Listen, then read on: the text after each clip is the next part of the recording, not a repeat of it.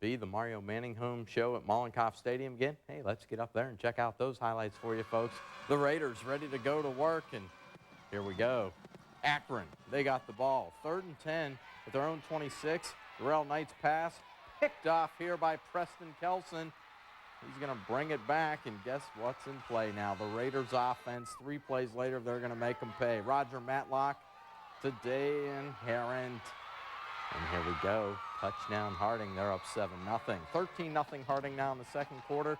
2nd and 8 at the 50-yard line. Matlock to, there he is, Super Mario Manningham. Touchdown, just like that, 19-0. And they just kept pouring it on. Here at the 30-yard line, Dave Herron just breaks past the defenders, and he finds his way in the end zone. Let's go to the scoreboard, folks. Raiders make it 31 straight. High school football from here. We take you to Mollenkopf Stadium. Akron, Buchtel, and Warren Harding. That's Mario Manningham, and I wish the Griffins would knew a little bit about him before they came in because he torched them again. That's Roger Matlock throwing it deep, just about as deep as he can, to Mario Manningham. A 50-yard score makes it look easy. Harding's up 19-0. Second quarter, here comes the ground game. Dan Herron with a 30-yard touchdown. Great run here. Their ground game just as good. 25-0 now in favor of Harding, and they're still not done.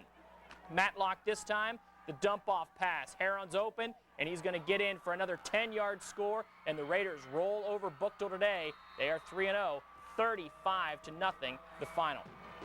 One game over in Harding Raiders coming off a big win over Glenville last week at home, trying to keep that home winning streak going against a very tough Akron Buchtel team. But don't tell that to the Raider defense, led by Roger Matlock right here. They swarm and they shut out Akron Buchtel tonight. The Griffins did not get in the end zone, and Dan Herron did. He'll haul in this pass from Matlock and take care of the rest.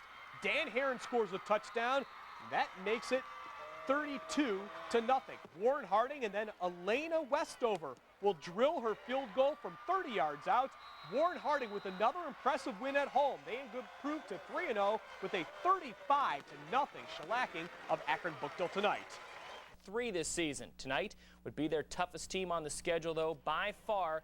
The Cardinals taking on Warren Harding at Mollenkopf. They did start strong, though. How about their quarterback, Kyle McCarthy? On the keeper, and number 15 is gone. 80-yard touchdown to start this game the right way. 7-zip, Mooney takes the lead, but Harding would respond. A little bit later on, they turn to their ground game, and John Richardson, who avoids the rush, and then just about everybody else, a 14-yard touchdown. Their extra points blocked, so Mooney is still on top, 7-6. And then Mooney would answer that. Their tailback pretty good as well. Mike Rich, a 27-yard touchdown. They take a 14-6 advantage and actually had a chance to win this game. Down 2 in the fourth quarter, but they miss an extra point as time expires, and Harding survives to go to 4-0, 22-20 in favor of the Raiders. Elsewhere, our game of the week from last night was postponed until today. Halt that Raider streak to get up to Mollenkopf Stadium. Check out the highlights for you in this one. The band was out there. They were flipping things out and getting ready to go. Third quarter, Mooney's up 14-6, but John Richardson, he gets 6 for the Raiders. Missed the 2-point conversion, so Mooney still leads 14-12. Then it's Mr. Excitement, Super Mario Manningham. It's a 48-yard punt return. Leads to a Harding field goal, and they took the lead 15-14. And then Dan Herron, he'll crash in from 4 yards out. We go to the scoreboard, make it 32 straight, folks. They win this. Defeated teams going toe-to-toe. Cardinal Mooney looking for their first win in 5 tries against Warren Harding. To Mollenkopf Stadium, where the Raiders are tough to beat, but the Mooney crowd fired up. Third quarter, it's a tight game. Mooney is leading until John Richardson gets the call. He ran for 170 yards. These were some of the biggest. 1 of 2 touchdowns on the day. Warren Harding would take the lead. They're down by 1. Then Cardinal Mooney punting away. Don't kick it to number 1. Mario Manningham will field this punt. He'll start off to his right, cut back across the field, and then he works his Mario Manningham magic. Super Mario breaking tackles, jumping over another defender, a 48-yard return. That would set up a field goal, and the Raiders would take a 15-14 lead. Fourth quarter, looked like Raiders were going to put it away. Dan Herron will burst his way into the end zone. 22-14. Raiders open up an 8-point lead, but the Cardinal Mooney Cardinals drive the field with 4 minutes left, and then Kyle McCarthy with under a minute to go will hit pay dirt on the touchdown. McCarthy scores. They need a 2-point conversion for the tie. So they put it in the hands of McCarthy again. McCarthy will roll to his right, looking for the corner of the end zone. He is stopped by who else? Super Mario. So the Raiders would hold. Mooney Cardinals with just under a minute to go on the onside kick. And what do you know? It works. Desmond Merrill will pick it up at the 48-yard line. That is where Mooney would start with under a minute to go. They get all the way down, and it comes down to this. A 40-yard field goal for the win, and the kick is wide left. And Cardinal Mooney beaten by Harding at the buzzer, 22-20. The Raiders' Mollenkopf win streak extended as they get it by 2. Ursuline playing. Motion is Joe Kleinsmith. It's going to be Paxton Rose. Bounces it outside, breaks the tackle, but the pursuit catches up with him as Rashad Shannon and Jimmy Butts in on the tackle. Also coming up was Quentin Brown. Yeah, defensively there's some penetration, and it kind of causes him to try and break it outside. And you're right, Dave. I mean, the pursuit comes over. And this is one of the things when you're outsized up front, different coaches like to do different things. And Tom McDaniel said, no, we don't play 2 gap. We'll play 1 gap regardless. We only want our guys to be responsible for 1 gap up there, and we'll take our chances and line it up that way. Handoff goes to Rose, not going anywhere. Coming up and filling the hole for Warren Harding is Ben Elzer. And Tony Reed also in there. Yeah, Ben Elzer pretty aggressive right from the start tonight. Listed as a running back, but now that they have Richardson back, they allow, they don't like to play guys a lot 2 ways, so with Richardson back, you see some of these other guys get more time on defense. 3rd and 9, no gain on the play. Kleinsmith, a little bit of fake motion, play action. Gardner rolling out, pressured, and he fumbles. Manningham sacks him, ball loose, recovered in the end zone. It's going to be a safety. Mario Manningham actually checked that. Yeah, that's Roger Matlock. Roger Matlock coming on the sack, and it is a safety. Yeah, I think Anthony Gardner's trying to say that his arm was moving forward in a throwing motion, but you're not going to get that call. Matlock comes in basically untouched from the outside. Gardner doesn't have a chance, and yeah, that's just a fumble and a good play, and nice effort by Gardner to get back on top of it. Yeah, it's 5 points worth there because that could have been a touchdown. He outfought Ben Elzer for the ball, but it is a safety, and that'll give Warren Harding a quick 2-0 lead and a free kick upcoming from the 20-yard line as the Eagles trying to urge their special teams and defense on now. And again, Coach McDaniel said, well, we're like, how do you offset size? Yeah, you run around him. Well, that's exactly what Roger Matlock did. There was no one there to account for him. He just came in with a free shot and played it extremely well. Gardner, being as athletic as he is, he's so used to being able to avoid sacks and break out of them, trying to make something happen. But Matlock dead on and turns into a huge play for the Raiders. So Kleinsmith will kick the free kick as it is now 2-0. Warren Harding leading after the sack that led to the safety by Roger Matlock.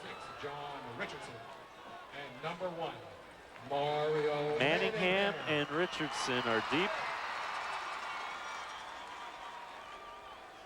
along with Trevis Owens. Ball will be teed up at the 20-yard line by Kleinsmith.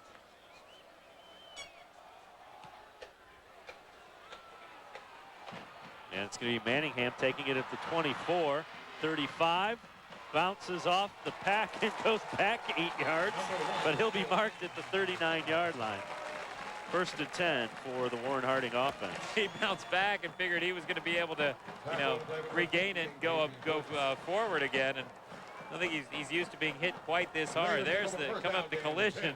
Well, he ran into his own man. So his own man was kind of pushed back.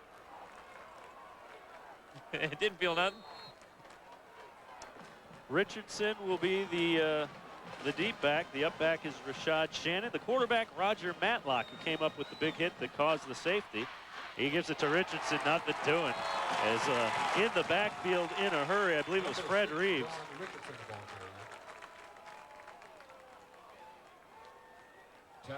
Good defensive play. Also, Adrian Borges and Reeves there. Yeah, Reeves just played off it. Yeah. Nice play by Fred Reeves. Loss of 3 back to the 36. So it'll be 2nd down and 13. Single back, and he's 10 yards behind the line of scrimmage. 3 wide receivers to the bottom of the screen. They're going to run the option. A pitch goes out to Richardson, trying to get him wide, and That just didn't work. He's going to be thrown for a loss of another yard. Good defensive stand there by the Eagles. That was the thought Coach Gibbons said when we were asking about John Richardson being back. He said, well, they like to run him off tackle. They like to try and get him wide. That's the problem with the whole play was they kind of got caught up there in the middle with the exchange. And they're trying to get Marquis Allen out pulling on that, and he ran into the quarterback before he could pitch the ball. Kevin Reese there waiting for it, played it extremely well, and just no room for Richardson. 3rd and 14 now. Shotgun formation. Matlock wants to throw. Tosses it off to Richardson. He shakes a tackle, still on his feet, and he'll fight back near the original line of scrimmage, but it'll bring up a 4th down and 10 and a putting situation for the Warren Harding Raiders. Is the St. Ed's defense very impressive early on. Yeah, and Richardson just showing so many moves, but there were too many guys to try and fake out for him. Defense kind of staying at home, and again, when you're playing athletes like that, you just have to be so disciplined and you can't get excited and try to make one-on-one plays, and great execution by the Eagle defense. Kareem Toma is in punt formation. And he kicks it away, a high floating kick. And Royce Adams has the sideline. Adams to the 50, to the 40, gets by the kicker. He's to the 20. Royce Adams is going to take it all the way for a touchdown, but we have a flag back at the 40-yard line. Yeah, it's going to be an illegal block from behind on Joe Kleinsmith, and it's really going to wipe out a terrific return by Royce Adams. And Adams did a great job avoiding the first play to get outside, and Kleinsmith's just trying to seal that lane that allows him to get free, but he gets the block behind the back, and it's going to come back. When you take a look at this, take a look at number 1. He's going to come up the right side of your screen. He goes by pretty quick, but check this out. There's the first great play by Adams, and then coming up, you'll see one, and it's right there where the man went down. Yeah, you saw the man fall, and you didn't really see the block in the back there. It's going to cost him. Ball will be marked off from the 39-yard line, and it will be spotted at the 29-yard line. So it's 1st and 10 for the Eagles from their own 29. Significantly better field position than initially. 8:14 to go, first quarter. And the Eagles down 2-0 after the safety. Take over first down and 10. Ball's on the 30-yard line. A little bit of a different look. 4 wide receivers set. Paxton Rose to the lone back. Gardner's going to keep it. He gets the sidelines, 40, and out to the 45. That time, a nice block by Kleinsmith picked up an extra 5 yards there. So they get a first down and pick up a 15. Yeah, Gardner's going to pick up a couple good blocks. First of all, wisely, he runs behind big number 75. Alex Boone is clearing things up. Then he also picks up a receiver block right there, kind of went through. Yeah, Kleinsmith making the block, and big first down gain. Out to the 45-yard line. Quick hitter. This one's going to go incomplete, trying to hit Kleinsmith a little bit high and off to the side there. Yeah, he throws it with some heat, though. Preston Kelson was trying to come up there on coverage. And again, that's the difference you see with Gardner this year as opposed to last year. When he was throwing last year, he just didn't have the same kind of confidence and the same kind of, I don't know, what would you say, zip on the ball? If Coach Gibbons can make, if I ask him about a player and he can go like that as a description, I can say zip. Shotgun formation. Gardner keeps it again. Has some room, and this time it's shut down. He'll be just short of midfield. Is getting in there to make the tackle for Harding. Yeah, it's Dante Campbell. Darren Herron, too, or Dan Herron, too. And goes right through the block. This is pretty amazing. Look at Herron. Herron played off the lineman and then got a piece of it as well. Ball spotted just short of midfield. It'll be 3rd down and 6 for the Eagles now.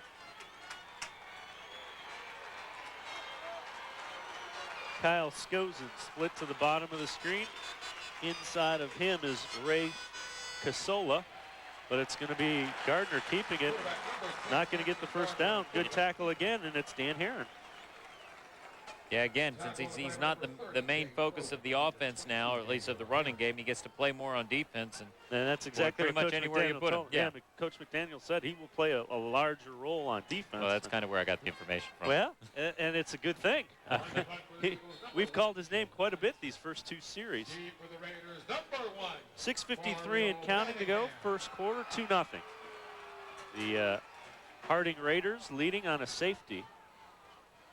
And Kleinsmith will kick it away to Mario Manningham. Line drive, a spiral. Manningham takes it, fumbles it. Ball's loose. Paxton Rose going to pounce on it and recover it for the Eagles. So big special teams plays going on for both sides early. Paxton Rose was down there, so was Kevin Reese. Yeah, Manningham, I think, is looking at the defenders coming down on him, and he lets this ball get to his body. Actually goes off his leg, threw his arms to his leg, and look at the effort by Paxton Rose. Great job adjusting and following the ball. He also did what you're coached to do. He broke down to give the guy the yard to catch it, was getting ready to hit him, and that's why he kind of had to crawl on his hands and knees when he saw the loose ball. First and goal from the Harding 8 for St. Ed's. Handoff goes to Paxton Rose, and he's knocked down short of the 5-yard line. Pick up a couple. And this is the thing, when you run into, a team with this kind of offensive line, your linebackers really have to come up and try and find creases to make plays. And there you have your guys coming in and making a big hit. Yeah, Elser again. Kleinsmith split to the bottom of the screen. Coates goes into the top. But it's going to be Paxton Rose again, and Matlock gets into the backfield, helps throw him for a loss. Tell you what, Roger Matlock has done a nice job coming up in run support early in this first quarter as well. Well, and St. Edward could be setting something up. We talked to Coach Gibbons about it, and he said that, they'll play a lot of 2-deep defenses, 3-deep defenses, and what we want to try and do is get that under coverage to come up, and then we can pass over them, find that gap in there, and you run the ball that much, and you can set up that play. So yeah, they've got Matlock coming up the line more and more from the free safety spot. Gardner wants to throw. They set up the screen. They dump it off to Rose, and he slips down at the 6. But Ben Elser there again. Yeah, Elser, and he had some blockers in front. This looked like it was developing pretty well. I think Gardner had to drop back deeper than he originally wanted to, and that breaks up the timing. He's still able to make the play, but he has to keep drifting back. Boy, and Elser just, plays off his block and gets in there. That's a good individual play. So it'll be 4th and goal from the 6. And it will bring on Joe Kleinsmith to try a short field goal from a pretty rough angle, as this is on the hash mark to the right side. Left side of the screen. Sco's in the holder. Snap is good, set is good, kick is put right down the middle. 3-2, St. Ed's leading Warren Harding. 4:38 remaining in the first quarter. It's the PBS 45 and 49 Classic Teleproductions High School Football Game of the Week. Harding and big plays have led to defensive stands, if you will. The 3-2 lead after the Joe Kleinsmith field goal for St. Ed's after the special teams get the ball, but a big lift for the Warren Harding defense is they give the ball at the 8-yard line. Their defense keeps it to a three-point turnover there. Kleinsmith kicking. Manningham takes it in the end zone and heads out. And it's ruled at the goal line. Otherwise, if he was actually in the end zone, he wouldn't be able to return it. But yeah, he brings it out to the 18. And again, earlier we mentioned the Warren Harding special teams, how they stay in their lanes. You can just see the coverage there by St. Edward. Same kind of thing. Obviously, if you're going to get two teams that are always ranked this high in the state, you're going to see a lot of discipline. Manningham a little bit frustrated because he does, as terrific as he is as a special teams player, he doesn't get the ball much because of it. And they keep kicking the ball away from him the last couple of weeks. And he said last week, I think he had 3 kicks away from him, finally got one, ran it back. Shotgun formation. Matlock is the quarterback. And guns it, Manningham. Can't get it. Right as he touched it, Jacob Reichard there to grab a hold of him. And a collective ooh from the crowd, because when this ball hits Manningham, it kind of gets up a little bit. And a lot of white jerseys over there, but it doesn't hang in the air long enough for anyone to get it. Second down, Dan. Yeah, it kind of comes back to him. He tips it up, and no one can quite get it.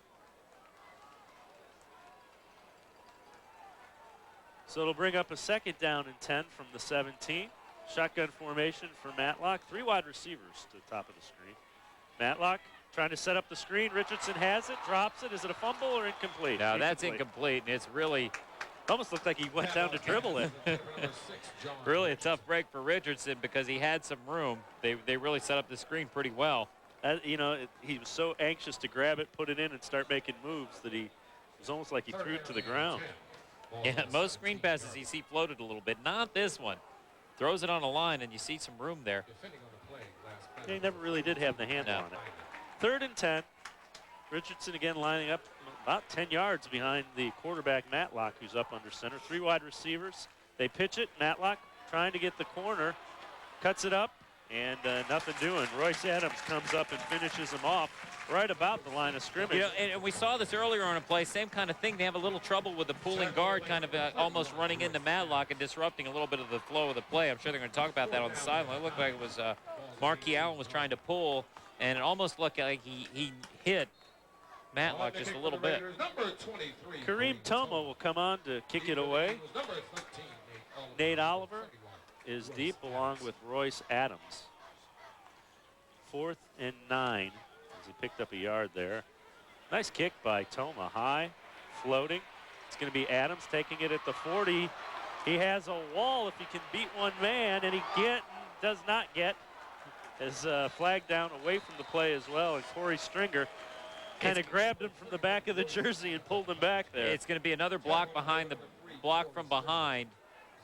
And as Adams is trying to come across the field and get wide, when you have a player with that much speed, we saw Adams in one of the games earlier, it's like, how do you keep this guy on the bench? He's just so quick. He's got Paxton Rose ahead of him as a running back. I don't know if this is going to be in your screen or not. Keep an eye on the upper right-hand portion of your screen. No, it's already gone by. There you see the Stringer just hanging on.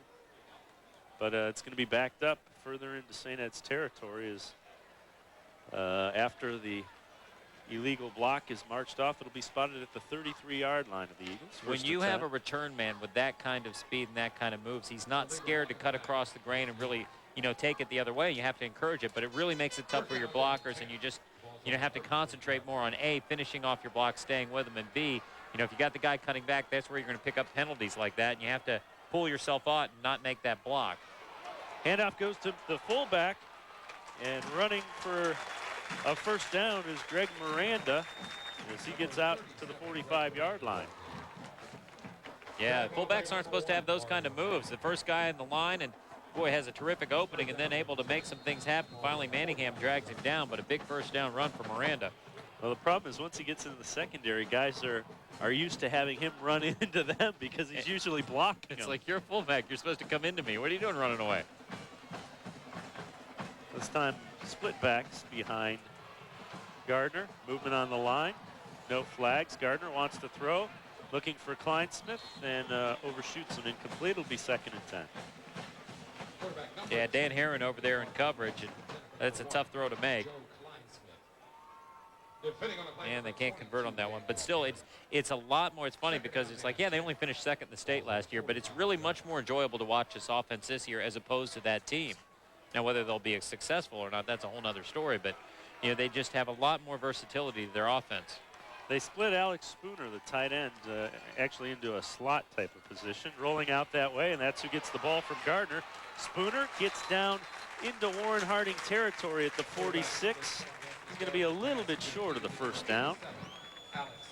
Yeah, Spooner's a terrific weapon. I mean, and it is kind of surprising because it's almost like he's a forgotten man. And, he's a big target. He runs well. He's got Quentin Brown trying to keep up with him. It's a very high percentage play, and then he's a tough guy to bring down. 3rd and 1. Miranda is the up back. He gets the call, and he is met by 5-6 Raider defenders, and he's not going to get the first down. He lost a couple. Yeah, B.J. Provitt, one of the many guys in there. Tony Reed, you saw play off the block there, number 32. Really got in the gap and kind of messed up where he wanted to go. And they actually spot the ball at the 46, so it's 4th and a little more than a yard. But Joe Kleinsmith comes out to kick it away. Mario Manningham drops back at his 10-yard line, waiting to catch it. As you see, under 2 minutes ago, first quarter. Nice high floating kick by Kleinsmith. Fair catch. Manningham grabs it. Oh, and look who's at his face again. Yeah. Yeah, it paid off the first time. You're going to keep going to that. Paxton Rose can get down in a hurry. He's a pretty tough guy to block. And tough field position again for the Raiders. 1st and 10 from their 11-yard line. Good coverage by the Eagles special teams. Ball's on the 11-yard line. Really shouldn't be surprised that it's turned into such a defensive matchup here, or defensive dominated first quarter. Yeah, the Raider offense really hasn't done much. I mean, no, they've struggled in the early going. Matlock's been the victim of a couple drops, and they really haven't been able to run the ball. They've tried to go to side and haven't had any success. Richardson, and nothing doing there.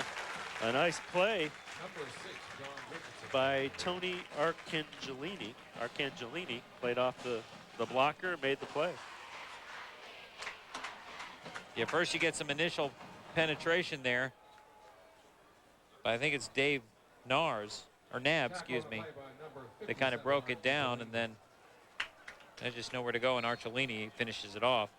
Yeah. Second down, Loss of 12. 2. So it'll be 2nd and 12. Shotgun formation, 2 wide receivers to the top of the screen. Manningham in motion that way.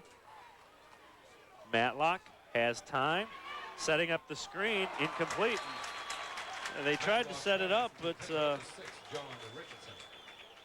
that was also sniffed out a little bit. Defending on the play. Well, again, by David and Matlock Nab. is throwing these screens on a pretty tight throw. That's very catchable, but it's a little bit behind Richardson. A couple linebackers coming up,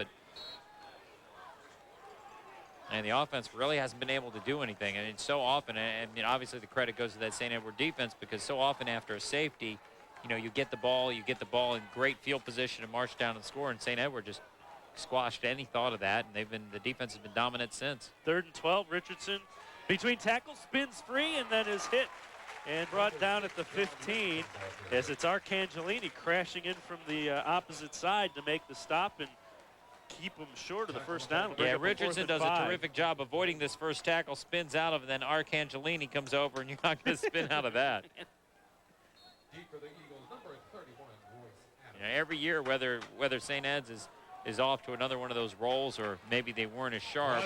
Of course, that's been rare. That defense is just, they really hit, and they don't only hit, but they wrap up when they hit. Toma to kick it away. Adams back to receive it. He's going to let it hit at the 48 of Harding. It takes a little bit of a Raider bounce and goes out of bounds at the 47 of St. Ed's. 1st and 10 for the Eagles. You see just 17 seconds remaining in the first quarter. Yeah, and time flies when you've got a defensive game. Good coverage on the special teams. Travels out of bounds on the 48-yard Now, St. Edward definitely, you know, this first quarter winning the battle of field position. They just haven't really been able to turn it into significant points. 3 wide receivers in the game. Paxton Rose, the lone back, next to Gardner. Shotgun formation. Play action. Gardner rolls out, looking for Skozen. Has him at the 35 and gets down inside the 30-yard line of the Raiders on first down. Good looking play. They faked the run. Yeah, what really with Gardner happens that is time. they get Marvin Parker, number 13, to bite on that fake. He's the one responsible for trying to hold in that end, and that allows Gardner to get outside. And that's just great ball handling. Ball's on the 30-yard And they'll mark it right at the 30-yard line of the Raiders. 1st and 10 for St. Ed's. This goes into the bottom of the screen. Kleinsmith to the top. Miranda is now in the backfield next to Gardner along with Paxton Rose. High snap. Gardner keeps it. Has some room. 25. And he gets down near the 22-yard line. A nice pickup Number 10, on first down. That'll be the final play of the first quarter. St. Ed's leading Warren Harding 3-2, but the Eagles are driving.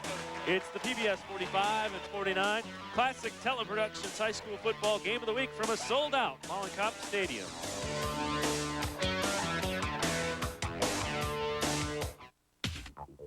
We've got high school sports covered. The Plain Dealer, Ohio's sports powerhouse. The Locker Room, your complete guide to high school sports. Thursdays in the Plain Dealer. Stadium where the Harding Raiders trail St. Ed's 3-2. And the Eagles are driving as the ball will be spotted at the 21-yard line of Warren Harding. Second down and 1. You know, we talk about the versatility of this offense and take away that one pass, and you're just getting a lot of Anthony Gardner running. And that's really working, and it's, again, trying to get that Warren Harding defense to start creeping up a little bit more and setting things up. But, well, you know, you're going to run Gardner up the middle. You're going to run him wide, well, the reason you let can him roll do out that and make that throw. is because the defense has to be aware of where Paxton Rose and Kleinsmith are. And Gardner keeps it. He'll get the first down as he gets inside the 20, down around the 18-yard line. But because you have so many other offensive skilled people that people have to be aware of, that's creating natural running lanes for Gardner. Yeah, quite a different looking offense we saw from even a couple of years ago when Sean Carney was running this, which was a much more wide open throwing attack. And of course, Sean Carney now quarterbacking at Air Force. First freshman to start there, I believe it's first freshman to start at quarterback in school history. Gardner up under center, little draw play to Rose, hit by Tony Reed, and he might have lost a yard. Yeah, that play looked like it was really going to spring open, and Reed just squashed it down pretty quickly. And Harding in that position where they really need some defensive plays here, some kind of big play, because you get the feeling this thing's going to be tight all night. Second down and 10. Skozen split to the top of the screen again. They move Spooner, the tight end, off of the line. Gardner rolling that way, being chased from behind. Throws it intercepted by Manningham at the 1. He's at the 10, and he will be brought down at the 11. Mario Manningham came from behind and timed it perfectly. Terrific job by Manningham reading this play. I mean, when you have such a great athlete, you like to leave him, if you have the luxury, let him play center field. And Spooner is in decent position, but nobody sees Manningham creep up in front to take that pass. So it'll be first and 10 as the Harding defense comes up with a big play, the turnover. Yeah, Ball see at the Manningham just cut 11-yard line. right in front. If not for Manningham, that's a completion, not in the end zone, but pretty darn close.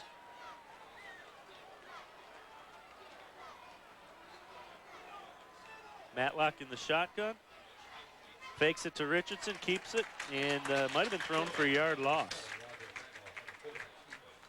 Nab is in on the play. Yeah, Raiders really having a Highland. tough time with this defensive front from St. Edward. And so, you know, you try to run out of the shotgun, maybe make them think pass and slow them down a little bit, and that didn't work.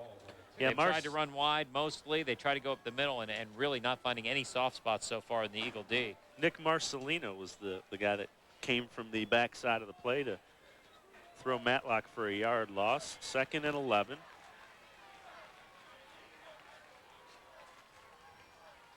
They pitch it to Richardson, and nothing doing.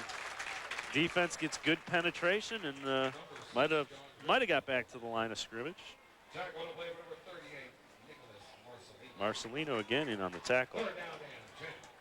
Ball is on the And it'll be 3rd and 10.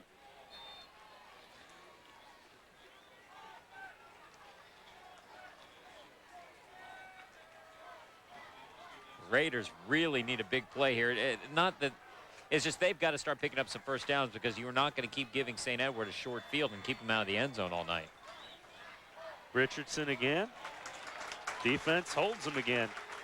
Picked up maybe a yard or two, but it'll bring up 4th and long in a punting situation for the Raiders. And you're exactly right. They're winning the Kinda battle hurts of you to field say, doesn't position. it? Yeah, I don't like to say that very often. Well, and you don't say it very often. It's the St. Edward defense was supposed to be the question mark coming into this season because they just had so many untested guys. They lost so many people to graduation, and they have been dominant through the first 4 weeks. Adams and Oliver drop back to receive the kick. Toma is lined up at his 1-yard line. Handles the snap. The kick. Fair catch called for. Fumble. Ball loose on the turf. And I believe Warren Harding comes up with it. All the big plays coming on special teams tonight. Well, okay, except for the safety, but A huge play for Warren Harding, and it's kind of tough because when he's coming up to make this catch, he's got guys going by, and that may have thrown him off a little bit. And the same mistake that Manningham had, where it kind of goes through your hands, hits off your leg, and then it's going to go forward, and you don't have a good chance to recover it then. Corey Stringer is the Raider that came up with the recovery. Ball spotted at the 39-yard line of Warren, so they pick up about 25 yards in field position on the turnover there. Yeah, huge Shotgun break for the formation. Raiders. Matlock going. Manningham has it, turns it upfield. 45 out near midfield, picks up a first down, and then is tackled on the sidelines. Raiders fans want a flag. Yeah, they're not going to get one on that. Jacob Reichert over there for the tackle. But the thing is, you have an athlete like Manningham getting the ball in so many different ways, and this time just kind of slants out a little bit, and then let him try and make something happen, getting around, just kind of faking Adams. Adams does a nice job keeping him in front of him, and then, of course, Reichert coming over. He doesn't need much space to make things happen there. No, and that's the thing is, okay, give him it on a little out with momentum, carrying that way. He can make a cut back and run a sweep, do all sorts of things with him. Matlock gives it to Richardson. He breaks a couple of tackles and gets into St. Ed's territory down to the 44, and that's really the first time we've seen him get past that initial first wave of Yeah, defender. he really hasn't had that many holes at all, and again, so you do a little pass, and maybe that'll soften things up for the run, kind of the untraditional way of setting up your offense, but it's effective again because you've had so many problems with that defensive front. Anything you can do to get them off, slow them down just a little bit, and maybe you can get your running game working. Jacob Reichard made the tackle on that play. A pickup of 6, so it's 2nd and 4. Empty backfield, 5 receivers spread out. Matlock wants to throw, gets it to Manningham. Manningham gets the seam. He's to the 35-30, slips a tackle, fumbles, picks it back up, and gets inside the 25 to the 24. It's almost like he threw it down, dribbled it, and ran for a couple more yards. Some guys just seem to have a knack where it almost seems like the ball comes to them, and that's Mario Manningham again. Getting the ball in different situations. He's got a couple blockers in front of him, including Corey Stevens, and I'm not sure who gets the hand in. Right coming up right about here. Yeah, it kind of strips the ball. Pat Highland. Yeah. And it just bounces straight back to him. Well, he kind of was avoiding he tried to make him miss with the swipe of the arm, and as he brought it up, I think it just kind of popped out. But ball spot at the 23, 1st and 10 for the Raiders. The deep back is Richardson again, and he's trying to get that corner again, and nothing doing. Might have lost a yard. Actually, they're going to spot it at the 21. The So left they side picked up 2. The left side line is doing a pretty good job on this one, but they can't account for Matt Altieri, who comes over from the linebacker spot and just won't give him any bit of a crease. Actually, Kleinsmith also in over there. It's interesting. He lines up about 9 or 10 yards deep when he's trying to get to one of the corners. He just hasn't been able to make it up yet. Matlock up under center this time. Then he'll give it to Richardson and lowers his head, and he'll get inside the 20. You're right, Dave, and that hurt me too. But, he's only really had one run where he's had any kind of opening. And, again, you give him a little bit of a lot of backs like to line up that far back so they can watch the holes develop. And, if you trust your back enough where he doesn't have to always go where the play is designed, it's kind of an advantage. But there's been nothing for him to, all he's been seeing are white jerseys. And they're not wearing whites tonight. So it's 3rd down and 5 from the 19. Spread formation. The lone back is Richardson. Movement on the line. They get it to Stringer. And I don't know. We all saw the movement, but we didn't see a flag come down. I didn't see a flag, and I think the whistles that everybody heard were from the stands. Stringer was the receiver on that play, and the ball got down to the 15. Yeah, and everybody kind of froze and moved slowly, but again, you just have to play the play out until the final whistle. It'll be a 4th down and 2, and it'll bring on the field goal team. Omar on to try the field goal. It'll be spotted at the 22, so a 32-yard attempt. Rashawn Shannon is the holder.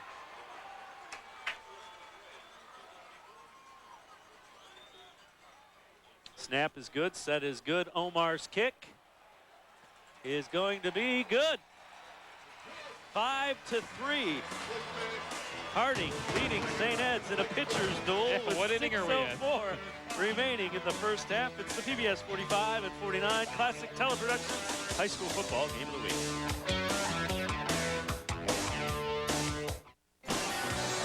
Welcome back to Mollenkopf Stadium as Omar will tee it up after the 32-yard field goal, put the Raiders back on top 5-3. And that would be a pretty good indication that the defenses have really been the story of this game through the first. Because the Raiders were in a lot of trouble until they had the big play on the punt return. And again, like you said, Dave, the defense holds them to just 3, and we could go extra innings. Royce Adams takes it at his 8, heads upfield, finds the seam. He's to the 25, to the 30, and brought down at the 33-yard line, where the Eagles will start 1st and 10. You know, both of these special teams have done a real nice job of covering kicks, obviously, and they've created the turnovers. Yeah, Adams, the whole thing designed to go right, and then look at that, just sees the huge opening to the left side. But the Raiders, they really recover quickly. Greg Miranda is the up back. Paxton Rose, the deep back behind Anthony Gardner. Skozen is up at the top of the screen, and it's Kleinsmith split at the bottom, but it's going to be Rose trying to bounce it outside. A stiff arm, he's to the 35, lowers the shoulder, and he will get out near the 38-yard line. Yeah. A good hard run by Paxton Rose. Pretty good collision there with Preston Kelson. And this play could be just stopped right at the line, trying to get outside, and Dan Herron comes over, and Paxton Rose just a stiff arm, and that sets him free to get up near the first down. And Ben Elser came up after that collision with Kelson to knock him out of bounds. 2nd and 4, a pickup of 6. Gardner wants to throw. Quick hitter to Skozen. He has it out near the first down marker, and he will pick up. I believe he'll pick up the first down. Let's see where they actually spot it after he gets knocked back. Yeah, it looks like it. Tackle on a play for number 2, Quentin Brown. Quentin Brown in on the tackle. And the advantage when you take a quarterback and put him out to receiver is he should be able to read the defense pretty well on the fly. And they're going to say he's about a half a yard short. So Skozen able to find an opening, but just a little bit shy. And I think Coach Gibbons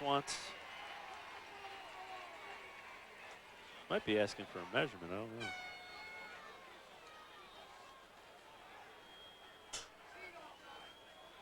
Third down, Dan, 1.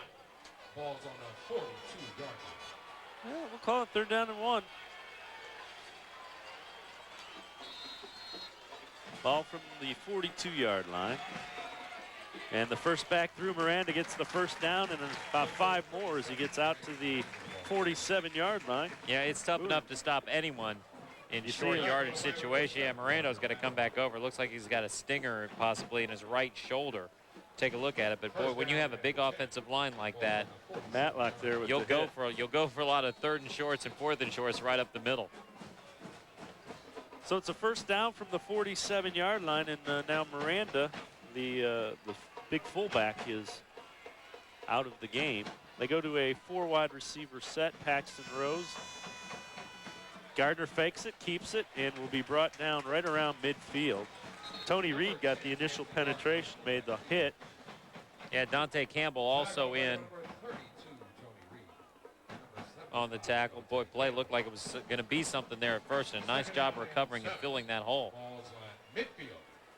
And Matt Staples now will come in, and he is the another one of the fullbacks. We mentioned Miranda. Greg Miranda left with the what appeared to be some sort of shoulder stinger. Gardner wants to throw, steps up over the middle. He has his tight end. Spooner breaks the tackle, gets inside the 30 to the 28. Good looking play by Gardner to Spooner. Terrific pass protection for Gardner, enabling him to step up and throw that one on the line, and Spooner finds a soft spot. Look at this. They send an extra guy from the left side, and he's just a non-factor. Terrific throw, and then, boy, big load to take down. It goes right by Matlock and absorbs the hit by Herron. You know what? You get an idea of the soft hands that he has, too, because he kind of caught that away from his body on the opposite side, brought it in, too. 4 wide receivers set in this time. Gardner wants to throw. Throws it underneath to Skozen. He has it. Turns upfield inside the 15 at the down at the 11 is where they'll mark him out. Nice play by Gardner. Yeah, I was going to say that's more the maturity and the confidence we've seen from Gardner this year. He's got some pressure coming from the backside. Matlock, you know, blitzing, but no problem there. And again, Gardner thought about running, pulls it up and finds Skozen. Makes a lot more right decisions or correct decisions. 1st and 10 from the 11. Gardner keeps it, has the lane. Gardner's going to get in for the touchdown. 11 yards to make it 9-5. Terrific job up front, and also the backside Paxton Rose with the block, keeping the pressure off of Gardner. It's a big, powerful offensive line. Rose absorbs the blitzer, and then it's just Gardner straight up the middle. Behind Wisniewski, Joe Thomas, Colin Quinn. And Kleinsmith will come on to try to add the point after. That would make it a 10-5 St. Ed's lead.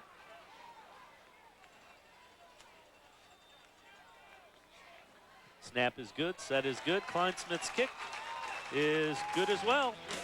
10-5, St. Ed's leads Warren Harding. 3:46 remaining in the first half. It's the PBS 45 and 49 Classic Color Productions High School Football Game of the Week from a sold-out Warren Harding Mollenkopf Stadium. It's always a key, and he's going to face a lot of different defenses. And that set up a little bit of a running game, but I think you're going to have to, of course you want to get the ball to Manningham, but that ought to free up Corey Stringer a little bit more. Now, the other thing is we haven't seen Dan Herring yet. And now he is in the game, and he has had, We've success. seen him a lot on defense. And they bring in another big back, an H-back type. Herring gets the call, skirts through there, and gets out near the 25-yard line. And I actually did not see him in the lineup, but I was just thinking they haven't used him yet in the offense. He was a big part of their offense while Richardson was hurt. I thought maybe you just had a premonition you were going to start bending spoons and stuff, but yeah, good cutback by Herring. You remember Kreskin, right? You bend the spoons. Absolutely. Yeah. Yeah. No one else does, but you and I do. I'm not quite that good yet. They bring in Willie Dukes and go with a spread formation. Herring, the lone back, next to Matlock. Matlock wants to throw, trying to get it to Manningham, incomplete. Reichert on the coverage, and also coming up was Royce Adams. Yeah, and Matlock's just looking at Manningham the entire way. And you said about the attention, and John Gibbons was saying, Manningham's just amazing. And that's when I was like, how do you describe him? Because there are a lot of fast players, and he was doing the motion going, I'm like, okay, how am I supposed to say that? He's like, just like that. That's how he described it. But the key is, he goes, you can't just double him the whole time. You can't just go man, obviously. You've just got to rotate and mix things up and cheat over a lot. But he is going to get some one-on-one matchups. Herring lines up in a slot, and they're going for Manningham again, and it's over his head, incomplete. It'll bring up a 4th and 5 in a punting situation. One of those plays where the blitz doesn't get the sack, they don't get the knockdown, but it throws the entire play off, and that's what happens. Matlock has to release this one a little quicker. He's off balance. It sails on him, and Manningham doesn't have a chance to make anything happen. In the meantime, again, St. Ed's, as they've done most of the half, they win the battle of field position. So Kareem Toma will come on to kick it away. Nate Oliver and Royce Adams drop back to receive the kick for St. Ed's. And it is a high floating kick. And they wisely get out of the way. Because it came close to knocking into him. And it'll be down by the Raiders at the 40-yard line. The Eagles. Good coverage again. And decent field position. Yeah, again, you're working with just over half a field, and you've got plenty of time and timeouts. You just, of course, have a really good defense ahead of you. Other than that, everything's just smooth sailing.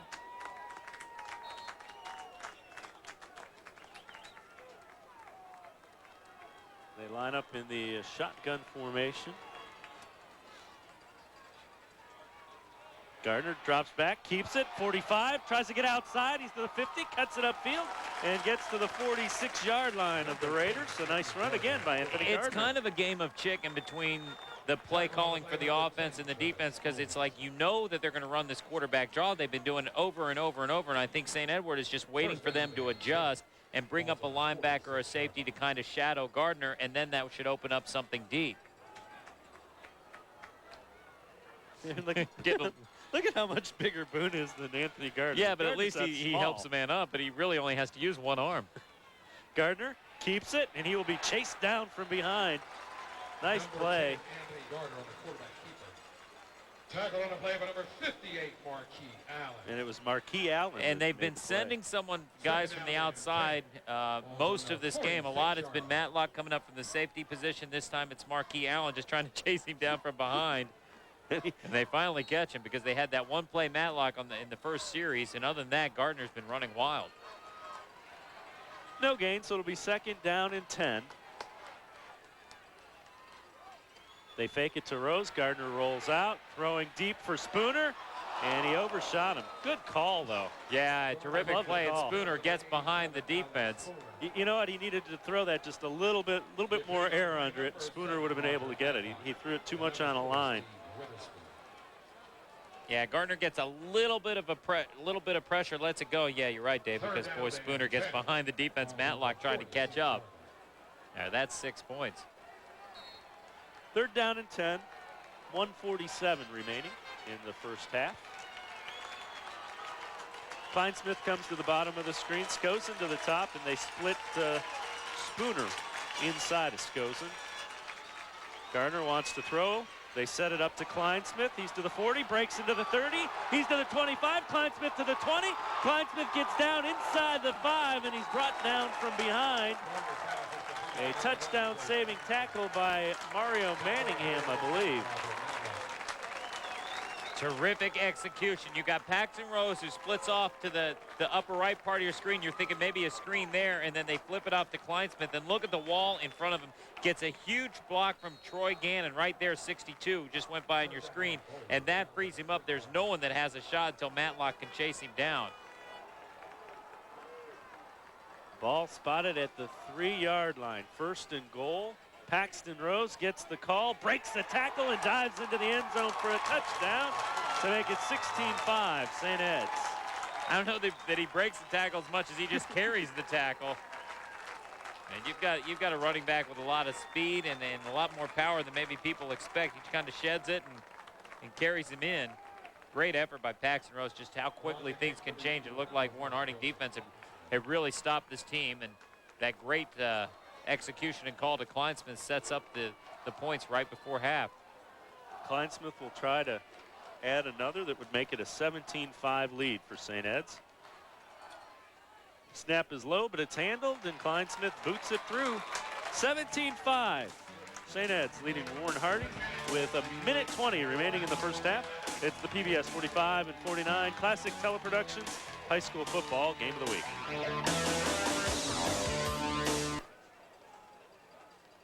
Kick this kickoff, the bounce just kind of goes up a little bit higher than anyone anticipates. Almost looks like a turf bounce, but regardless, sails into the end zone, and you've got 80 yards to go and 120 seconds. Spread formation.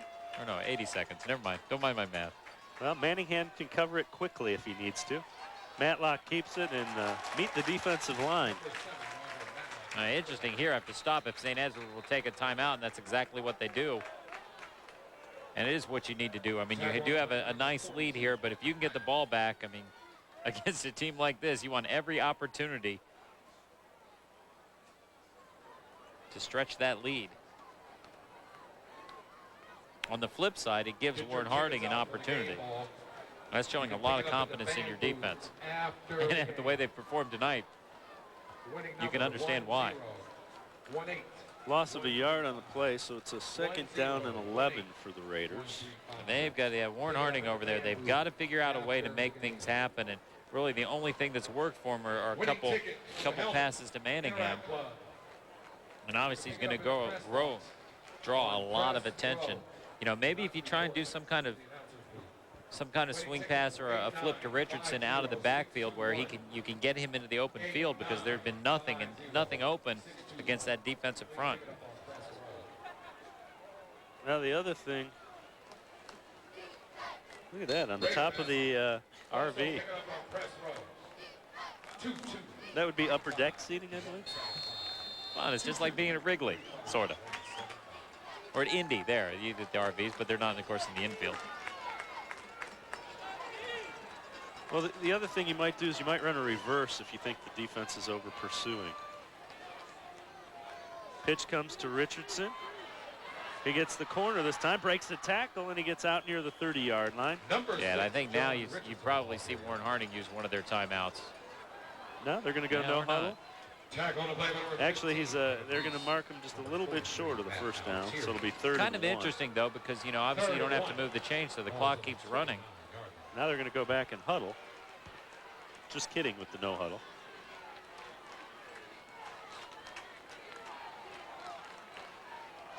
Rashad Shannon is in at the up back. Richardson gets it, and he is met and driven back. Number 6, John Richardson. Tony Arcangellini again making the tackle. 42, Patrick Hyman. He's not finding much room there.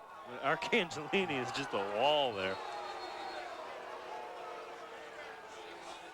They call a timeout. Yeah, St. Edward's pretty smart play. Yeah, I mean, you never know. Bad snap, mishandled snap.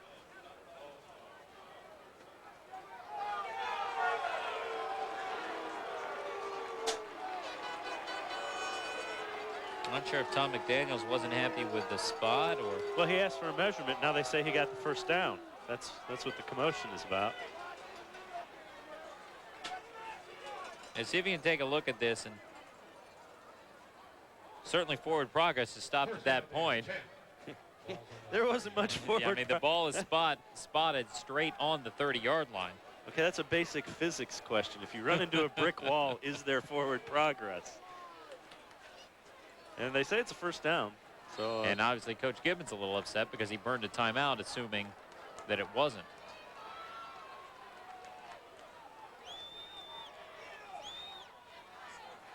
they set up the screen, and this time Richardson breaks the tackle and is pursued again. Great pursuit. It looked like he was going to get into the open field there, and all of a sudden there's 3 more Eagles that have just They closed it down very quickly.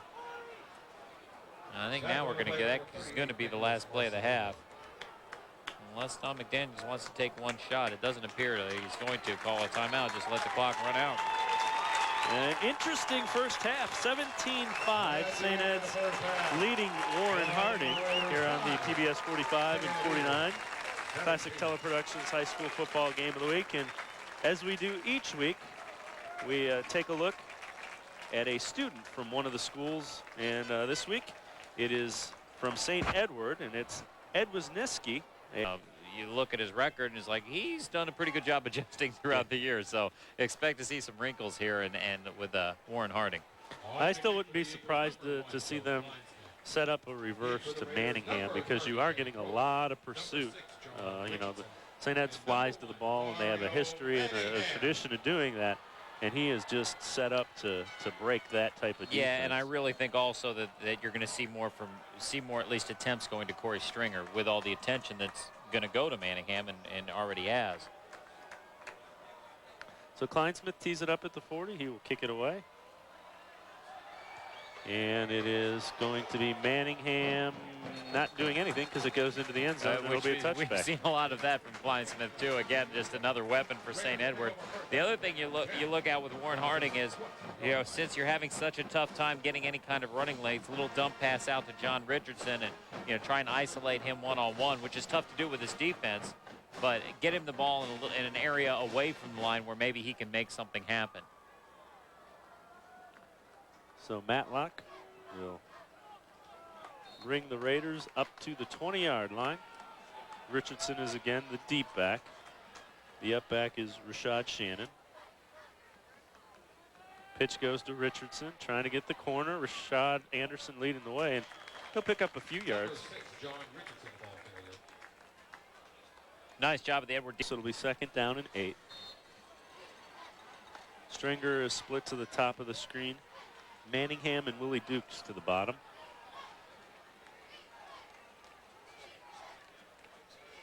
Shotgun.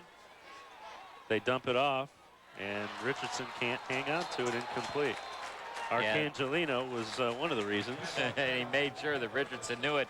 And that was kind of the idea what I was talking about, get Richardson the ball out in the open where he can make something happen. But Matlock had thrown so many darts. This one he floats a little, and yeah, that drew some oohs and ahs with that hit because some of the Harding fans are looking for a flag saying it's late. In slow motion it looks late, but at regular speed it wasn't going to draw the flag. So it'll bring up a 3rd down and 8. Spread formation.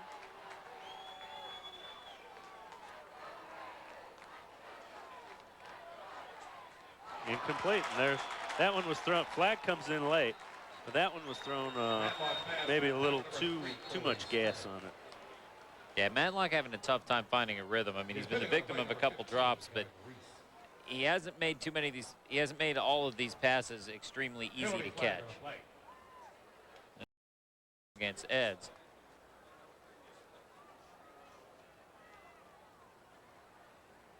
Haven't seen the signal, so I don't know if it's an automatic first down or not. False start. Motion. Huh. Okay, I read that one wrong. My bad. So it'll bring up a 4th and 8 as the Eagles obviously decline it. And that will bring Kareem Toma on to kick it away. Nate Oliver. Actually, they're going to send back Deontay Morrow and Royce Adams deep.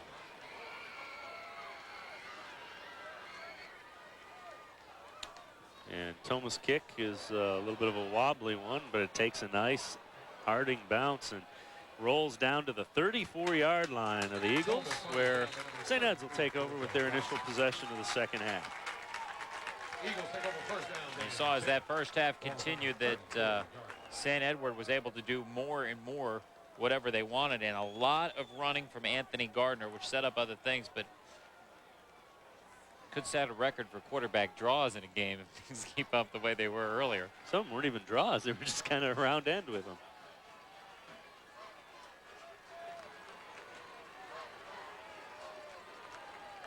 Matt Staples is still in at the fullback, so Greg Miranda likely done for the game. So he'd come off with that stinger earlier. Paxton Rose gets the handoff. He finds a seam, and he'll get out near the 40-yard line. Lightest guy at 272. Gardner fakes it and then keeps it. He gets out to midfield, and he will be brought down from behind. Marin Parker makes the play. Again, great work up front, the interior of the line, but then you get help from your receivers blocking, and this time we've mentioned him before for another good block. Joe Kleinsmith, #1, seals things off right there downfield, and not a real comfortable tackle, but it'll work. 45-yard line of Harding is where they have a 1st and 10. Paxton Rose breaks the tackle, 40, and he'll rumble down near the 35. End of the play. It's kind of the difference when you keep your backs in a little bit closer to the line as opposed to Harding when they're that far back. You give up a little bit of vision as you go towards your hole, but you also a lot of times you can catch linebackers and safeties over pursuing and run up under them. Rose again gets down inside the 35 to the 34.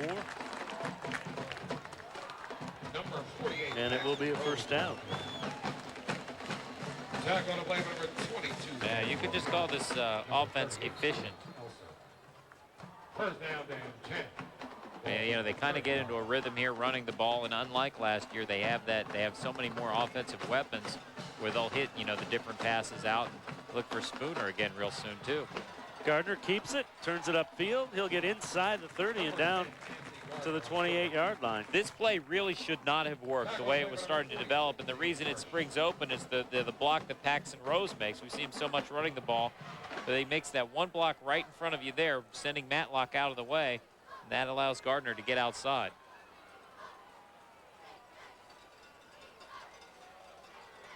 Ball spotted at the 29-yard line, a pickup of 6, so it's 2nd and 4. Gardner up under center, keeps it again, gets the corner again, 25, and he will be knocked down at the 23-yard line, but another 1st down. Doesn't look as fast as he is, and Marquis Allen, #58, thinks he's going to be able to catch him And he just keeps going and going, and there goes Rose, and then avoids another tackle, and it turns into a really good gain.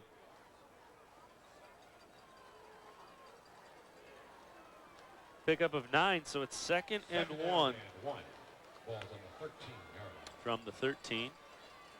They're getting officials timeout. Nothing fancy about it. You know, you've had Gardner faking the ball to Rose and keeping it. Rose running off tackle. You mix in a fullback run there. It's just the offensive line of St. Ed's really continuing to do a job up front. And this is a size-wise, I mean, you're talking about a Division I size offensive line as far as weight. Rose gets down near the 10. Number 48, Paxton Rose. It's anchored by Alex Boone, who, you know, we've talked about so much. It seems like he's been slated to go to Ohio State forever because, well, he signed his letter of commitment as a junior. Watch big number 75. Second down. Whoa. Yeah, you got to finish off your block. See? Yeah, we were looking. We saw guard, and then there's a big space where the tackle normally is. 6'8", 310. 2nd and 8. Play action. Gardner looking. He has the touchdown to Joe Kleinsmith. Nice play by Gardner. He's got Matlock coming up to pressure him, steps up and makes a tough throw to Kleinsmith. The coverage was pretty good. He throws it just where it has to be, and Kleinsmith extends. Play action, and Matlock's coming in to pressure him on the run. Yeah, that is a tough throw on the run. Looks even more impressive in the replay. And it is now 23-5. St. Ed's leading Harding. 7:50 remaining in the third. Kleinsmith's kick, good as well. 24-5. St. Ed's leads Warren Harding. It's the PBS 45 and 49 Classic Television. Well, the pressure just keeps continuing to build for the Harding offense.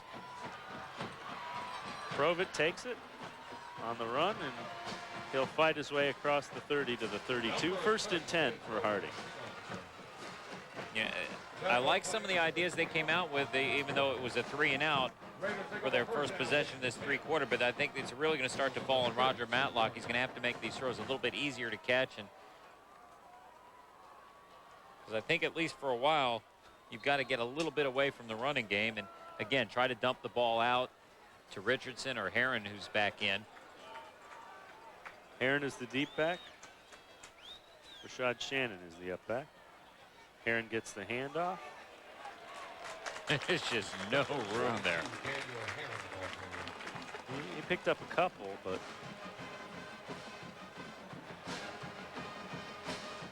well, Kevin Reese has been all over the place from the line position, number 15, and again gets in on that play along with, well, you guessed it because you've seen him all evening. Arcangeli. Yep. We'll give him a yard, so it's 2nd and 9. Shotgun formation, 3 wide receivers. Blitz coming, it's picked up. Matlock delivers it to Manningham, but only going to be a pickup of about 4 yards, so it'll bring up a 3rd down and 3rd and 5. There's a 3rd and 6. Coach Lombardo really done a terrific job with his defense. Boy, Manningham looking hurt. He's going to come off the field. Because every play, no matter where they've gone, there have been so many white jerseys right around the ball. There you go again with Pat Highland, the first one there.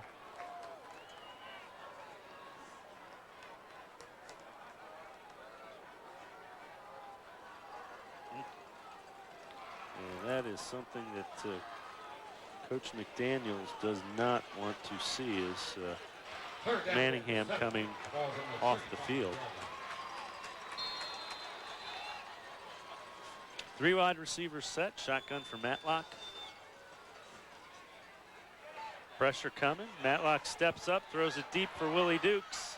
Incomplete as he's double covered. Kleinsmith and Mike Dvorznak there in coverage. 4th and 7, a punting situation for Harding. I like the idea. The problem is with Manningham off the field, you can, the coverage can cheat over to everyone else. I mean, yeah, you've got to take your shots, and you know, why not go long? Because everything's been bottled up inside. I think, you know, next time you may want to try that on first down, first or second down. Kareem Toma lines up in punt formation. Morrow is deep with Royce Adams. It's going to be Adams letting it hit, and it will bounce out of bounds. Good field position as the Eagles will start 1st and 10 from their 36. And again, I mean, when you've got that offensive line and things clicking the way they are, just keep working the clock while you've been eating up yardage. And then, you know, a 19-point lead can become huge if you keep grinding things out.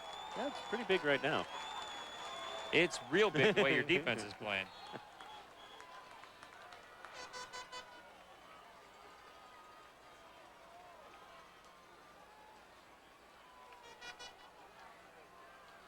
They go with a Spooner split to the top of the screen with Kleinsmith. Goes into the bottom, and Gardner wants to throw, looking deep for Skozen, and he overshoots. Yeah, him a not little exactly what we were expecting, so of course it's not a bad call with everyone cheating up, but really good coverage by the Raiders. Pass is intended for number 14, Kyle Skozen.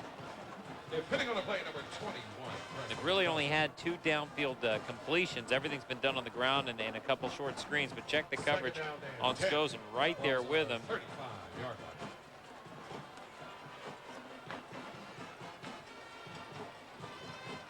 And Kelson on the coverage.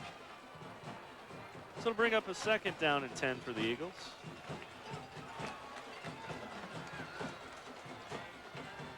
Gardner wants to run. He has some room to the 40, and he'll get out across the 40 to the 42. Things just his lane. 3rd and 3. Where was the opening? Handoff goes to Rose, trying to get the corner, and he gets it. 1st down. He's to the 50 into Warren Harding territory, lowers his shoulder, and gets an extra 10. And I think Skozen's going to get a 15-yard penalty for coming into that pile a little bit late. Yeah, wipe out a really good effort by Rose. He'll stay 1st down, but they'll move him back. But again, the speed of Rose, a lot of people don't realize. Witherspoon, number 4, trying to chase him down, and Rose goes right by him. And then, like all great runners, finish off the run. Know you're going to get contact, so he lowers into Kelson, and then, yeah, the poor decision there at the end of the play. Well, let's see. He might have been pushed, and indeed he was. So it wasn't a poor decision, and excuse me for picking on him. Yeah, we didn't pick up. Yeah, we didn't see him get blocked in the back. We just saw him come flying through the screen. And the ball will be spotted at the 24-yard line of Harding now.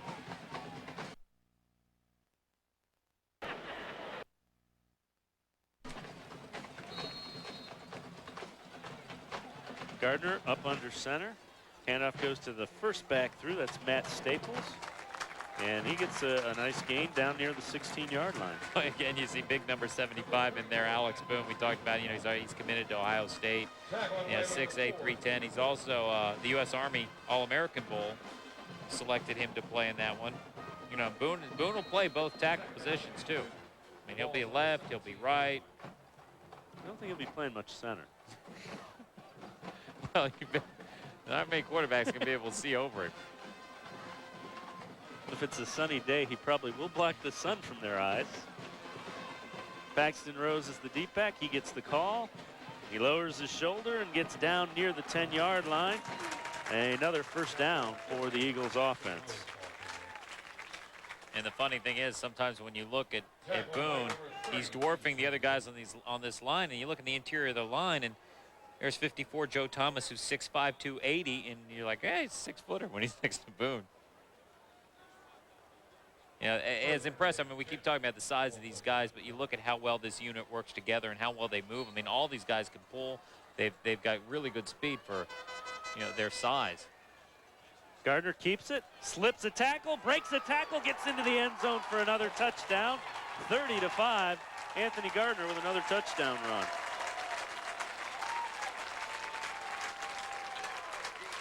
Just seen this kid grow up so much as far as being a football player and a leader over the last, you know, year. I mean, from the moment he took over the quarterback position, you knew he could run, but now it's all the other things he does and makes his running so much more dangerous. Kleinsmith on to attempt the point after. That would make it a 31-5 lead for the Eagles.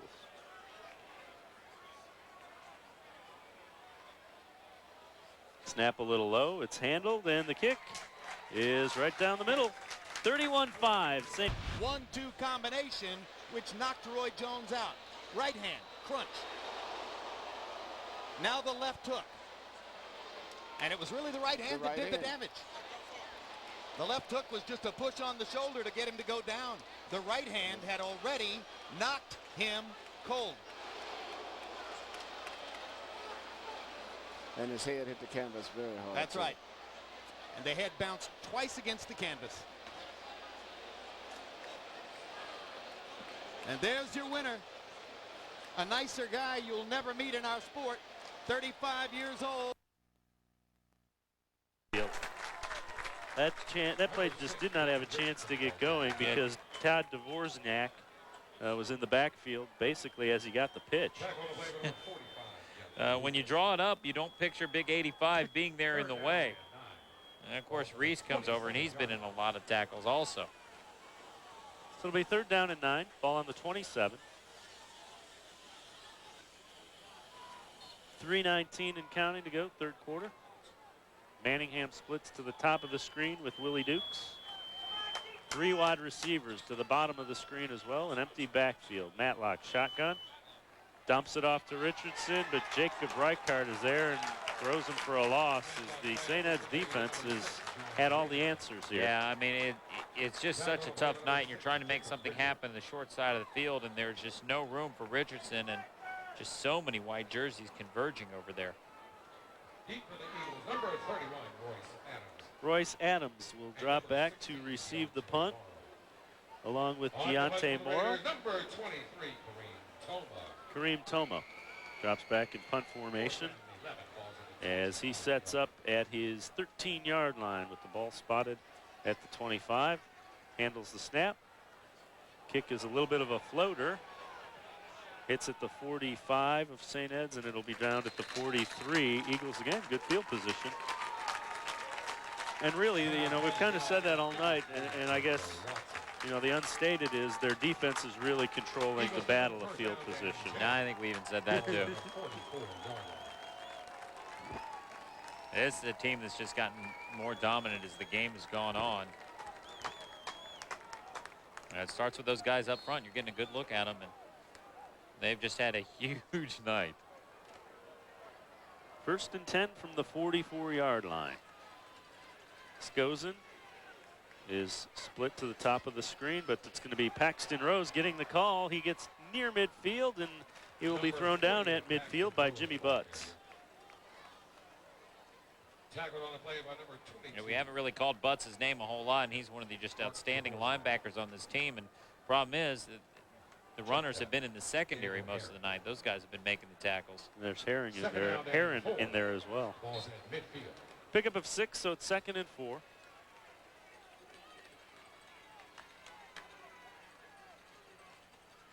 Handoff goes to Rose, met in the backfield, and he will be brought down. Number 48, Paxton Rose, the ball. Yeah, Steve Witherspoon gets back in the backfield, and that's something that Warren Hardingham was having some success with earlier in the game, is sending guys, you know, their secondary in from the sides rather than up the middle to try and control and slow things down. Brings up a 3rd down and 8. Shotgun formation, Rose and Staples in the backfield. Gardner wants to throw, and he has Skozen 1st down. Skozen trying to break a tackle, spins down to the 36-yard line, is hanging on there. Was Marlon Parker. One of the few throwing situations Eds has been in, and you get a blitz from Witherspoon, a delayed blitz coming up the middle, but still great protection. Skozen finds the cushion back there, and again, they said they wanted to get the defense to play up.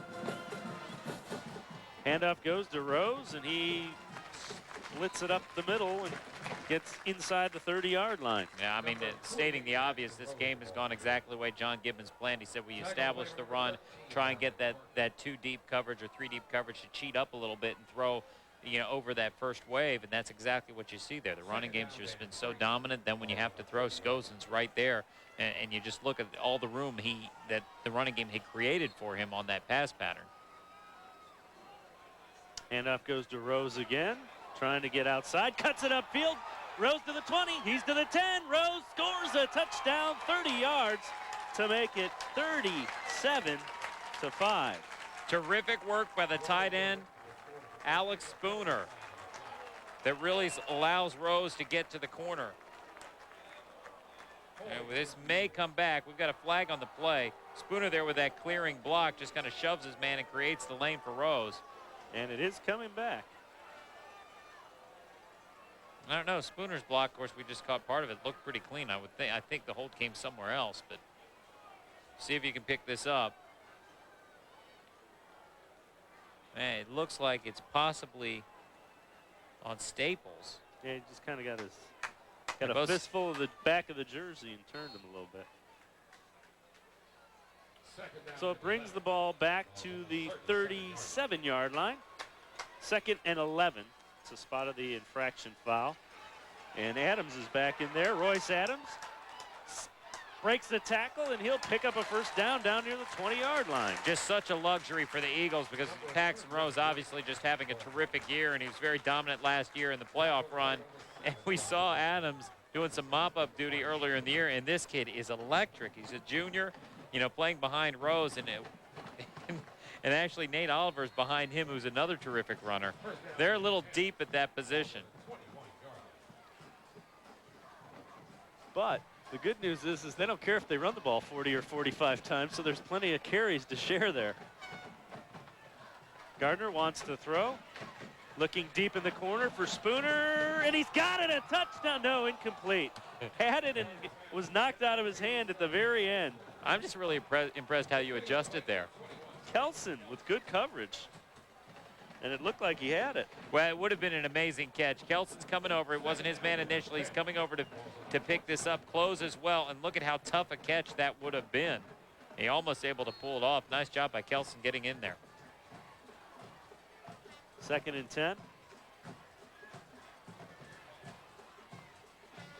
Little delay to Adams, and he will not get any room. Tony Reed hangs on to him and throws him. Might have lost a yard on the play. Good play by Tony Reed. Yeah, Reed able to penetrate and close that down before Adams can do anything. And that is the end of the 3rd quarter. Our score, St. Ed's 31. Warren Harding 5. It's the PBS 45 and 49 Classic Teleproductions High School Football Game of the Week.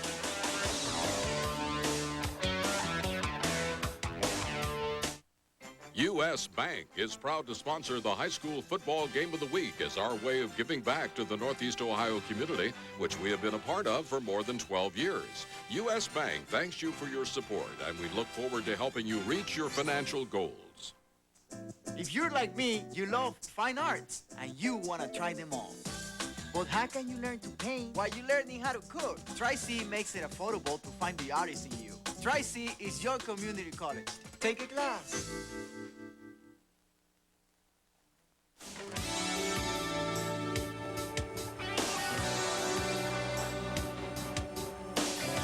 Welcome back to Mollenkoff Stadium, 31-5. The St. Ed's Eagles have really been in control since midway through the 2nd quarter. And they've just gotten stronger. And again, you can't ask a defense to be on the field that long. I mean, your offense, if your offense is going to get stuck with the 3 and outs, your defense, it doesn't matter, how big they are, they're going to wear down. Especially against a team that's as physical as St. Ed's. It's not like they're a finesse team. They're going to line up and run the ball at you.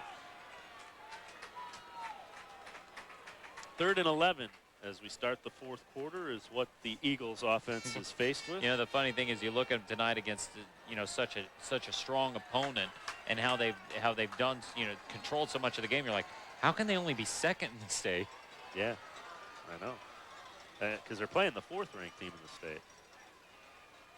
And Staples bounces it outside. He's to the 10, he's to the 5, he dives, and he will be ruled out inside the 1. That is just so close. Terrific effort by Staples. And of course, a good knock there by Boone. I thought Boone was in charge of picking everyone up. Looked like he was stopped in the middle, and watch.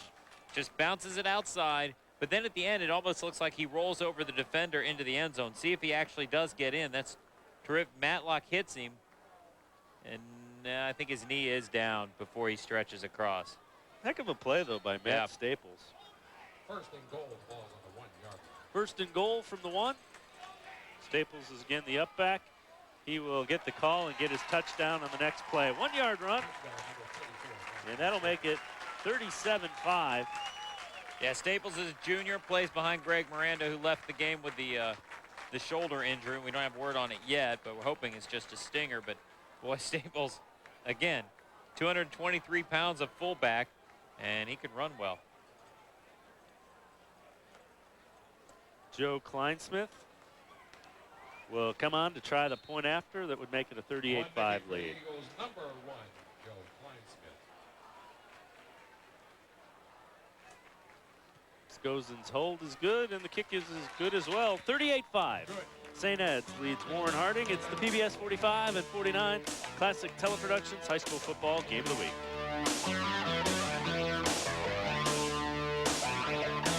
The New Age Delivery Company, a full-service courier with a personal touch. From envelopes to packages up to 2,000 pounds for same-day delivery. New Age Delivery, 216-289-0200. Hello, I'm Virgil Dominic. For over teeing it up to kick it away. And it is a line drive. Mario Manningham grabs it at the 6. He's to the 20. He's to the 30. He fumbled, and it's recovered by St. Ed's, I believe. Boy, the one bright spot. Yet. The one bright spot for the Raiders, and it looks like it got a little dim there at the end. I think it was Jacob Reichard. And it is. Who rips it out. Warren Harding who grabs it. Oh, heads-up play. Not sure who ended up with it. Might have been Brian Smith that ends up with it. I think it's Jacob Reichard there. Terrific run back, gets an opening. Actually, he runs into the back of his own man, and that causes the ball to come out. Yeah, I think it is Brian Smith, number 40 there. Smith 40 was able to get it out of the bottom of that pile.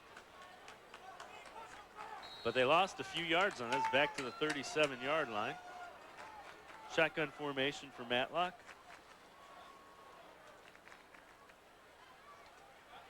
Steps up, and he throws it. Caught by Willie Dukes. And he fights forward across the 40 out to the 43-yard line. One of the few times that we've seen St. Edward blitz tonight, Kevin Reese.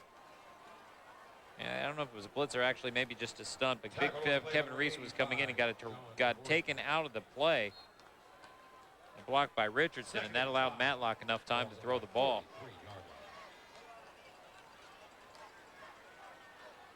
Shotgun formation again. Play action. Matlock steps up. Manningham has it.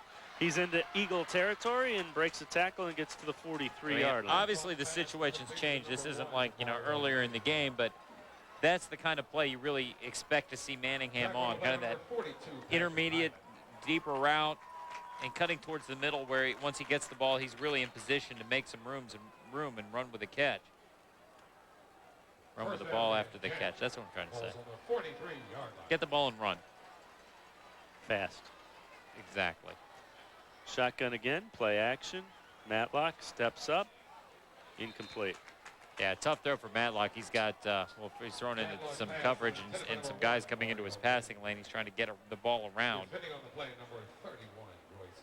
Matlock opened up this season really strong, 3 really good games, and then last week ran into a couple more problems, and they decided they just gave him too many responsibilities and making him think too much rather than just going out and playing. So Coach McDaniel said, it was my fault. I'm going to let him go out and play tonight. Problem is he hasn't had a lot of time to really enjoy himself. 2nd and 10. Matlock, quick hitter. Manningham grabs it. He's to the 40, 35. Still fighting. And now I think every member of the defense has jumped on the pile. tackle on the play by number 85, John DeVorsnak. You just see how much attention he draws. Come on, guys. We got more of this fourth quarter to go. I think all 11 guys were in on that. Well, the thing is, he wouldn't go down. You know, he gets the ball in a position where he doesn't have a ton of room, but you know, like you said, he doesn't need much room to make something happen, and hops over another guy. And right there, I think is the 11th guy. Look at this, nice little whoop, and then hop over defender. And the ball was out there, and you saw a couple guys starting to swipe at it. And we're going to get a measurement to see if he picked it up. See if he picks up the first down. Nick Marcelino had come all the way back 38 and thought he had a shot at the ball, and he took a swipe, and Manningham able to tuck it in and see if he got the first down here.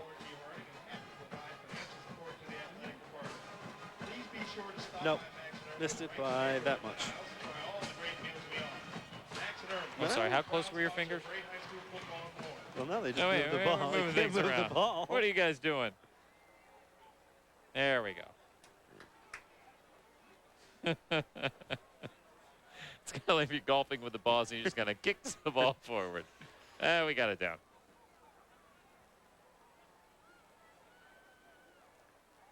So the ball will be spotted at the 33-yard line. 1st and 10. Actually, 3rd and 1. Yeah, you didn't get it, Dave. Well, I thought with the kick they might have got it. There you go.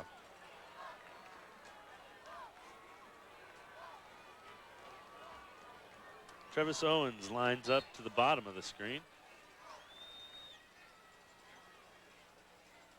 Matlock keeps it. Yeah, I still think that is your best call when it's that short, because, you know, no linebacker has a chance to get in there and do anything. It's just basically follow your center, and he's got to make the block. And snap the ball.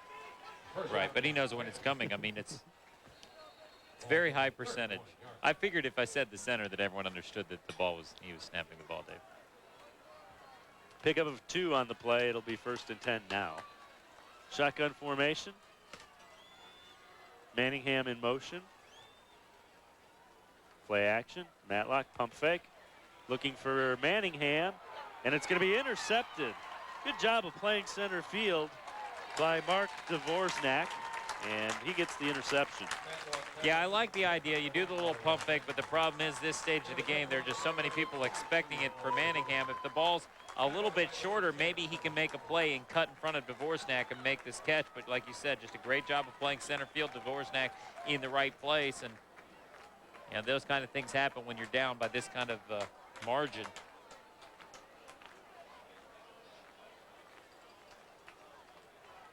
We had mentioned in the beginning of the game that Harding, you know, does not lose here very often. They have won 32 straight at Mollenkoff Stadium, and that is going to come to an end tonight.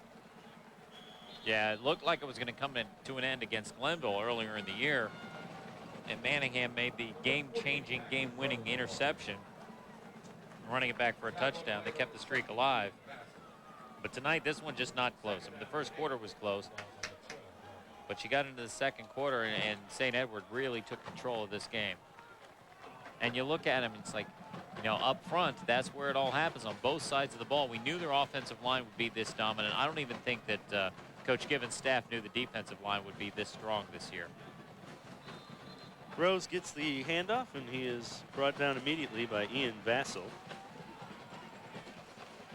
Number 48, Paxton Rose. Tackle on the play by number 7, Ian Vassell. Yeah, we've got to fix up some gear there.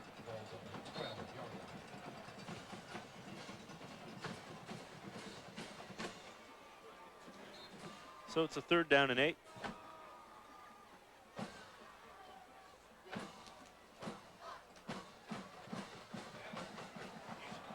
Royce Adams gets the handoff and is brought down after a short game. It'll bring up a punting situation for the Eagles.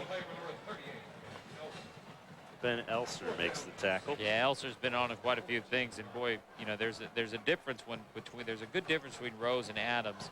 Adams has more speed. That's a nice job of Elser staying there and not letting him shake free. On the punt for the Eagles, number 1, Joe Kleinsmith will kick it away. Mario And deep for Warren Harding is Mario Manningham. Will try to be making something happen.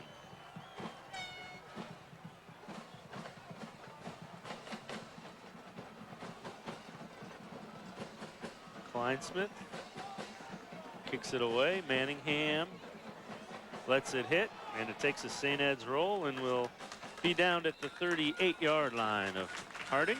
So the Raiders with not too bad field position, actually pretty good. 1st and 10. Coach Gibbons has to be pleased with what he has seen from his Eagles tonight. Yeah, there really hasn't been a facet of the game that they haven't performed well in.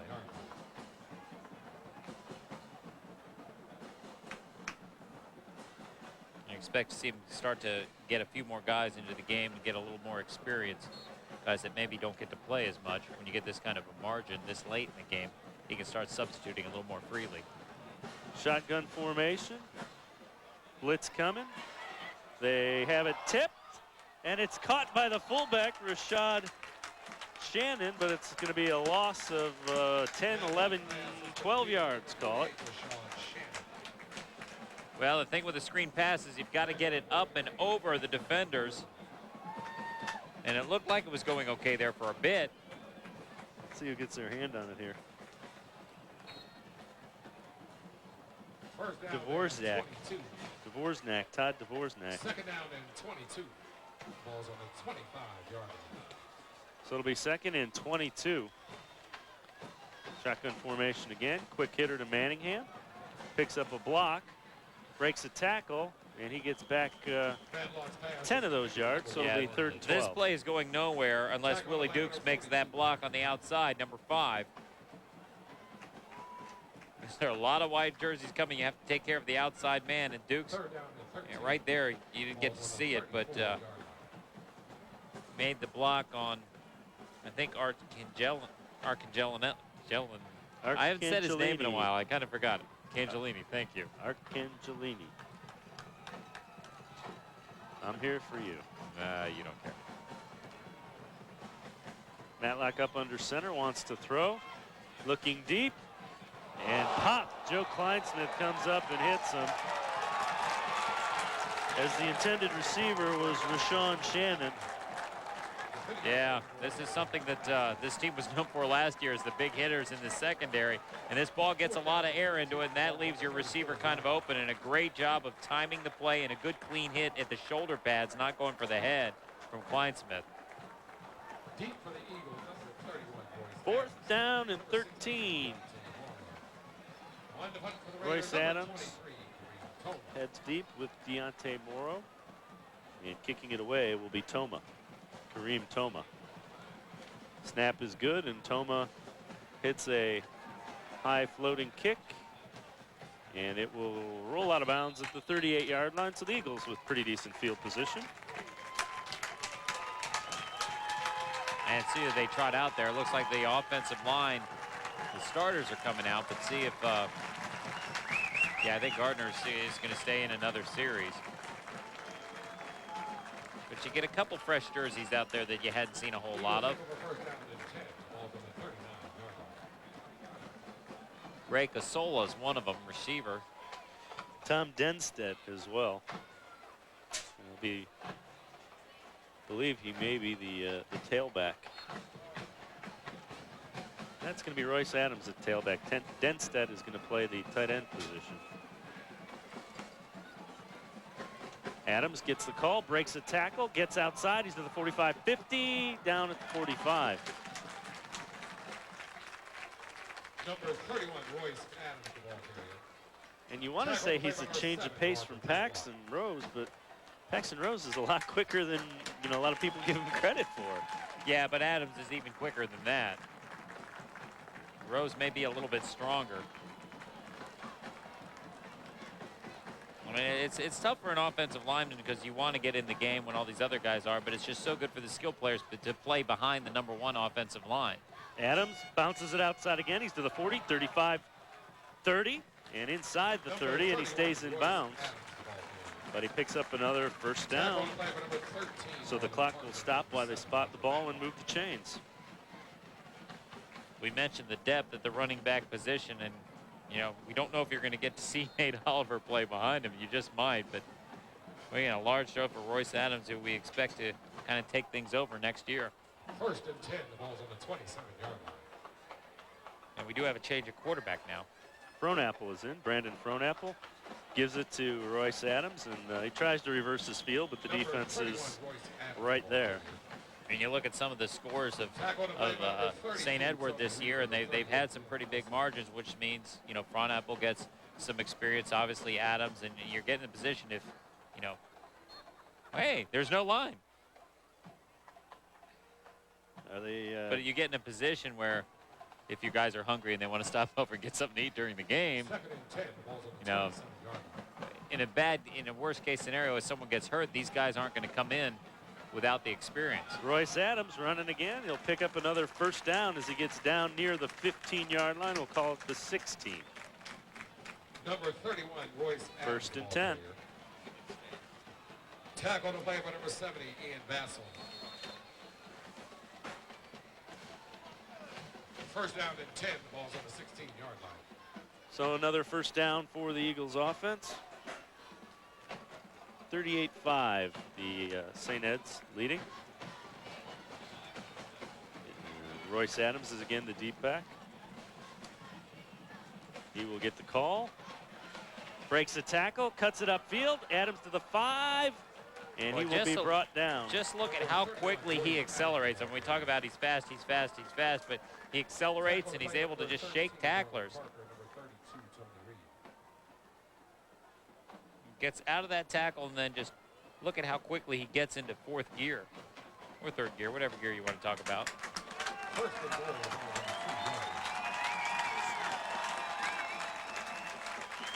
Ball will be spotted at the 2-yard line. 1st and goal from the 2.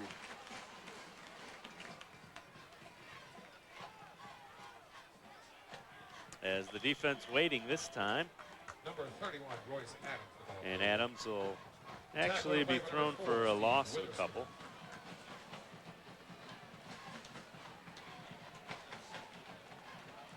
Yeah, this played very well. Steve Witherspoon comes up from behind to make the tackle. 2nd and goal. Ball's on the 4-yard. 2nd and goal from the 4. Denstedt lines up wide. Pitch comes back to Adams. Carries a couple of defenders back to the original line of scrimmage. Number 31, Royce Adams, the ball carrier. Yeah, Witherspoon, one of the guys again in on the tackle, along with Marquis Allen.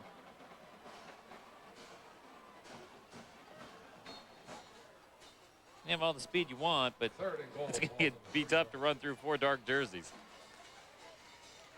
You see we're approaching 3:30 remaining in what has been a game dominated by St. Ed's. Adams gets the call, gets in for the touchdown from 3 yards out, and that'll make it 44-5.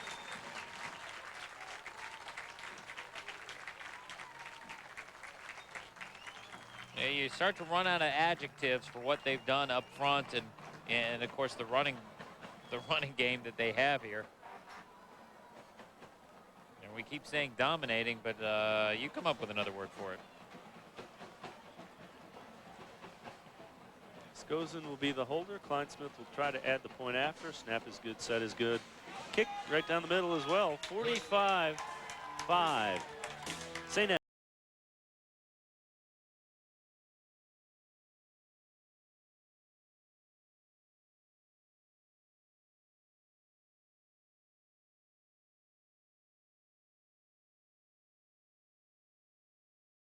If you didn't get to a Browns home game last year, then you missed this. Touchdown!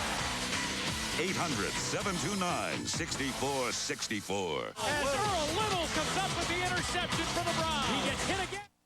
U.S. Bank is proud to sponsor the high school football game of the week as our way of giving back to the Northeast Ohio community, which we have been a part of for more than 12 years. U.S. Bank thanks you for your support, and we look forward to helping you reach your financial goals.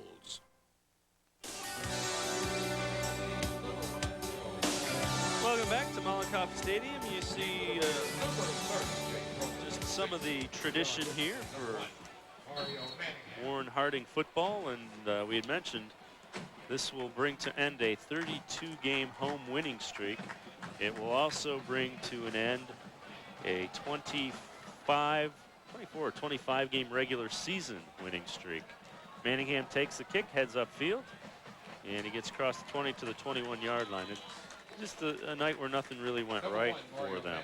Yeah, and it was just a matter of, physically, St. Ed's just really took control of this game. And, the Eagles about to get into a really tough part of their schedule. Next week, they have Coolidge High. And we're not talking about the team that Ken Reeves used to coach on the White Shadow. But they are from D.C., and then they'll get Massillon, and then, of course, the big showdown with St. Ignatius. It'll get easier after that because they have Cincinnati Moeller, and then they'll close with Benedictine. Coolidge High. Yeah, a couple penalties Patrick out there. White is in at quarterback now. As for Warren Harding, we mentioned how tough their schedule was. They have Youngstown Ursuline away next week, and then they'll take on St. Ignatius and Cleveland JFK, and then Massillon, Washington, and then they close with Akron Hoban, where you get to see one of the thrilling tailbacks in Northeast Ohio, and Tyrell Sutton. That'll be an interesting matchup because those are two of the leading candidates from the northern part of the state for Mr. Football. That would be, Mario Manningham and Tyrell Sutton, and then you have Javon Ringer from the Dayton area that is also being touted from Chaminade. Nice catch by Manningham, and then he will be brought down at the 30. Yeah, we mentioned Manningham going to Michigan. And a flag. Sutton will be one of the guys he'll see a lot of because Sutton is committed to Northwestern. Personal foul, I think, was the signal. Face mask. So it'll cost him 15 because it's the 15-yard variety. Yeah, right there. Yep.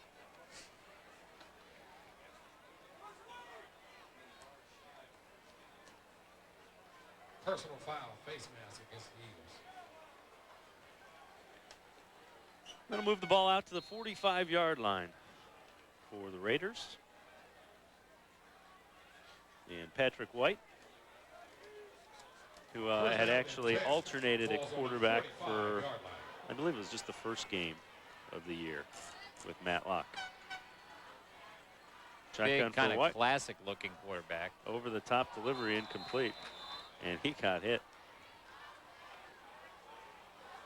White's pass is intended for number. Yeah, White's a junior, 6'4", 184. Defending on the play, number 12, Rocco Bauer. Second down and 10. Ball's on the 45. Which doesn't matter how big you are when you got pressure coming up in your face. Second and 10 now. You see 2:43 remaining.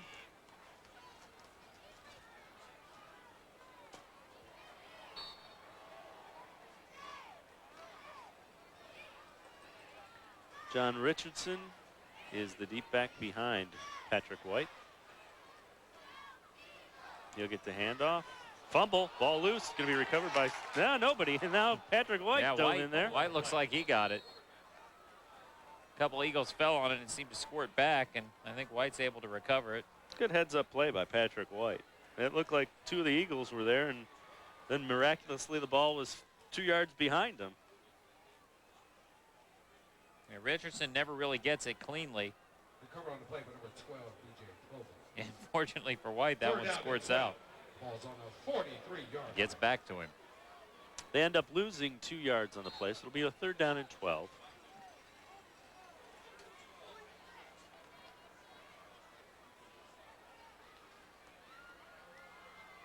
Shotgun formation. White sets up the screen. Heron has it. Turns upfield. He's to midfield. 40. He's to the 40. Cuts it back inside 35. Gets down to the 32-yard line. A nice run by Dan Heron. Terrific job of keeping his balance right around the 37-yard line and continuing forward. We have a flag on the play. We'll get a look at that. Yeah, it's way in the backfield, too. Personal foul, roughing the passer. Yeah, White hasn't been in much, but man, he has just been getting drilled in this one. Yeah, they were setting up screens and really haven't had a lot of success with it. Yeah, if the hit came after that, it's out of the screen. That is definitely late. And Heron, watch this right at the end, though. He's right around the 37, keeps his balance and keeps going. That's a great effort. So they'll put 15 more onto that, and all of a sudden the Raiders are at the 18-yard line. Yeah, and yes, the game's out of reach, and it's been a very long night, but you definitely, Warren Harding, you definitely want to get in the end zone. You get a shot here. Well, there's going to be a lot better days ahead for the Raiders. Oh, absolutely. And with the schedule they play, you know, you move on. You learn what you need to learn, and you move on to the next week. And that's something Tom McDaniels was saying before. He's like, you know, we've been forced with this schedule. You're forced to grow up quickly, and they've grown up a lot. Patrick White scrambling, and he's going to score a touchdown. A nice run, 17 yards for Patrick White. Nice look at White and the running ability. And again, you look at a kid that big, and you're thinking, all right, he's going to stay back in the pocket and throw. Showing a lot more mobility than maybe a lot of people expected from him. The play action and, you know, nothing open, and then commits to the run. Has one blocker in front. Nice job right there. Didn't pick up the number. And then it's White the rest of the way. So that'll make it 45-11. Omar will try to add the point after.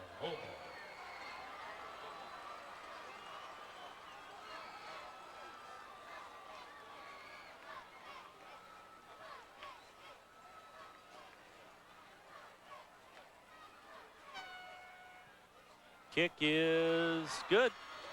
45-12 is our score with 1:24 remaining in the fourth. It's the PBS 45 and 49 Classic Teleproductions High School Football Game of the Week.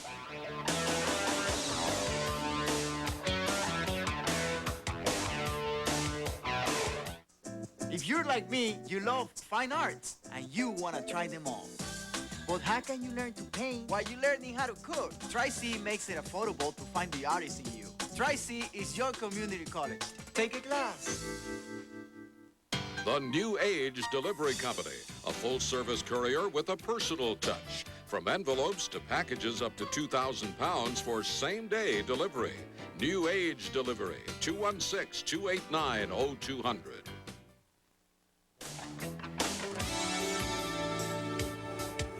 Welcome back to Mollenkopf Stadium. 45-12 is our score with 1:24 remaining in the ball game.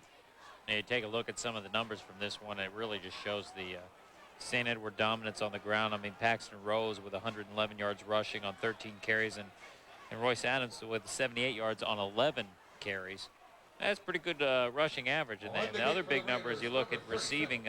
Mario Manningham kept to just 6 catches for 40 yards. And not a lot of places are going to keep him to that low a total.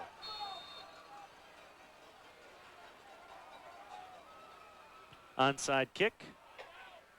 And Ray Consolo grabs it and gets out of bounds. Heads up play.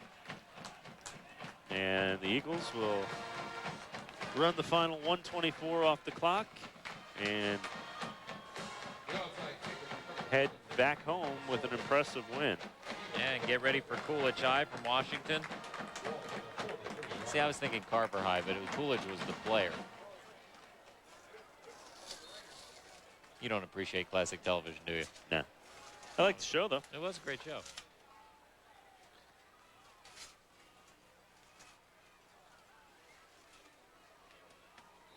Handoff goes to Frank Edmonds. Yeah, just another one of the running backs for St. Edward.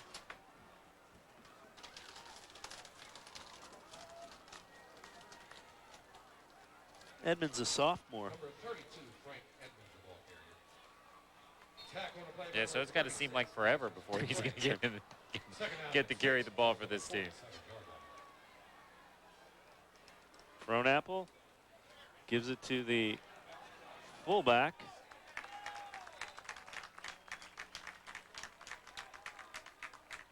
You have to like a fullback that can pull off number 90, Joe Conies. Joe Conies. Yeah, he's a fullback linebacker.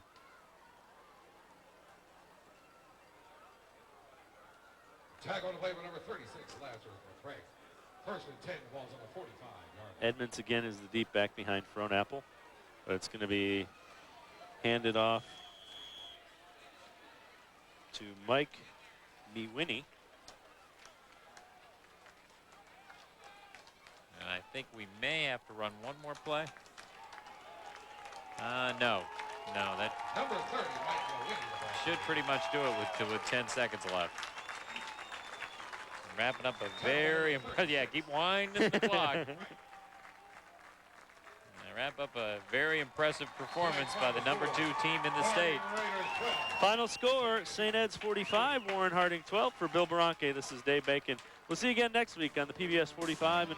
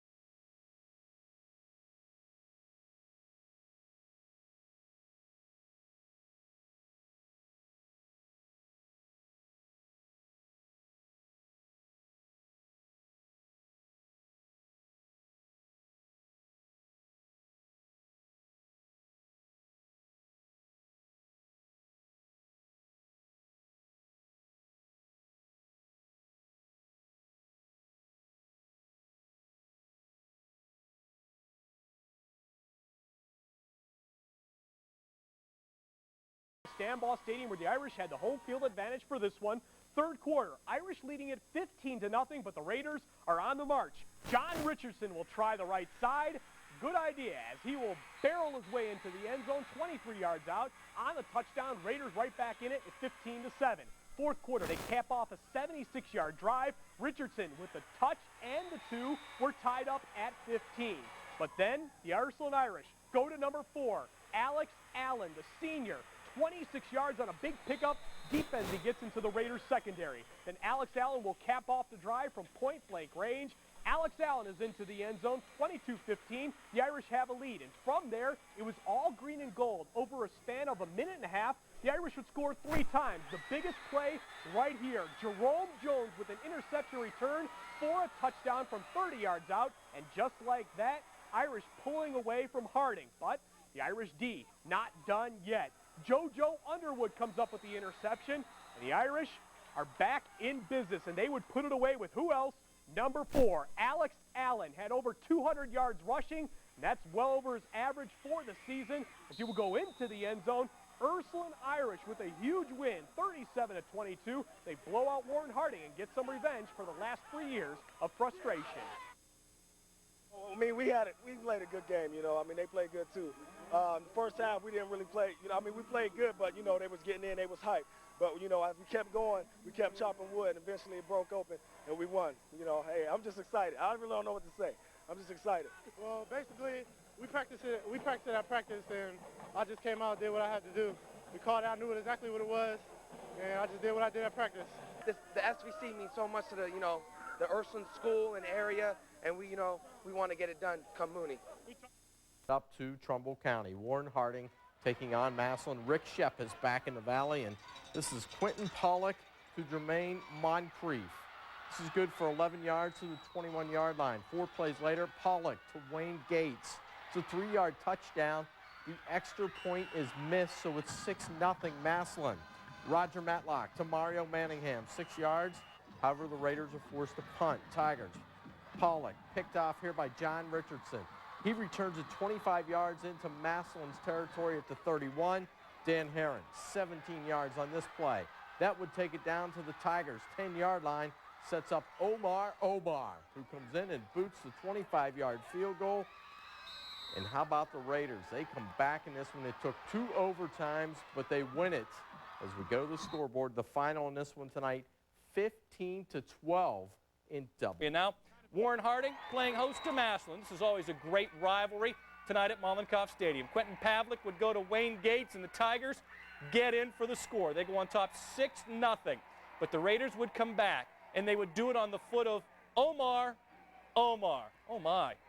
Field goal attempt is good. Raiders trailed 6-3. Then Harding went on top. Roger Matlock finds Mario Manningham.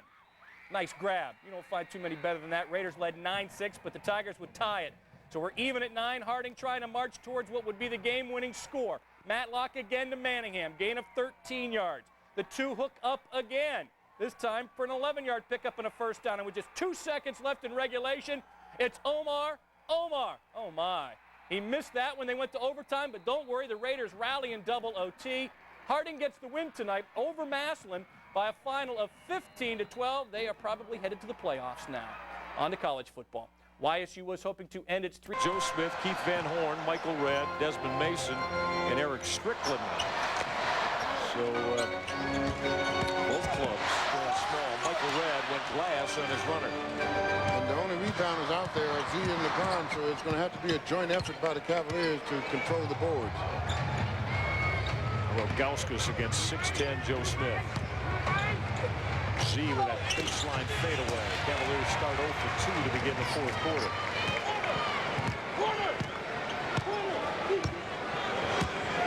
In Ohio continue tonight between Warren Harding and Lakewood St. Ed's. For the Raiders, they closed out the regular season with a record of 8-2, good enough to earn the top seed in Region 1 this season, which is why they get a chance to host a playoff game here tonight. As for Lakewood St. Ed's, they managed to qualify for the postseason with the 8th position in Region 1 as they closed out the year with a record of 5-5, which realistically was 9-1, but keep in mind they forfeit 4 games during the regular season because of an ineligible player, which is why they closed out the season with an even record of 5-5. During the regular season, these two teams met at the midway point of the season with St. Ed's winning 45-12, but they had to give the game back because of that ineligible player. Let's bring Ralph in now to talk a little bit more about that situation. How does that game factor into tonight's playoff game? Well, I think for St. Ed's, it gives them a sense of confidence that they know they can get the job done. And I think for Harding, it's a different Harding team than it was in the midway point. I think this is a Harding team coming off 3 wins. They have a lot more confidence, and I think a lot to prove. We'll find out which team can advance to the next round of the regionals. It's Warren Harding versus Lakewood St. Ed's coming up next.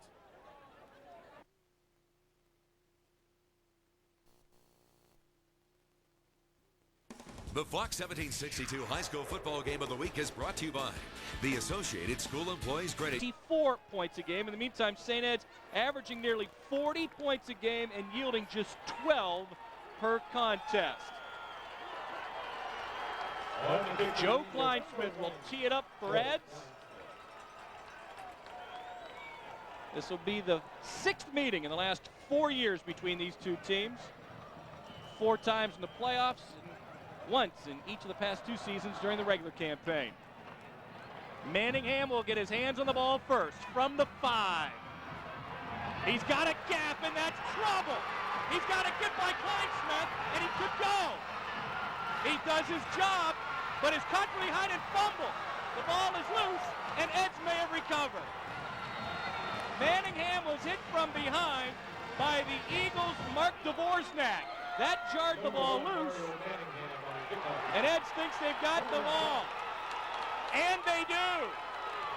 The ball recovered by Nate Oliver of St. Ed. So an outstanding kickoff return by Mario Manningham results in the game's first turnover. Give credit on that play to the kicker, Joe Kleinsmith, who's not your average kicker. He's a 2-way starter. You see the moves right off the bat. This is the guy that Harding has to utilize tonight, and he brings the kick back.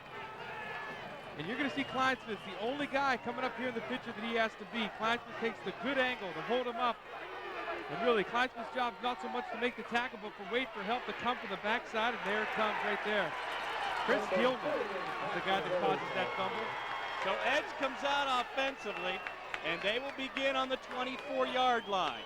Their first play of the game picks up only a yard, and it's a sudden change right off the bat. Harding thought they were going to get the ball. They did not. So the Eagles will come out, and offensively, they have a different starting quarterback in Brandon Fronapple. The last time these two teams met, it was Anthony Gardner. This is Fronapple. He'll carry it, hit by Ben Elser, and stopped at the 28. Assisted on the play by Tony Reed. Fronapple will take over at quarterback after Gardner had been injured late in the season. But for Eds, they are big up front. The offensive line led by Alex Boone, who's 6'8", 310 pounds. Anthony weighs 283, Quinn's 240, Wisniewski weighs 272, and Thomas is 280 along the front line. Third down for Eds, possession down here. Fronapple throws short of Skozin, pass is incomplete, and the Eagles will punt it away, going 3 and out on their opening drive of the contest. You get after that disappointment there on the kickoff return. I think it's good for Harding's morale to get them 3 and out, to get the ball back and kind of settle things down a little bit. Well, Apple, last 2 weeks ago, threw for 212 yards and 3 touchdowns in the win against Moeller. For the season, he had completed only 37.5% of his passes. It showed there his inability to find the open receiver and deliver the ball on the mark. Klein Smith averaging 44 yards per punt this season. He'll kick it deep to Mario Manningham. Will try to atone for his earlier mistake. Klein Smith will kick it away from Manningham and off the side of his foot. It will go out of play, and the Raiders will have great starting field position as they walk the ball up the field into St. Ed's territory. And Harding will begin on the Eagles' 47, and that's the threat of Mario Manningham returning punts and kicks. Yeah, absolutely. That wasn't a shank. It's not a bad punt. It's let's keep the ball away from Mario Manningham. And, you know, he had no return there, but obviously he affects the field position. Keep in mind, Manningham beat Eds 2 years ago in that playoff game in Parma with a last-second catch that set up Joe Spain's winning field goal. Last year, Warren Harding trailed 21-0 in the matchup against Eds in the postseason and nearly battled back to win it, but lost 21-13. First down give to Dan Herron, and he has really come on the last couple of weeks. Herron's the team's leading rusher right now as we look at the Raiders' starting offense. And for Warren Harding, Rocco Cerrone, the anchor of that line at left tackle, 6'6", 261. Dante Campbell on the other side at tackle, 6'1", 280. That's a good-looking offensive line. Roger Matlock has matured at quarterback. Dan Herron now the leading rusher for Harding with 680 yards during the regular season. John Richardson, 551. This is Herron again, who slips and will go down on his own side of the 50 at the 49, and that's going to be a loss of 6, and Harding now into a third down. As far as Ed's defense is concerned, they've got a ball-hawking secondary. They have 20 interceptions this season, led by Mark Dvorak, who has 5 picks. Strong safety Jake Riekert has returned one of his interceptions for a touchdown this season. So Harding from its own 49 will have a third down and about 14. We have played just over 2 minutes of the first quarter. Matlock out of the gun. With time. Throws to Manningham. Pass broken up. Defense nicely by Patrick Highland. The incompletion means the Raiders are going to probably have to punt. Nice aggressive defensive stand there by St. Ed's. See a little forced pass in there. Maybe got there a little bit early, maybe not, but a nice defensive play by number 42, Patrick Highland. So for the Harding Raiders, Kareem Toma will punt, averaging about 34 yards per boot this season. Toma will kick it deep to Klein Smith.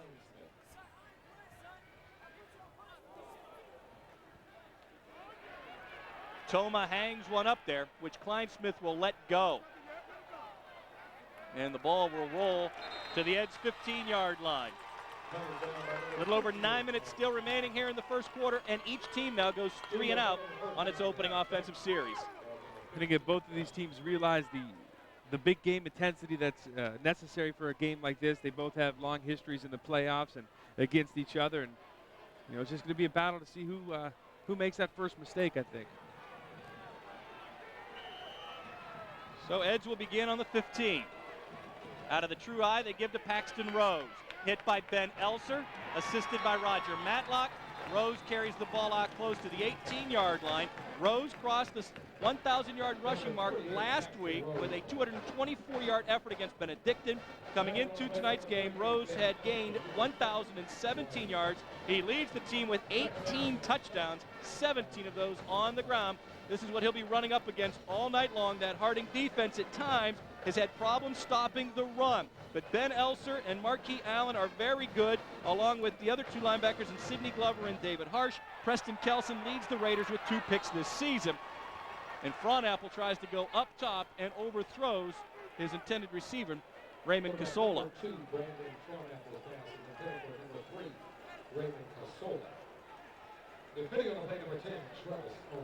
And again, Ed's looking at a third down predicament, this time from the 18-yard line.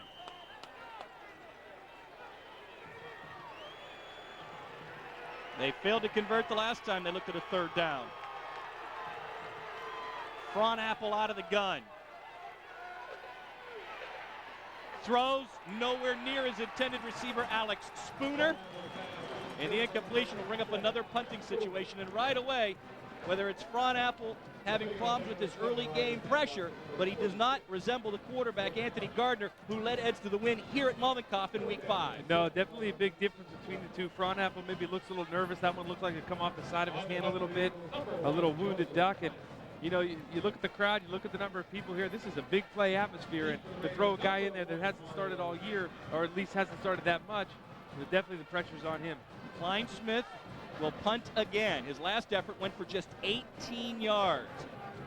Manningham this year averaging about 18 yards per return. He might get a shot, and then again he might not. Klein Smith just unleashed one out of a cannon. That will roll dead at the Harding 17-yard line. How about that rocket shot? And the Raiders will get the football, but not nearly in as good a field position as they expected. Yeah, Kleinsmith received the snap, and it was rather low, and it looked like he kind of almost hurried the kick a little bit, but I think he might hurry his kicks a little more often after that one. A 65-yard effort by Joe Kleinsmith. That's another way you can keep the hands off of Mario Manningham touching the football, just by kicking it over his head. Yeah, and I think Mario will be lining up a little bit deeper next time. So the Raiders will get the ball for the second time in the opening quarter. This time from the 17. Matlock off the play action. Rolls, throws, finds Provitt, makes the catch, and then goes out of play after being dragged out of bounds by the Eagles' Royce Adams. For B.J. Provitt, that's his 8th reception of the season. Roger Matlock during the regular campaign threw for 1,125 yards. Yeah, Provitt, the tight end, releases all the way across the field, able to find the opening in the zone and then pick up some yards after the catch. In the regular season meeting, Matlock was 13 of 24 passing for 73 yards. His completion here takes the ball out to the 23, so it's a gain of 6. Give to Herron. Has the first down, runs the ball out to the 33, pickup of 10. Herron last week to close out the regular season had 279 yards against Hoban and 4 touchdowns. This is our initial first down for either team tonight. Again, as you mentioned, Rob, Herron's a back that's kind of matured over the season. You know, the last part of the season for him has been definitely more productive than the first part, and you know that's what you want to. That's what you want to see come playoff time, is peaking at the right time, and Dan Herron's one of those athletes that is doing that right now.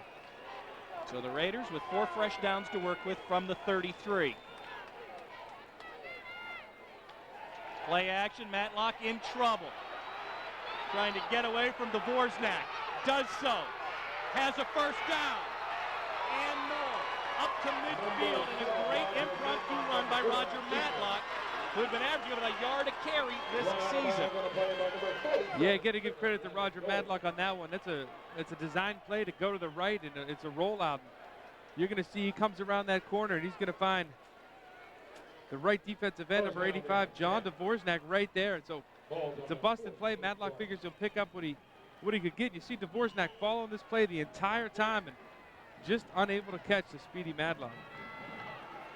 So they'll say Matlock went out on his own 47-yard line. Still a pickup of 14 and another first down for the Raiders. Give Dan Herron. Now he's into Ed's territory as he crosses the 50 and runs the ball to the Eagles' 49-yard line. Tackled on the play by number 47, Kenneth Lemondola. In the first meeting between these two teams, it was Ed's, which had jumped out to a minimal lead of just 3-2, but then they went on to score 14 points in each of the final 3 quarters to win this game going away during the regular season. Warren Harding needs to gain that early momentum, Ralph, and get some confidence going to get him through this first quarter. Yeah, I think that's such a big part of this game tonight because of what happened the last time these two played. I think to get that bad taste out of your mouth, you'd like to get on the scoreboard first and kind of put that loss behind you and know you got to focus on tonight. Second down now for Harding from the Eds 49. Herron the lone setback. And Rocco Cerrone moved prematurely, and we'll have our first penalty flag of the night. During the regular season, Harding averaged about 4 penalties a game for about 34.5 yards. Here's a look at our officiating crew for the night. Ed Miglich is our referee. The umpire is John DiRenzo. John Russo is our linesman. The line judge is Kevin Sulecki, and our back judge is Bill Humphrey. So the ball taken back to the Harding 46 after the 5-yard mark-off. And leaves Harding with 2nd and long. Less than 7 minutes remaining in the opening quarter. Eds has gone 3 and out on its first 2 possessions offensively. Harding went 3 and out on its initial series. Matlock throws to Manningham on the quick slant. First down and more! Forget about it! Touchdown Raiders! Mario Manningham's 9th touchdown reception of the year. It's his 12th score overall. Matlock throws his 13th touchdown of the year, and the Raiders have the early lead. Rob, that's what we talked about at the beginning of the game, getting the ball in the hands of Mario Manningham. And this is a simple slant. He throws a little hitch right there, able to get away from number 13, Nate Oliver. And the rest is the speed of Mario Manningham. And, we've seen him last year a couple times, and he's just playing out impressive. If there is a better wide receiver in the state of Ohio, I want to see him, because I haven't seen him yet in the past 2 years. On for the extra point will be Omar, 18 of 22 during the regular season. And that one is good. And with 6:38 to go in the first quarter, it's now Harding 7, St. Ed's nothing. We'll come back with our special playoff edition of the high school 45-12. Broke their winning streak here at home. Earlier in the week, we talked to head coach Tom McDaniels about how his team feels about getting another shot at St. Ed's. The kids are excited. Mario and Rocco were at the Michigan State game on Saturday, and they called me on their way back, wanting to know, who it was that we had to play. And the first call I told them I thought it was Shaker, and okay. And then they called again later, and I said, no, we know now it's St. Ed's. And Mario's immediate response, spontaneous, was yes, that's who I want to play. And then when I talked with Rocco, he felt the same way. So the whole locker room feels that way. They're very, very excited about having a chance to play them again. Omar's kickoff will come down at the 12. And this is Royce Adams. Returns it out to the 26-yard line. Adams tackled on the play by Warren Harding's David Harsh. So the Eagles now trailing 7-0. And obviously, with the Raiders having that early score with a 5-play, 82-yard drive, this game is now different from what it was in week 5. Yeah, it is different. And I like what the coach said there. He talked about Mario Manningham's desire to play this team. And I'm sure there's teams in the state that said, we want to stay away from that 5-5 St. Ed's team, but this Harding team has something to prove. And Kyle Skozen has now taken over at quarterback for St. Ed's, replacing the starter Brandon Fronapple. The Eagles go to the ground, however. That's where they've earned their money at.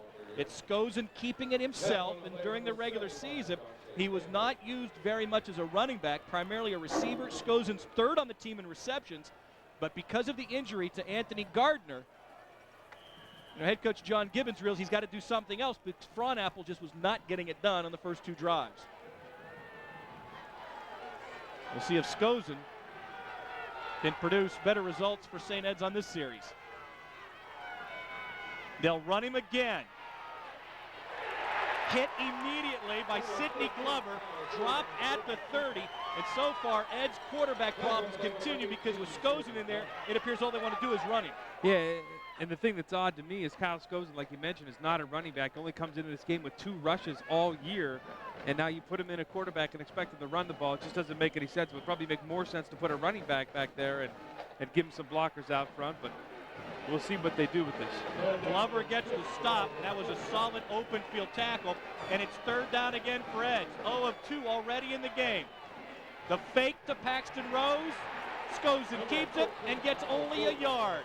Tony Reed in there, B.J. Provitt in there, and again Glover in there. And the Eagles will punt it for the 3rd consecutive time without picking up a first down. Again, he's certainly not making any excuses for St. Ed's, but this is a very, very different team without Anthony Gardner in there at quarterback. Less than 5 minutes remaining in the opening quarter. Joe Kleinsmith will not punt this time. It will be Raymond Casola, who punted only twice during the regular season. Casola averaged 33.5 yards per boot. Low snap, almost was down when he went to Anita Fielding. He'll punt it, and Manningham will call for the fair catch on his own 31-yard line. Timeout on the field. We'll take one as well. With just over 4 minutes remaining in the first quarter, it's Warren Harding 7, St. Ed's nothing. Matlock gives to Dan Herron. Quickly tackled, though, by Patrick Hyland. Hyland had a great regular season with 73 tackles, second on the team only to Matt Altieri. And not much running room there for Herron. And so far, injuries playing a significant role in this game for Eds. They had to go with Casola to punt route because Joe Kleinsmith was out of the game. Yeah, Joe Kleinsmith on the sidelines with his pads off, getting some attention there by the training staff. So, and you got to remember, Kleinsmith's one of the few two-way starters that St. Ed's has, so that hurts him only on special teams, defense, and offense. Well, Harding has taken a timeout. 4:03 left to play in the opening quarter, and the Raiders have grabbed the early lead at 7-0 over Eds. And the regular season meeting kind of looked like this. We had talked about a tightly contested game in the first quarter back in September, and then Ed started to kind of overpower Warren Harding by scoring 42 points over the next 3 quarters. But, Ralph, that was a young Raiders defense, and it was in week 5. So now you've given them the second half of the season to mature. And even though last week Warren Harding gave up a lot. This is a Harding team that's coming off 3 straight wins. They have a lot more confidence than they do right now. And yes, they gave a lot of rushing yards up to Sutton, but who hasn't given that rushing yards up to him this year? He's a great back. And, you know, I think the longer they stay ahead in this game, and the longer they stick around, the more and more confident they'll grow. I mean, Harding went through a 3-game stretch in which they gave up 45 points to Ed, 37 to Ursuline, and 56 to Ignatius. But since then, the defense kind of really buckled down and is one reason why the Raiders earned that top seed in Division I, Region 1. Now it's up to the offense for Harding on a second down from the 32. Matlock off the play action. He can run and will. Hit on the play by Matt Altieri. He had 90 stops during the regular season. He makes sure he covers a lot of grounds for that Ed's defense. And with as many weapons as Harding has, Altieri and the other linebackers are going to have to make sure that, you know, they're aware of not only who has the ball and where they're going, because this Harding team likes to utilize a lot of weapons out of the backfield. From the 38, it will be 3rd down and 3 for the Raiders. 3rd down and 4. Matlock with his second run of the night. He's now got 21 yards overall.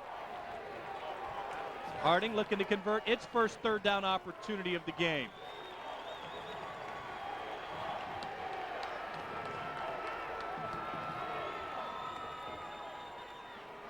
Herron has the first down. Powers out to the 44. Pickup of 6, and the Raiders keep the drive going. And right there's an example of what I like about Dan Herron. You know, he's a speed back. He's able to hit the holes, but he's also be able to power, you know. And right there you see a little bit of his power. Doesn't try to make any moves. He hits the hole straight ahead, lowers his shoulder, and picks up the first down. Herron this season averaged 6 yards to carry. And keep in mind, John Richardson was the starting tailback when the year began. Richardson closed out the season with 551 yards. But Herron significantly got better in the second half of the year. From the eye, it's Herron again. Knocked down at about the 47. In on the stop for Eds, Altieri, and Ken Lamondola. Tackle on a play by number 43, Matt Altieri. And this is a little odd. Warren Harding right now just kind of pounding the ball right at St. Ed's, which has a size advantage both offensively and defensively along the line. Yeah, the offensive line doing a nice job of creating some holes. And, you know, when you're gaining 4 or 5 yards of carry, you know, you don't necessarily have to go through the air. Just over 2 minutes still left here in the opening quarter from Mollenkopf. Matlock to Mario Manningham. 54-yard touchdown strike, the game's lone score. Matlock unleashes another pass to Manningham. Makes the grab at the Eagles' 43-yard line and taken out of bounds by Royce Adams. And Harding has yet another first down. They're fitting on the play number 31, Royce Adams. Manningham during the regular campaign caught 42 balls. He had 8 receptions in the loss to Eds here in week 5 for 73 yards. Balls on a 43-yard line. Manningham tonight, 2 receptions now, 65 yards. And last year, in the playoff loss to the Eagles, he had 61 yards on 6 receptions. And everybody remembers what he did 2 years ago in that game at Byers Field when Manningham had 3 grabs for 75 yards, including the big one down the middle that set up the game-winning score.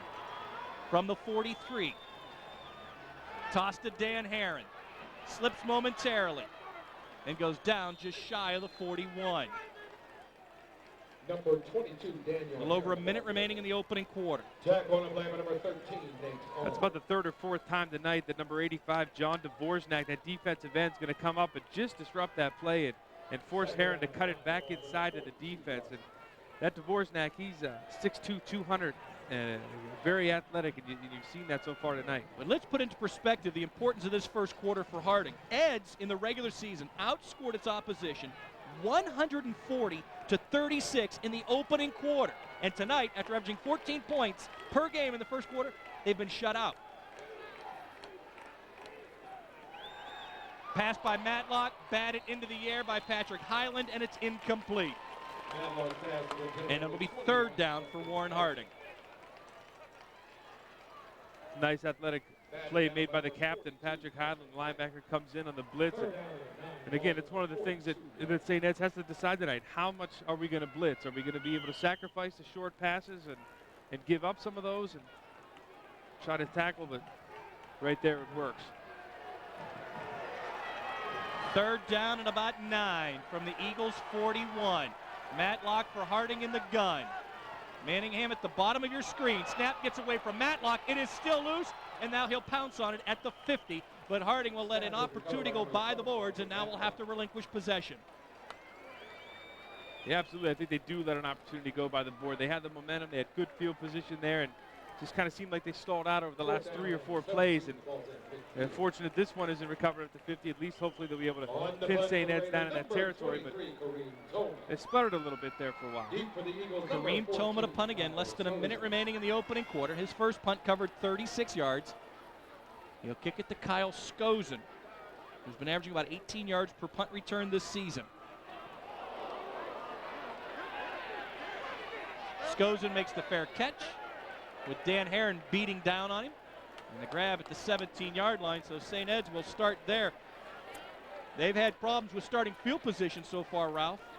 I mean, they started what turns out to be 3 of their first 4 drives now inside its own 20. And really, they haven't been able to reverse that much because they haven't been able to gain a first down. So it's, it's a continuing battle. If you're not going to move the ball down the field, you're going to continue to stay in that end in the field position game. Brandon Fronapple back in at quarterback, and he will look to throw. Paxton Rose off the screen, slips and falls. Sidney Glover in the vicinity defensively. Rose goes down at the 22. That's his 6th grab of the season.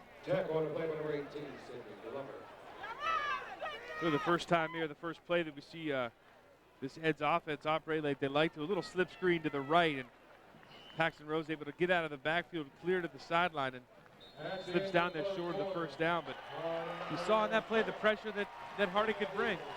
That's the end of the first quarter in tonight's Division I Region I quarterfinal. And through the first 12 minutes, it's Warren Harding 7, Lakewood St. Edward nothing. We'll return with more of our special Saturday night playoff coverage of high school football. Lakewood St. Ed's with the ball on its own 22-yard line. The Eagles have been very dominant in the second quarter this year, much like the first. They've outscored the opponents 130 to 41. We'll see if they can bounce back from a 7-0 deficit. Toss sweep to Paxton Rose. Ben Elser is there. Stands him up at the 20. Loss of 2. That's a solid one-on-one tackle by the Raiders linebacker, Ben Elser. Yeah, that's the second time we've seen that weak side linebacker, Ben Elser, come in and just stop a guy one-on-one. And, it seems like this Harding team is just fired up and motivated tonight.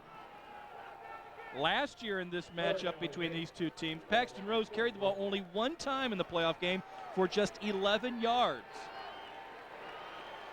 He's coming off of his best effort of the season a week ago when he rushed for over 200 against Benedictine. Fronapple to throw on the roll. Too tall for the intended receiver as he threw it over the head of Alex Spooner, who's 6'3", so that takes something to throw it over his head. Yeah, and again, you have a new quarterback in there. That's one of the signs that they're a little bit nervous. They overthrow the ball, and that's exactly what we're seeing right now from Brandon Fronapple. Well, Ed's is going to have to do something with its quarterback position because at this stage, they will not score and they will not win if they continue with Fronapple in there. Yeah. He continues to struggle throwing the football. Fronapple is now 0 of 5, or actually 1 of 5 tonight for just 5 yards. His only completion was that slip screen to Paxton Rose. Kleinsmith is back in, punts this one away. Manningham will let it go. Ball nearly hit Jay Provitt. And Ed seems to think that that's the case. So the Eagles' Jacob Reichert will take it to the end zone, but the officials said that the ball was not touched by Jay Provitt, so Harding will take over on its own 38-yard line.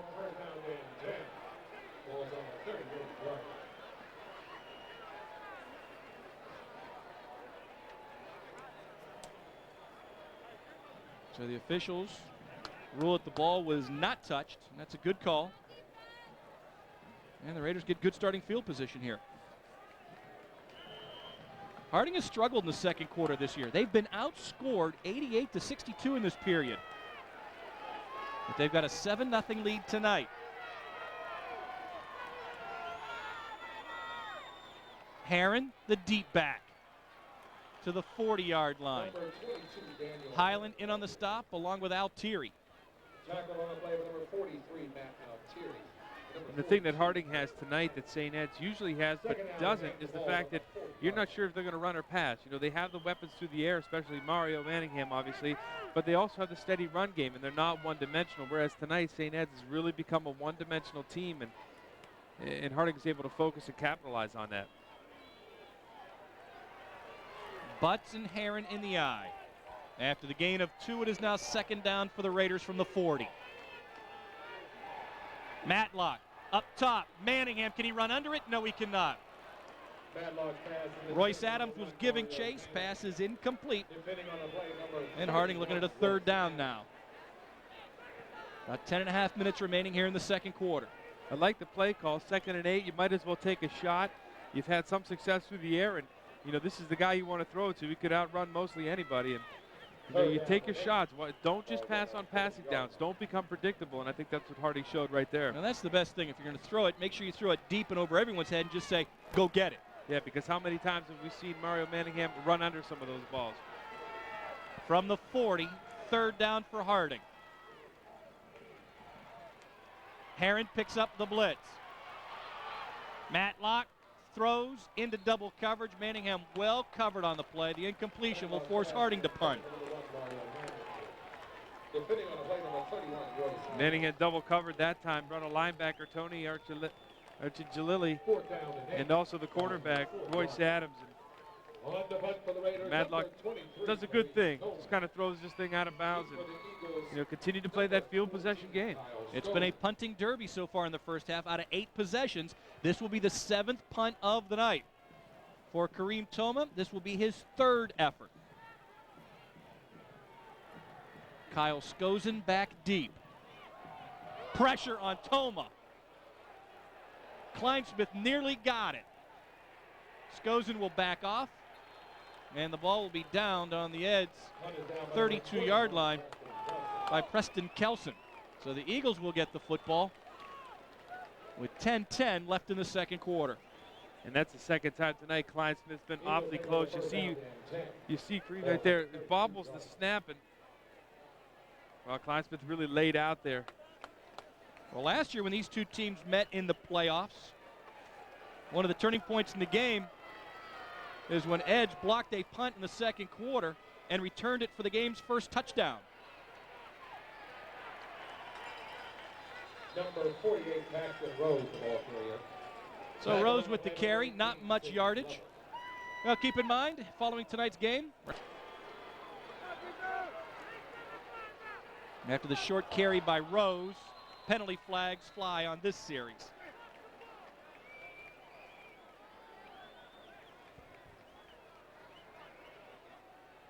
It's against Warren Harding. Encroachment against the Raiders. That'll be their second penalty of the night, now 10 yards total. They'll walk this one out to the Eagles' 38-yard line. There's nearly the entire Harding defensive line jump off sides. Probably a hard count by Brandon Farnapple, able to draw him off sides and bring him to a 2nd and 4 now.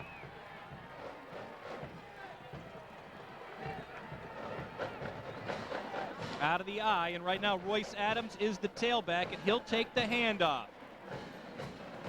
Adams continues to drive out close to the 43-yard line. Tony Reed comes out of the pile with the ball, Fronapple will bring him down at the 20. I think they're going to rule it's a fumble, and Raiders put football, and they are. The ball was stripped at the tail end of the run as Royce Adams continued to drive forward for a first down, and all of a sudden Tony Reed, at 6 feet, 280 pounds, comes out of the pack with the ball, and the Raiders get their first takeaway of the night. I was waiting for the whistle. I thought that play was going to be over. And like you said, big Tony Reed comes out of there. Let's take a look at the replay to see where this ball is being, who's getting this ball out of there. Looks like number 32. It's Tony Reed who just stripped it clean. Tony Reed stripped it. Tony Reed picks it up. And Harding has a big break with the ball now on the edge, 20 to 1st and 10. They're going to run the end around with Mario Manningham. And Edge did a great job, but they can't bring him down. Now he's going to reverse his field. He's got all kinds of room. And guess what? Touchdown Raiders. But there is a flag. That's, keep in mind, there is a flag down. But that's an incredible absolutely. effort. That just shows his athleticism right there. Unfortunately, we're going to have a hold on number 12, B.J. Provit. He is so much fun to watch. And he's tired after that one. You're going to see the hold here. Let's see if we can find it right there. Number 12, B.J. Provit. The tight end gets driven back into the backfield. But again, this is just amazing to watch. He never quits. And because Ed has pursued to one side of the field, it was easy pickings once he got that corner. But again, it's coming back. Raiders' third penalty of the first half negates what would have been their second touchdown of the night. That penalty will take the ball back to the Eagles' 37-yard line. So in essence, that is a huge infraction of 17 yards because it's a spot foul. And Manningham's going to get a breather. First down and 27. So Harding now, after that 17-yard penalty, 3 flags, 27 yards. Yeah, they'll try to go with baby steps here. The only problem is they lose a yard. Dan Herron runs into a wall of white.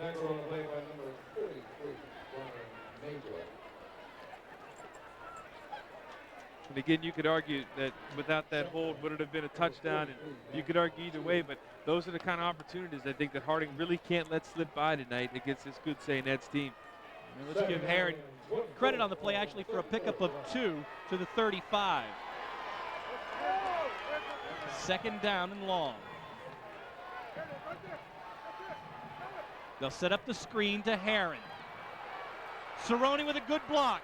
Herron's free inside the 15, and he's down inside the 10 to the 9. A well-designed play as Herron blocked and then slipped off of his man and was open for the little screen. Absolutely. He really sold that screen. He held his block for a while. You'll see him at the top of your screen. Can't see it there, but he held his block for a while, able to slip outside of number 15. That's Kevin Reese, and you see Reese giving pursuit, but he's not going to catch Herron from behind. And we talked about his power. There you see a little bit of his speed. So a gain on the play of about 26 yards. Herron's 12th reception of the season, his first tonight, and now Harding with a 1st and goal from the St. Ed's 9.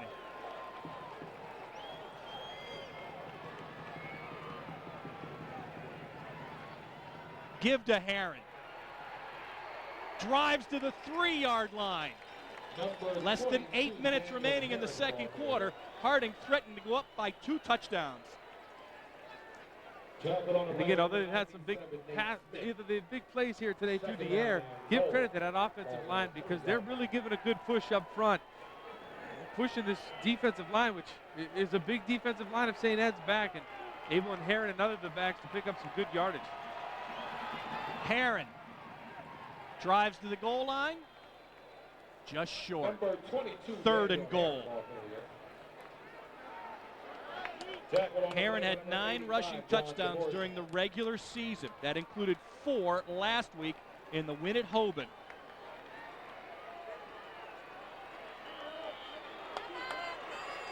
Keep in mind, Eds is only giving up 12 points a game this year.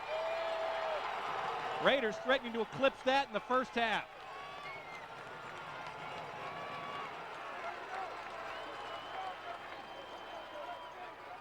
Herron's in. Touchdown Raiders. And with 6:50 to go in the first half, Harding on the verge of doubling its lead over St. Ed's. So Harding takes advantage of the fumble and cashes in 5 plays later. For Dan Herron, his 13th touchdown this season. That's his 10th on the ground. Omar on for the extra point attempt now. And keep in mind, Herron is just a sophomore.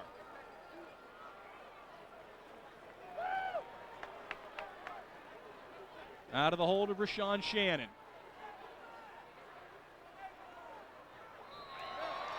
Omar knocks it through. Timeout on the field. 6:50 to go in the half. It's now Warren Harding 14.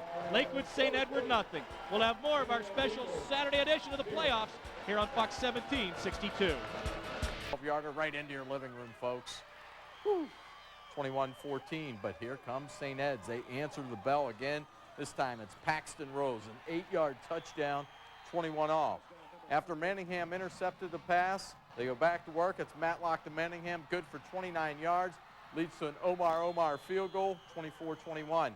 But just 4 plays later, Paxton Rose gives St. Ed's the lead with a 3-yard touchdown, 27-24 in the fourth. Final shot for the Raiders. Matlock back. He overthrows Mario Manningham and is picked off. Raiders lose a heartbreaker tonight. Final score in this one, 27-24. We stay in. A lot of people believed to be the best team in Division I this year, Ralph, St. Ed's. You know, we used the excuse earlier, not that it's an excuse that St. Ed's is missing their quarterback, but that doesn't explain their defense, you know, and this defense comes in, like you said, averaging 12, only giving up 12 points a game, and Harding puts up 14 here in the first half. So, you know, you can't use the quarterback excuse, not that they would, but Harding's playing a heck of a ball game so far. Keep in mind, when Fronapple was in there against Moeller, he threw for 212 yards in a 41-17 win in Week 9. Last week, Edge beats Benedictine 38-24 with Fronapple in there again. So it's not like the offense is completely out of sync. And this is one reason why they just cannot do anything on any facet of the game. Royce Adams dropped down at the 9-yard line. Nice play by Travis Owens. He's the guy on the outside. He has outside contain. No one could get outside of him. And that's exactly what he does on this. You know, I think the hardest job here on the kickoff team is to make sure this guy doesn't get outside you. And you're going to see him right here, number 10, Travis Owens, make the tackle and really allow not a gain at all. And again, Fronapple remains in at quarterback. He was relieved for one series by Kyle Skozen. They'll give to Paxton Rose. He's got some running room, and the big guy's loose. Preston Kelson manages to bring him down, but not until Rose rumbles out to the 26-yard line, and that is the first down of the night for the Eagles, and it comes with just over 6 minutes remaining in the second quarter. And you got to figure, if you're St. Ed, you're starting to feel a little sense of urgency that you want to try to get something going or get something positive before this halftime.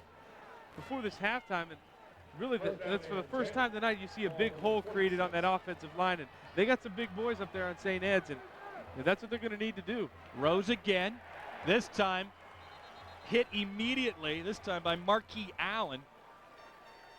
So Rose with a gain of a couple of yards after an impressive run before of 17. Yeah, Marquis Allen does a nice job of closing in from that defensive end spot just to crash down on the line of scrimmage and make that tackle. So the football now on the 27 of Ed's.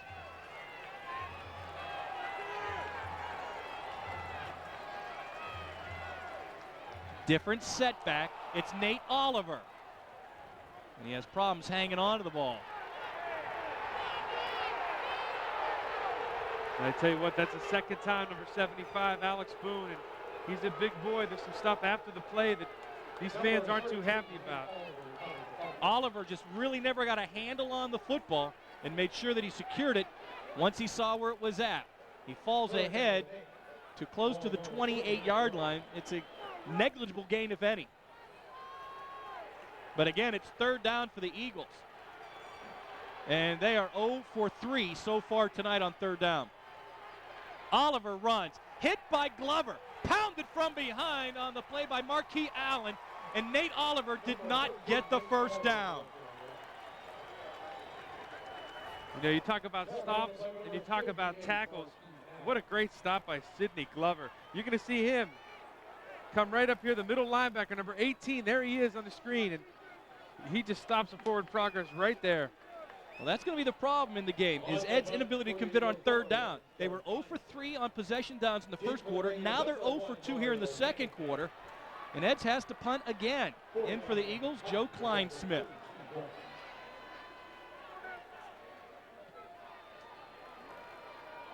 Manningham slips, lost the ball. Jacob Reichert had a chance to recover it for the Eagles. It was a scramble between Manningham and Reichert, and Manningham wins out. So Harding maintains possession.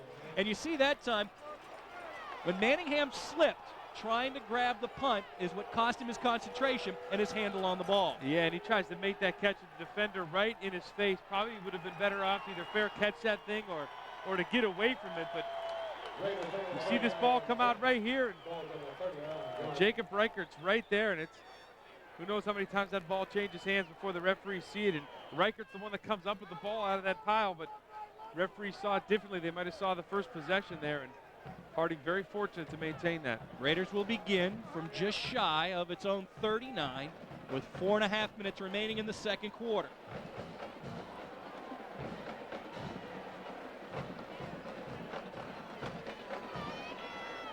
Out of the eye, they'll send Manningham to the top of your screen. Ed's looking to blitz, but they'll back off Arcangellini. Pass over the middle to Manningham, incomplete. Is it picked by Dvorak? No, it's not. They waved it off. The side judge is saying it is. How about this? This is not going to make John Gibbons happy.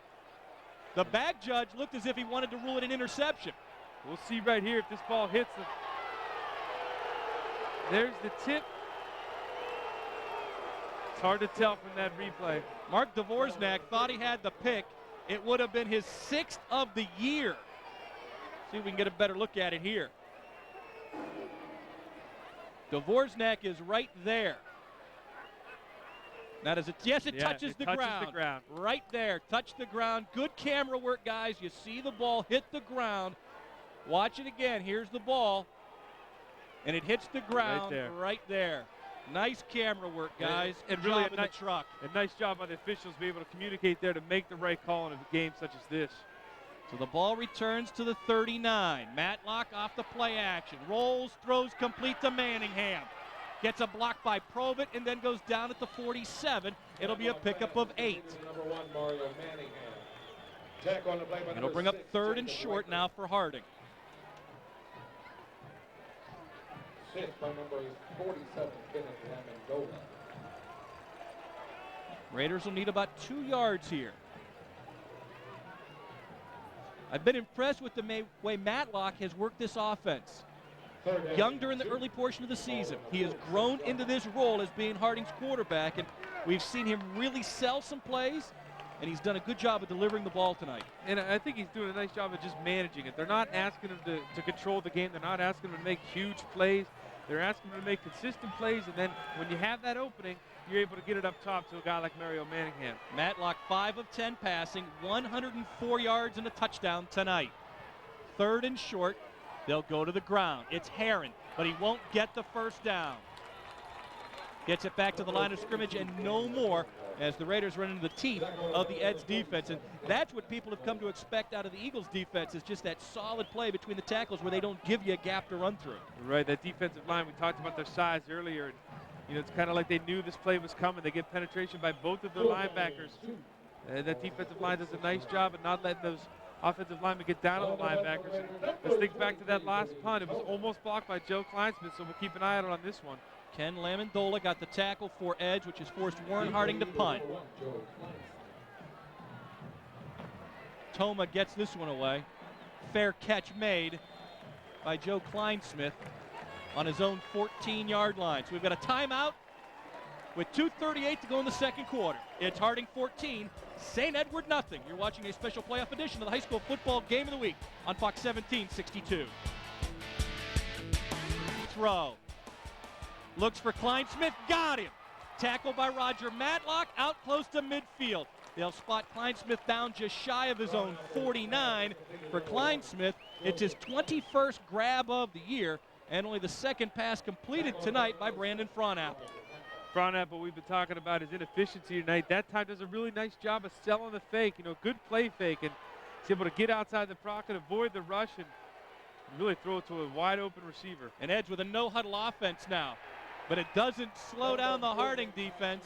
Paxton Rose, the ball carrier, and he is stopped shy of the 47. That'll be a loss of about 2.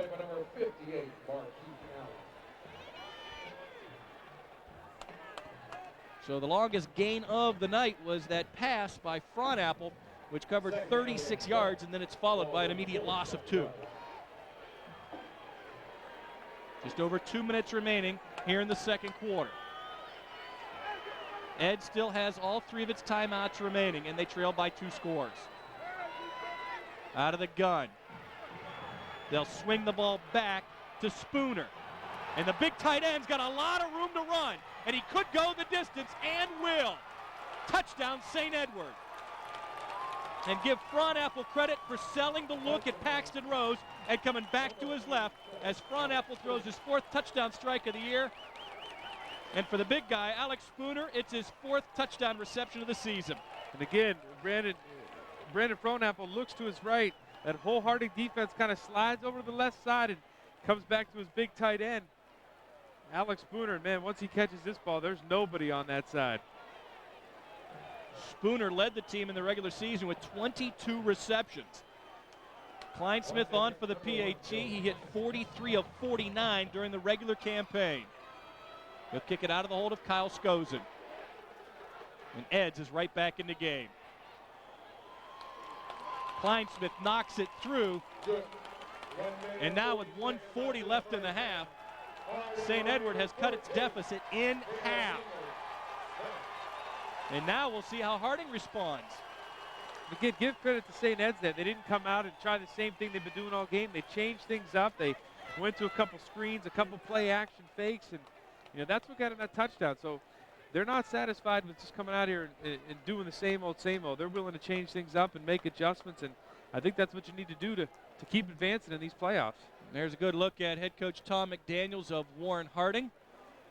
He's gotten this program to becoming one of the best in the state year in and year out. Be sure to watch 27 First News every Monday night. 87-yard drive for St. Ed's, capped off with that 53-yard strike from Fronapple to Spooner.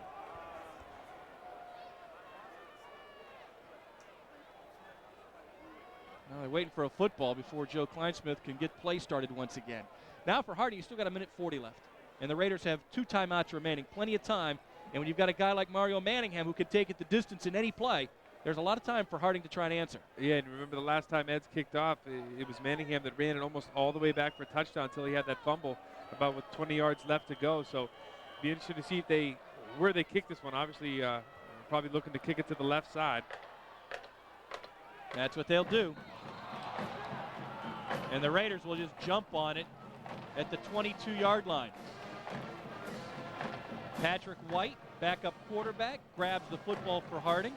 White is the only guy who scored a touchdown in that first matchup against St. Ed's earlier in the season, and he did it when the game was pretty much out of reach.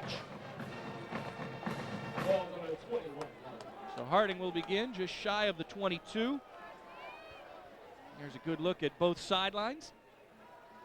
This game is starting to evolve into exactly what we expected tonight. Yeah, when you get to the playoffs, you throw the records out, and especially with these two teams, the history that they have against each other and what this game means, you knew eventually they were going to even things out and make this thing a heck of a ball game. Manningham at tailback runs the ball out to the 25-yard line. They've experimented with this in the second half of the season. Warren Harding wanted to make sure Manningham would get more touches. They lined him up at tailback, trying to make sure they can get him the ball as much as they can. Now, timeout has been taken by Edge because they felt Harding was going to try and run out the clock. But Manningham is the guy who scored the game-winning touchdown against Massillon in double OT on a 20-yard run.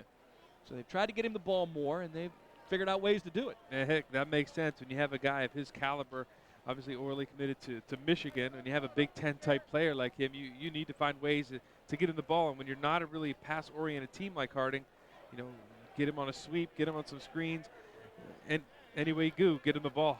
Now, Manningham had 22 carries in the regular season for 125 yards and a couple of scores. As far as the Raiders in the regular season were concerned, here's how their campaign went. They closed out with an 8-2 record, but keep in mind that includes credit for the win over Edge because of the forfeit. But this is what we talked about. Harding had struggled in the midway portion of the season when they gave up 45 points to the Eagles, then gave up 37 to Ursuline and 56 to Ignatius. But since then, Warren Harding's defense has started to come on. And this was the big stretch, Ralph, that you talked about, that 3-game winning streak, which really got Harding in the playoffs, and one reason why they're hosting tonight. Yeah, and again, it's during that 3-game win streak that I think they started to believe that, hey, you know, once we get into the playoffs, we're going to be able to make some noise. And I think that shows tonight. Their confidence, I think, tonight has been sky high. Well, the strength of that schedule, too, evident because Glenville made the playoffs, Bookdale made the playoffs, Mooney's in the postseason, Edge, Ursuline, and Ignatius, along with Akron-Hoban, all in the playoffs. Off the timeout from the 25. Matlock swings it to Manningham. Works one-on-one with Jacob Reichert. Runs by him, gets out of bounds. He'll be spotted right around the 41. It'll be a first down for Harding. And again, that's what we were just talking about. You need to find ways to get him the ball, and maybe you don't line him up in the backfield, line him up at receiver, and just throw him the quick screen. And once you get him the ball on the outside, all you need is 1 or 2 blocks, and you see what his speed could do right there to Jacob Reichert. And, you know, turns that little screen into a big play. So the gain of about 15 yards.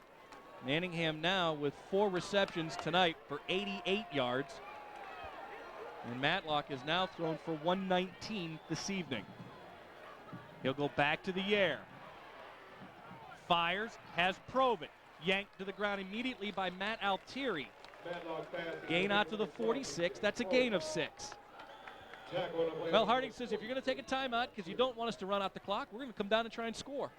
And again, you can't blame them. You know, they have this little short passing game working route right now. They're managing the clock well, and with a minute some seconds left, they might as well see what they could do.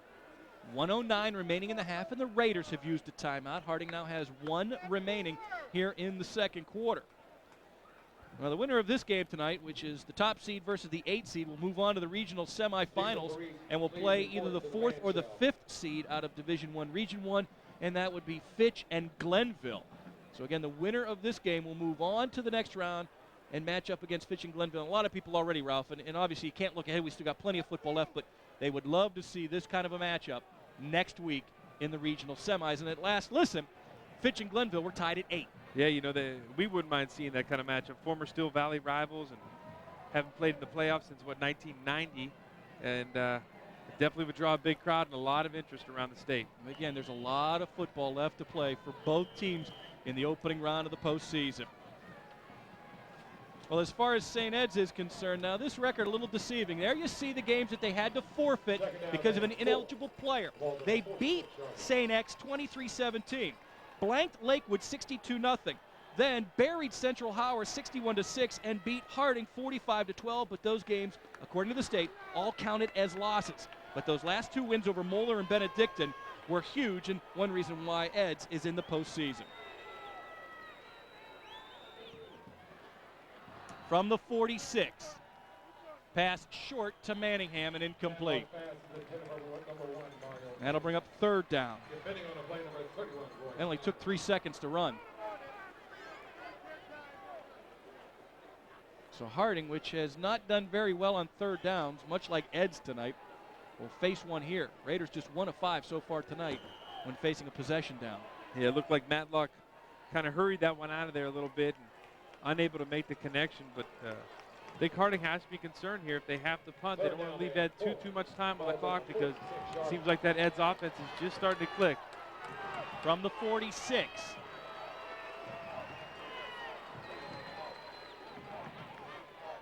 Third and about 4. Matlock wants to throw it deep for Manningham, but Klein Smith is there, and he makes the catch. And he's got a wall to return this. Stringer going to try and bring Klein Smith down and cannot.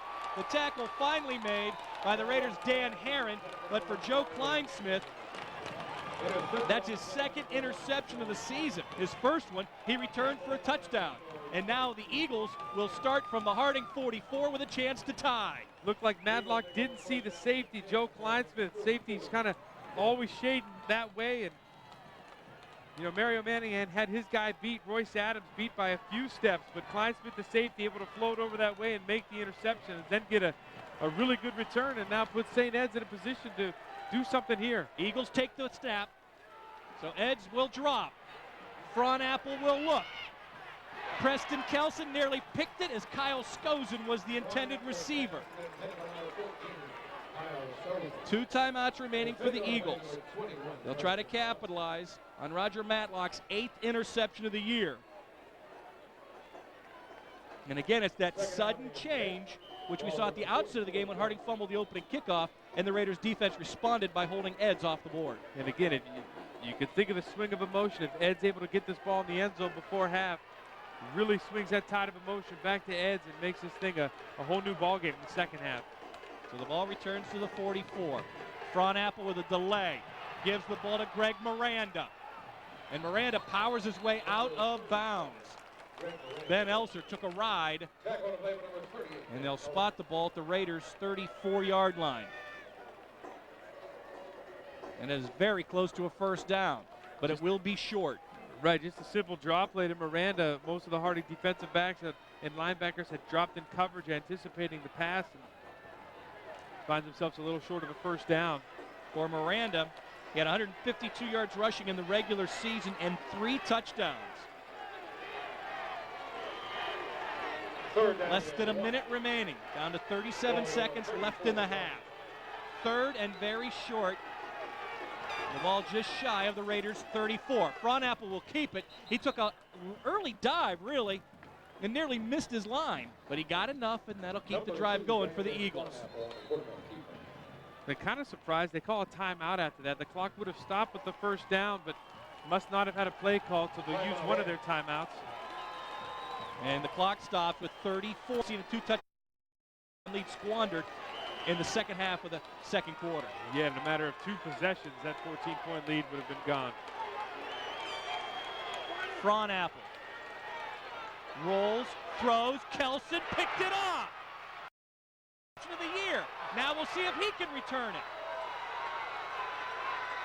Good block, but a nice tackle. Trevis Owens tried to get the block, but it's Troy Gannon who gets the tackle. I think Trevis Owens was worried about clipping there. He lined up to get a big block and was kind of afraid to make the big mental mistake and get a penalty, so he kind of held off. But again, we talk about swings of emotion. Here we go. Number 21, Preston Kelson, who almost intercepted that first pass on this drive, gets this one.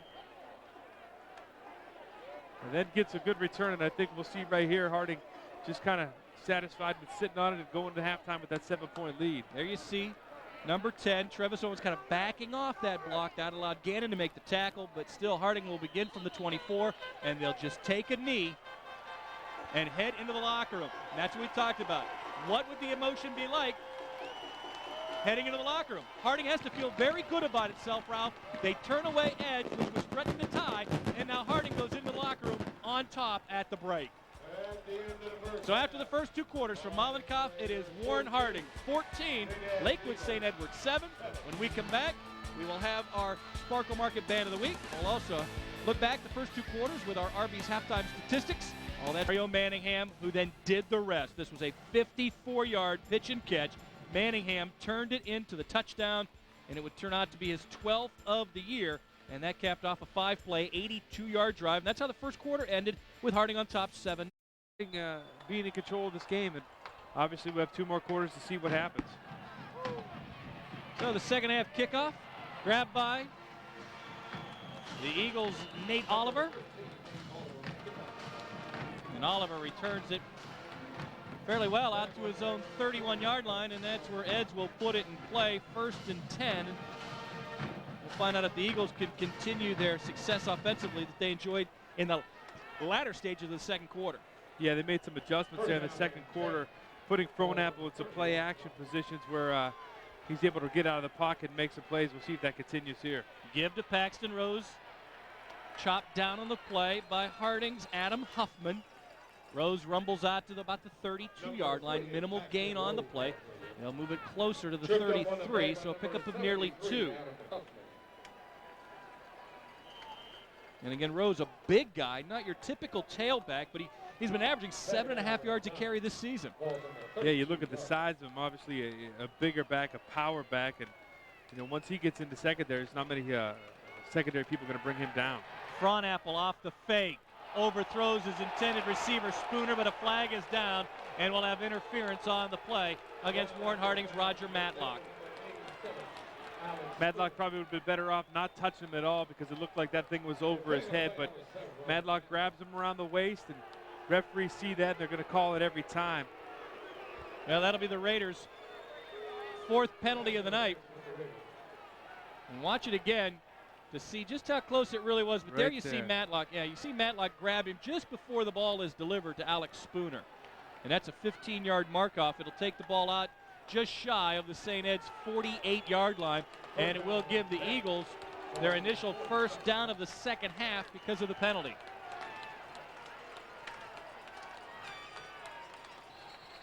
And before the handoff to Rose, another penalty flag. Penalty flag on the play. Edge was not penalized through the first 2 quarters of action tonight. And this infraction is going to be against Harding as well for encroachment. So Harding has just given up 20 yards in field position with back-to-back penalties. That time it was Matt Klein, the left end, jumped right before the snap. And the one thing Harding doesn't want to do is lose that momentum. And like he said, giving him 20 free yards doesn't bode well for you. Makes it 1st and 5. And the ball now in Warren territory at the Raiders' 47. Fronapple's pass deflected and incomplete, intended for Joe Kleinsmith.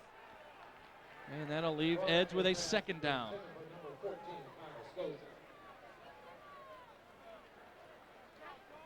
Travis Owens had coverage, but the ball really never got past the line of scrimmage.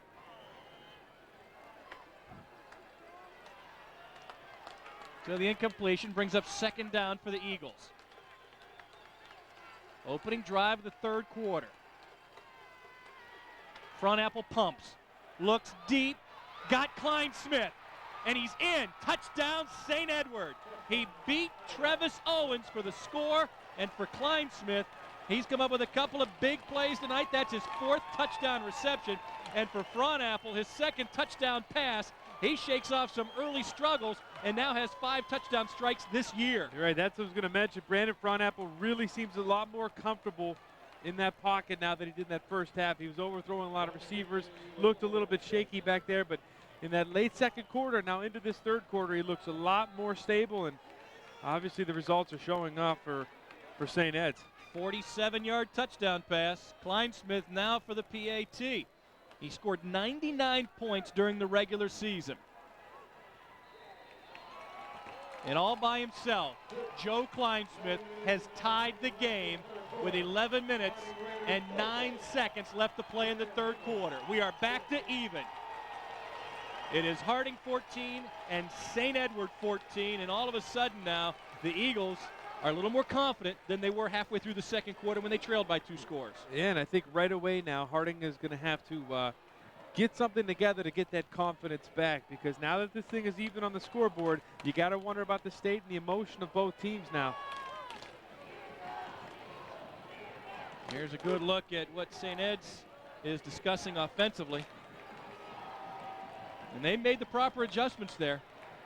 But we've seen both quarterbacks do nice jobs selling fakes. And that's what set that play up, was Little Hitch. And now Tom McDaniel's got to make some adjustments of his own. So the drive for St. Edward, 3 plays, 69 yards. It was a 49-yard touchdown strike from Frontapple to Kleinsmith. Back deep for Harding, awaiting the kickoff, Mario Manningham and Jay Provitt.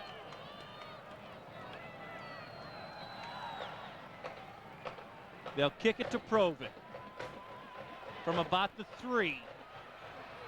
Got a gap. If he can run by Kleinsmith, it's a touchdown. Trying to turn him inside out.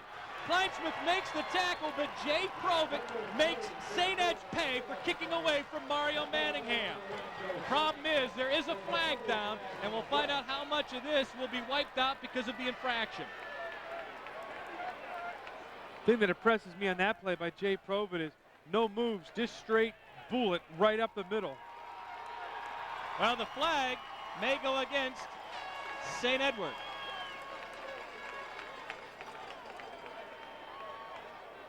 That flag was thrown early, so maybe one of the St. Ed's guys left a little bit early. Well, if that's the case, it is offsides against St. Edward. Warren Harding will obviously decline this penalty, so none of that run will be wiped out because of the infraction. And we've seen Harding now get a couple of big returns on kickoffs. One they fumbled away. Boy, Coach McDaniels is not happy. He's telling his kick return team to get back down the field. I think they're going to have to do it again. Now, if that's the case, then the play should have never gotten started.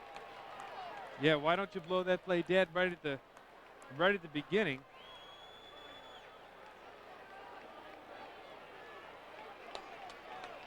So a penalty actually turns out to be a huge break then for St. Ed's. Now they've got both teams huddled. Obviously, St. Ed's not happy with its kick coverage. And they may get another shot to do it again here. Now Harding has 2 long kick returns today. One they fumbled away, and one now gets called back because of a penalty that's not on them. The penalty against St. Ed's for being offside works in the Eagles' favor. They'll kick it off from the 35, but Harding would have had the ball at around the Eagles' 20. I've never seen that. That play should have been blown dead.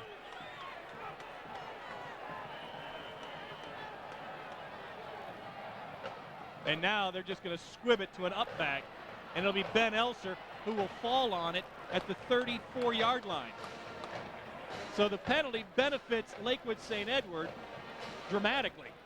Yeah, I mean, absolutely. Look at the change of field position. I mean, still trying to figure out what actually happened, why that play wasn't blown dead, but either way, Harding has to deal with it. Their offense is going to take the field now, and now they take the field in an even ball game. I mean, you would think you have the option of declining a penalty.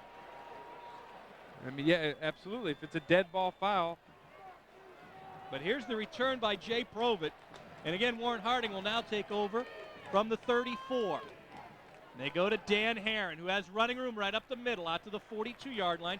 That'll be a pickup of 8. So again, the Raiders have to overcome some adversity, but the big thing is they at least keep the football. And the big thing is tonight when they've been faced with adversity, they have come up big. You know, the first play of the game, they had that fumble on the kickoff. They forced St. Ed's to go 3 and out. We saw them also have another, when St. Ed's was driving right there before the half, they came up with a big interception. So, you know, to see if they can respond again. Butts and Herron in the backfield. Herron to the 45, close to the first down. Late pushing and shoving. 10 minutes remaining in the third quarter. This is the Raiders' initial possession of the second half. Pass flipped out to Manningham. Into Eagles territory, knocked out of bounds at the St. Ed's 44, gain of 11, first down Harding.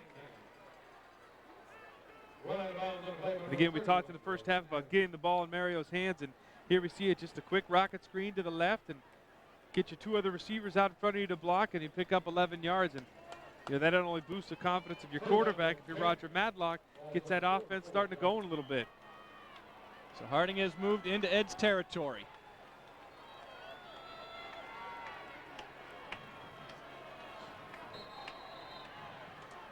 Now the official's going to step. Rashawn Shannon will come to the bottom of your screen. Now they'll run him in motion.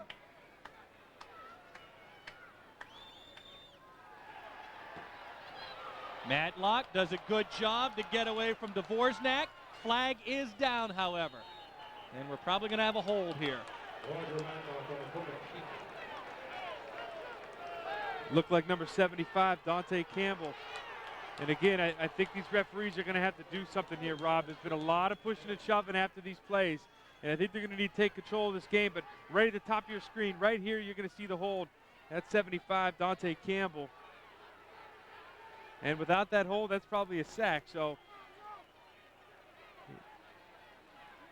the Raiders' biggest problem tonight has been the amount of times they've been penalized.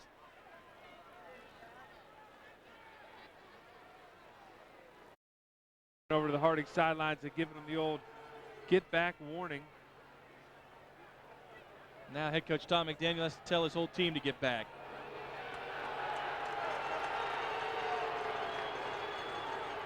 Well, the officials have to take control of this game somehow. Yeah. I'm not sure if that's the way to do it. But emotion's going to start running really, really high over the next quarter and a half. Kleinsmith again tried to block it. Skozen now dropped back, let it go. Rocco Cerrone covers what looks to be a fumble. They're going to say it was touched by Eds. Harding gets the football. It took a while for him to come up with that decision, but I think it's the right call, and now Harding gets the ball about where they would have had it on that kickoff return. So I guess you can say things are somewhat even. Watch it again. There you see the ball hitting the Eagles, Mark Dvorak. The ball touches him when it comes down and hits him on the shoulder pads right there. Then the ball kicks back away, and it's Rocco Cerrone for Harding, number 50, who will recover it. And the Raiders looking to take advantage of the Eagles' third giveaway of the night. Second time the Raiders have recovered a fumble here this evening. Now from the 30 of the Eagles. First down, and Matlock wants to go up top. They'll set up the screen to Herron. First down, inside the 15 to the 13. Herron cut down by Joe Kleinsmith. You know, we pointed out Dante Campbell when he had the hold, and I think we got to point him out now when he comes up with a big block on this screen. And, you know, looked a little shaky there because the pressure was coming, but Matlock was able to just lob it over the pressure. And you're going to see out in front of this play, Herron's going to spring free because of the block by big number 75 right there. And Herron, because of that block, able to get down the sidelines and put the Raiders in a position to get closer to that goal line. Herron's second grab of the night. That one goes for roughly 18 yards. And the ball now shy of the 12. Harding looks to regain the lead. Herron, the ball carrier, to around the 7-yard line. Brought down by Dvorak, who's the guy that was responsible for the fumble when the ball ricocheted off his chest. And again, you see after that play, Rob, they're jawing back and forth, getting each other's face. And like you said, this is a high-intensity game that these referees need to really take a close look at. A little over 6 minutes remaining in the third quarter. We are tied at 14.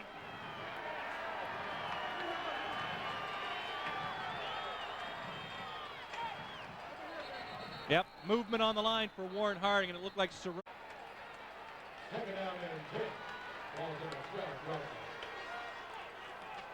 Harding looking to cash in here from the 12. Matlock throws for Manningham, open, caught it! Touchdown Raiders! Mario Manningham is amazing. His second touchdown of the game. It wasn't the best of passes, but it might have been one of the best of catches because Mario Manningham goes up and snags this thing, able to keep his feet in bounds and give Harding the lead. Here's to see a little bootleg, a nice play action faced by Matlock. He gets to the right and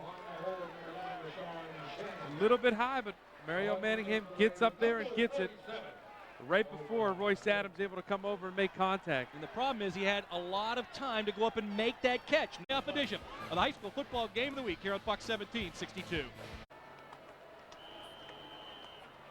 So Omar will tee it up from the 40. Skozen and Oliver back deep. Oliver from the 12. Raiders corral him at around the 21-yard line. Trevis Owens was waiting for him along with David Harsh. And now we'll see if the Eagles can respond. Fumbled punt by St. Edward. Less than 6 minutes remaining here in the third quarter. With time, Front Apple swings it out. Looks to go to Greg Miranda, but he can't make the catch. Miranda had only 2 grabs during the regular season.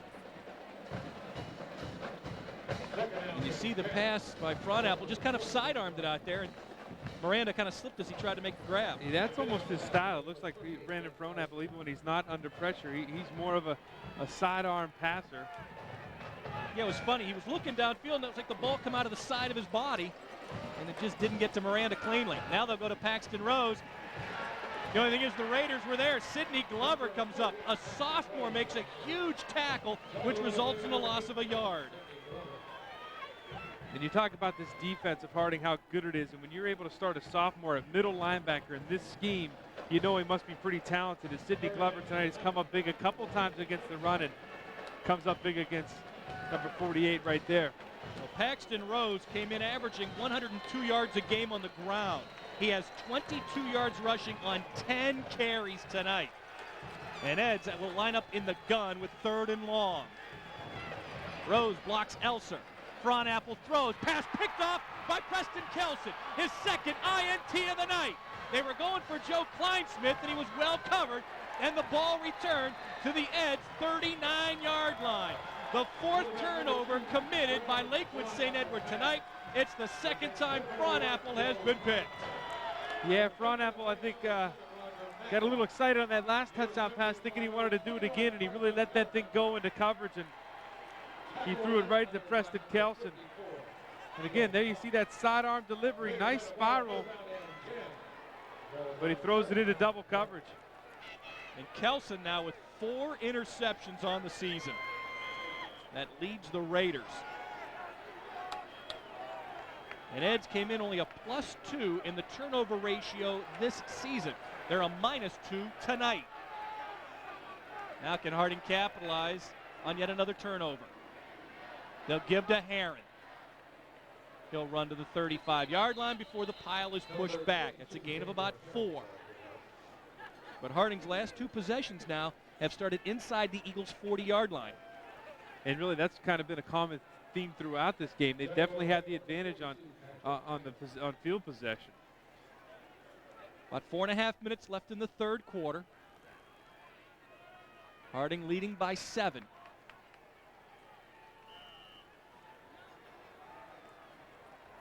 Second down from the Eagles' 36.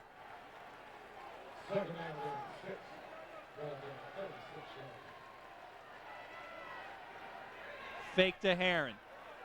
Matlock looks for Manningham, overthrows him, incomplete.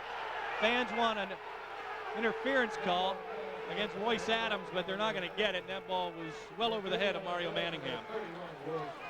Definitely got pushed in the back, but I don't think he had a shot to catch that ball. But high school football, there's not that uncatchable rule, but I think the side judge and the referees kind of used their best judgment. I think the ball's beyond. Well, I mean, there is some contact, but you look there, and it looked as if Adams was going to make a break on the ball, put his hand up like he was going for it as well, and that may have helped him avoid that penalty. So the ball returns to the 36-yard line of St. Edward. And Harding now faced with a 3rd down. They are just 1 of 7 on 3rd downs tonight. Glover now in the backfield along with Herron. It's a pair of sophomores for Harding. What's the future look like for the Raiders? Matlock off the roll. Throws to Manningham, cannot make the catch.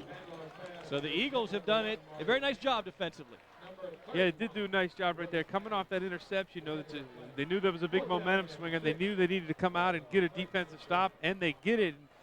Then they have to keep in mind is there's a lot of time left in this game, and it's only a 1-touchdown game, so they need to keep their heads in it and remain confident. Well, Harding will play a matter of field position here. They will allow Kareem Toma to punt. Now the up back is Dan Herron, so don't rule out a fake. Herron kind of steps up a little bit. Toma got it away, and again Kleinsmith trying to get through there. Ball will roll. Oh, they needed to let it go. Corey Stringer went down trying to get to the football,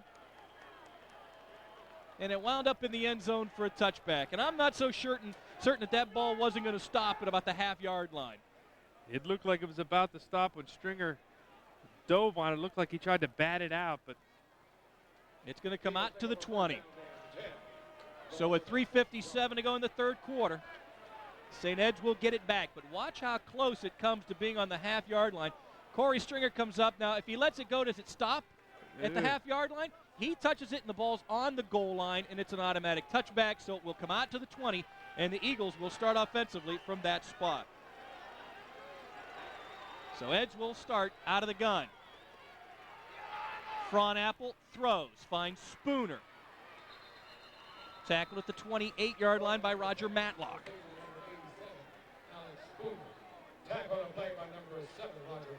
Now the Raiders were going for field position, but it did not work on that series, and Eds has to feel fortunate. Now they've got some operating room. yeah, and especially after that nice little completion to Spooner, the big tight end who caught the touchdown earlier in the game and who coming into this game has caught 22 passes, so he's a favorite target no matter who's back there at quarterback. Gain of about 8 gives Spooner 2 catches on the night for 61 yards and a touchdown from just beyond the 28. Give to Paxton Rose. First down, Ben Elser drags him down from behind, but not until Rose runs it out to the 32, a gain of nearly 4, and that will move the chains for the Eagles as the clock continues to wind down. We still have more than 3 minutes left in the period, though. Tackle play by number 38, Ben Elson. First down, man. So Eds now with 7 first downs in the game.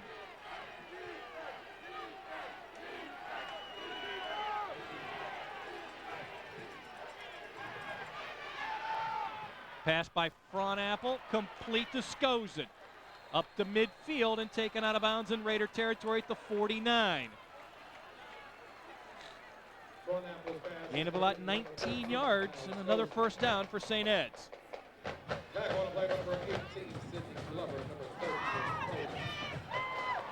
And the Raiders just gave up too much space that time to Kyle Skozen, who's too good of a receiver not to take advantage of that. Yeah, he kind of found his way in between the linebacker and the defensive back, and he just sat down there, and Fronapple was able to find him. Skozen's 15th grab of the season. Rose will flip it back to Skozen, who wants to throw. Has a man open. It's Kleinsmith. Kelson running into him. Kleinsmith made the grab. How about that catch at the Raiders 13? If Kelson would have looked back, he would have had the interception. He got his hand up there, and I thought he got maybe just enough of that ball to bounce it out of there, but somehow, some way, Joe Kleinsmith hangs on to this ball. And this is an incredible. You talk about the play of Mario Manningham. How about Joe Kleinsmith's ability to make this reception? Again, not the prettiest to pass on the reverse pass, but you see Kelson really never saw the ball come back, and look at it come out and Kleinsmith concentrate and make the grab. And now it's first down from the Raiders 13 for St. Ed's, and Harding moves up front where they draw an offsides. A 37-yard pass from Skozen to Kleinsmith has now given the Eagles a chance to tie the game again.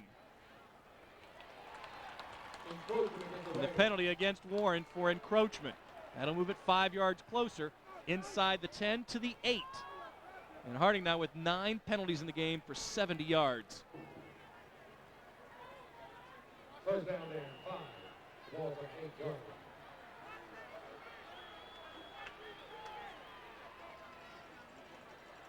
Paxton Rose busts through and into the end zone. Touchdown, St. Edward. For Paxton Rose, he came in with over 100 points scoring this season. He's added to that here with that touchdown run. Rose, who struggled tonight, kind of finds his groove down there by the goal line and gets a good block by his lead blocker there, number 17, Greg Miranda. And by 37, I should say, and into the end zone he goes. And this has the making, like you said earlier, of a thriller. Rose with his 18th rushing touchdown of the year. That's his 19th touchdown overall. Kleinsmith, who set up that score, will kick the extra point. He's got it, and we're tied again. 2:50 to go in the third quarter. It's Warren Harding 21, Lakewood St. Edward 21. We'll come back with more of our special playoff edition of the High School Football Game of the Week here on Fox 1762. sports fans. Can't make it to the big game? Read all about it in The Vindicator. The Vindicator's sports page comes alive with exciting photos, stats, and analysis of local, college, and professional sports. Complete in-depth coverage you won't find anywhere else. Every team, every play, every game, every day. The Vindicator takes you from the locker rooms to the fields and everywhere in between. If you want to be in the know, read The Vindicator. Now, we give you even more.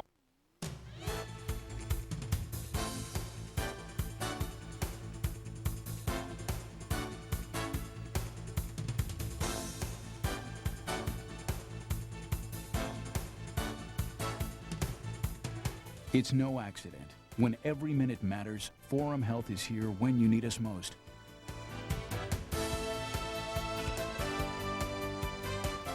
Forum Health Emergency Services, saving lives locally. Your local Fox station is Fox 1762. We've got the most local sports in the Valley. And the only local 10 o'clock news. Local racing and high school basketball. Plus high school football and the YSU game of the week. Not just the highlights, we've got the whole game. Local sports on your Fox station. And local news 1 hour before the rest. First news at 10 on Fox 1762.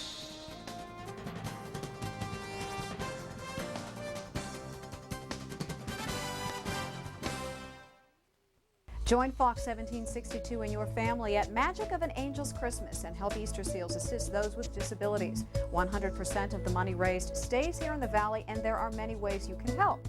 Call the Easter Seals Center to purchase a raffle ticket to win one of 4 decorated Christmas trees, or visit Smith & Company Jewelers to purchase a timeless solitaire, and your ring may be the 1-carat diamond winner. Go to WYFX.com for more information from Mix 98.9 and Fox 1762. What? It's the war of the waiters. Here's the pea soup you ordered. You peed in the soup, didn't you? That 70s show. Monday night at 6 on Fox 1762. Homer and Lisa are on the lam. I look just like Elvis. But can they outrun the law? Got a location, Chief. Good work, Lou. We'll leave right after dinner. The Simpsons. Monday night at 7 on Fox 1762. So St. Ed's answers Warren Harding's touchdown with one of its own. The Eagles go 80 yards in 5 plays. 8-yard touchdown run by Paxton Rose. And just like that, we are deadlocked once again. Harding led 14-7 at the break, but St. Ed's has outscored the Raiders 14-7 in this period alone. Back deep for Harding, Jay Provitt, Mario Manningham. What do you think the odds are those guys do not see the ball? And with good reason. Short kick, fielded by the Raiders. Rashawn Shannon was hit from behind and knocked into his own man. That brings about the penalty flag because it was Warren Harding's Rashawn Shannon who fielded the short kick, and then Rashawn Shannon ran into him because of a personal foul against Lakewood St. Edward. Yeah, Brian Wynn, number 93. Referees are going to probably say that, hey, he saw him give himself up on one knee, and you got to stop the play, but he didn't. And you're going to see number 93 going down there with full head of steam. And that's it. Right in the middle of your screen. That's what brings about the penalty flag. It was Brian Wynn who's called for the personal foul. It adds 15 yards to the end of that kickoff, and now Warren Harding will get it at the 45-yard line. And we said before, Warren Harding has enjoyed some pretty good field position tonight, and 15 extra yards is going to help him enjoy field position on this play, on this drive as well. Here in the second half alone, Warren Harding has started on its own 34, twice in St. Edward territory, and now on the 45. Heron off the toss. Hit by Nate Oliver and driven out of bounds at the 49-yard line. It'll be a gain of 4 on first down for Harding's leading rusher. Heron now with 64 yards on the ground tonight. He's worked hard, 22 carries overall. We talked about Mario Manningham and his ability to catch the ball. Manningham has a good block, cracking down on that defensive back, able to get him around the corner. Still more than 2 minutes remaining here in the third quarter. The Raiders have never lost an opening round playoff game, whether it's at home or on the road, dating all the way back to 1974. They're trying to keep that streak intact tonight. Heron kind of bumped off his stride by Nicholas Marcelino. Still able to carry the ball to the 50 for a pickup of 1. Tag on the play by number 47, Kenneth Lamendola. Actually, it looked as if Heron might have run into his own guy. Tried to run up the back of Marcus McConnell. Yeah, McConnell got driven back a little bit, and his backside was in the lane, and Heron went right into it. So a crucial 3rd down now for Warren Harding. The football just across the 50 and into St. Ed's territory. Harding has struggled on 3rd down tonight. Raiders will need a little less than 5 here. Looked like the Eagles wanted the blitz. Penalty flag, could be delay of the game. Penalty flag on the play. That's what we have. Delay of the game is the call against Harding. That'll take them back to the original line of scrimmage and bring up 3rd and long. You know, Warren Harding's played a great game tonight, but really they've been pretty sloppy in some of their execution as far as these penalties are going. And 15, 5 yards here, 10 yards there, and it really changes the play calling, especially on this big 3rd down play. So the ball now back to the 45-yard line of Harding. Have not heard much from Corey Stringer. 2nd on the team in receptions this year with 16.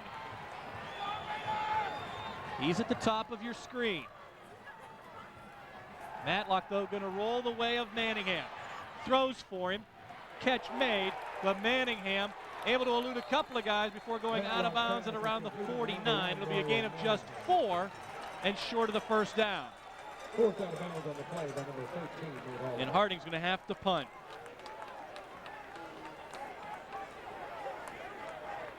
Again, Matlock has pressure from the front and backside. Really kind of had to wing this one out there. Had nothing open downfield, and even if he did, probably couldn't see it. You see the strength of Manningham there, giving a couple stiff arms before he steps out of bounds. But it's going to bring up a big stand now for this Harding defense after the punt. Kareem Toma set to punt it away again, and now St. Ed's is taking a timeout. Timeout, Eagles. 1:48 remaining in the 3rd quarter, and we are deadlocked at 21. Now we'll see how that timeout plays in as we head down the stretch, because the Eagles have just 2. Warren Harding still with all 3 remaining. Off the down, Fitch, 21. Well, keep in mind, at the conclusion of tonight's game, we'll have our Kernan Insurance Player of the Game Award. We'll figure out which guy had the greatest impact in tonight's game and then feature that individual as our Kernan Insurance Player of the Game Monday night at 6 on 27 First News, and again, First News at 10 on Fox 1762. And I'm not sure right now kind of who has separated themselves from the rest of the pack as far as our player of the game. I mean, Manningham obviously is a choice, but he hasn't done it alone. Right. You talk about the defensive side of the ball. You got Preston Kelson with 2 big interceptions tonight. And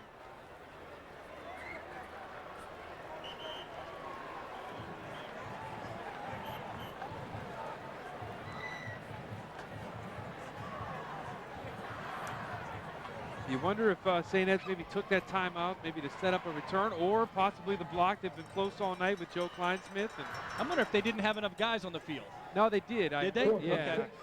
A lot of times, if you don't have the right personnel, you'll waste that timeout to avoid the penalty.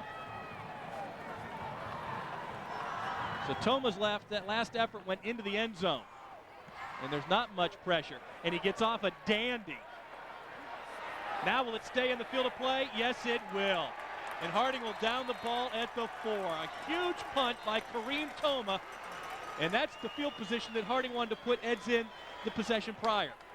Yeah, that time the punt coverage team really couldn't screw that one up. It just stopped right there around the 4 or 5 yard line. And nice punt by Kareem Toma. 46-yard effort by Toma, his longest punt of the night. Now it's up to the Raiders' Blood D. Eds will start from the 5 roughly.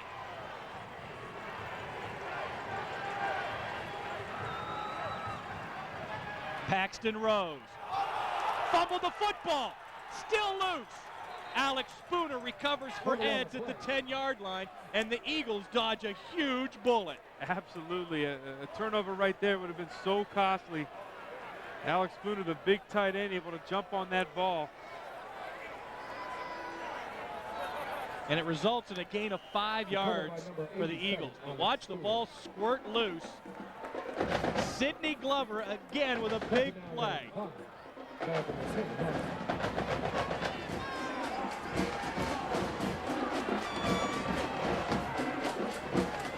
From the 10, pump, Frauenapple, pass, both broken up. Nice job by Travis Owens. Ball intended for Joe Kleinsmith, and Owens nearly had the interception. Yeah, Travis Owens does a nice job of breaking that up, but even more important than that, he didn't bite on the fake.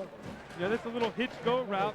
There you see the hitch, but doesn't bite on it. Travis Owens stays step for step with Kleinsmith been able to break, almost come up with the interception, but probably more important there that he at least breaks up that pass attempt. And now a big third down for St. Edward. From its own 10, they'll need 5 to keep the football.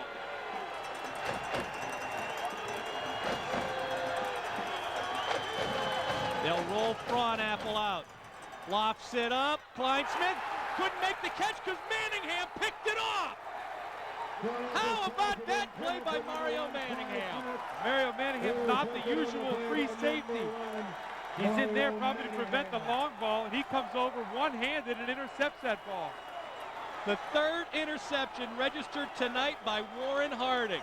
2 by Kelson, 1 by Manningham. Watch it again. Frauenapple throws off his back foot and look at that. Out of nowhere. There's only one thing you can say about this. Murray, oh my. One-handed. Look at that. And the Raiders take over on the Ed's 35. But you got to remember, that's not a guy that plays defense very often. Comes in for a play, gets an interception. Not too bad.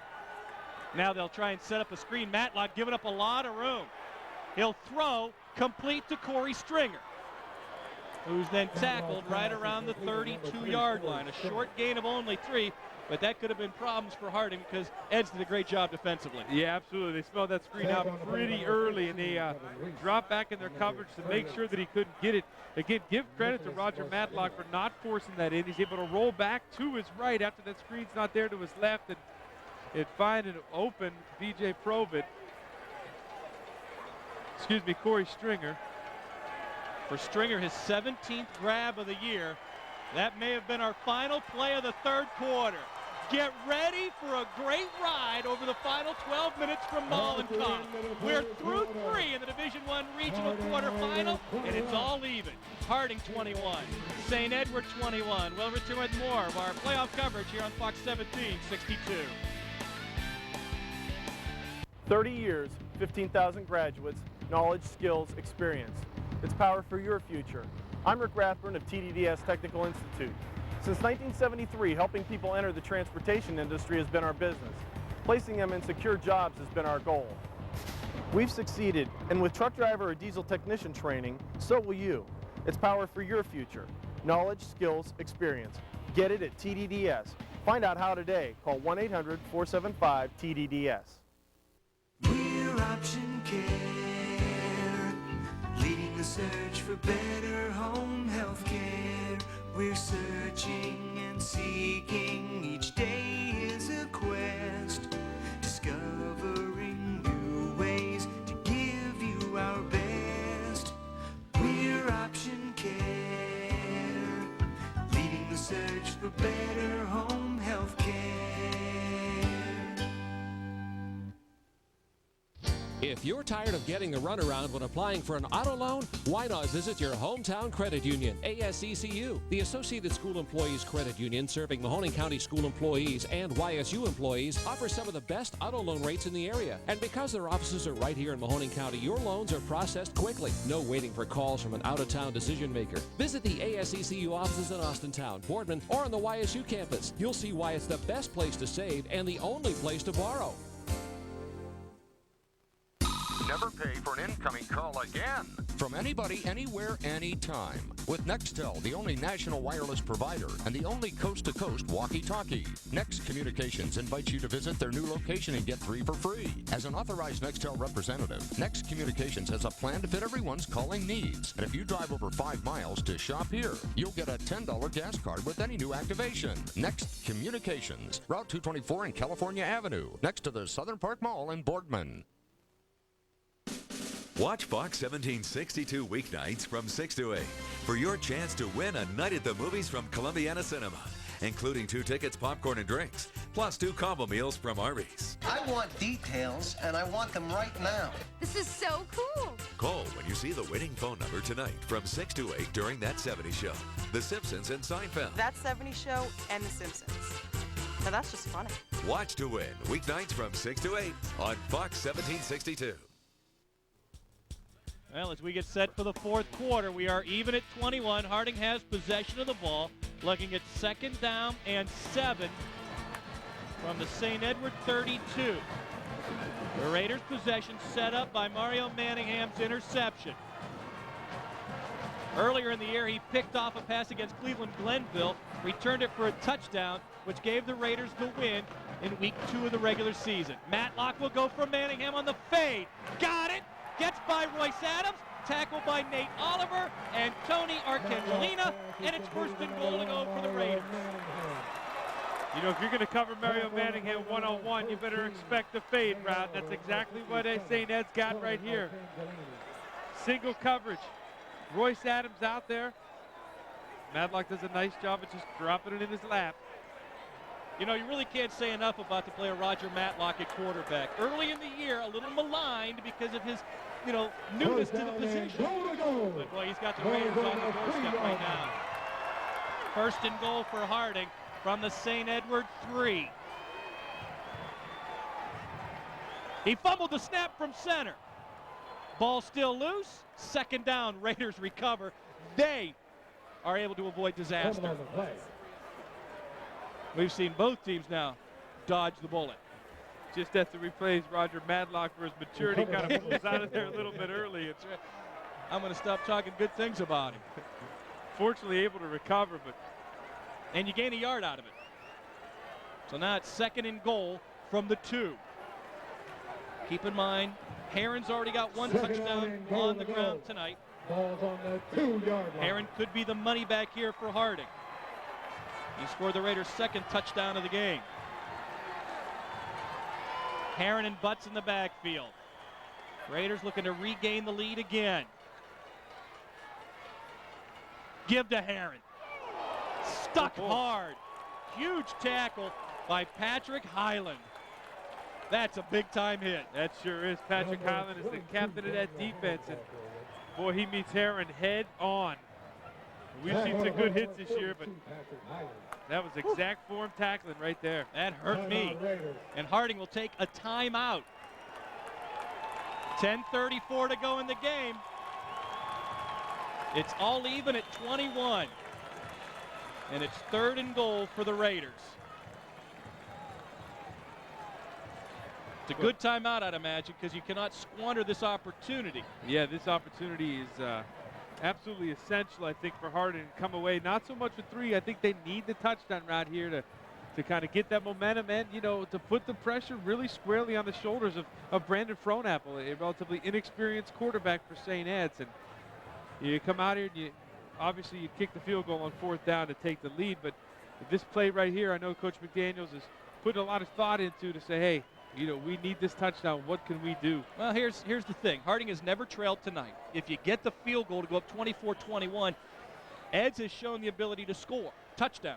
When they get in that red zone, they've been able to convert. I think a field goal gives you the lead, but I think you're right. A touchdown puts more pressure on St. Edward to convert down the stretch. I think you look for Matlock to roll out and you give him the run pass option here.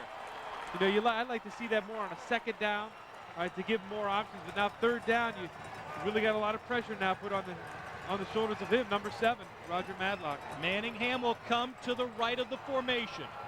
That'll be the bottom of the screen. 3rd and goal. Matlock trip coming out of center and goes down back on the 7-yard line. And that was not a trip over his center's foot. Ed's got good penetration to grab the ankle of Matlock. Watch it again right there. Look at that play in the corner of your screen to get the ankle of Matlock. On the snap, number 5. And it looked as if it was Nick Marcelino who gets credit for the tackle.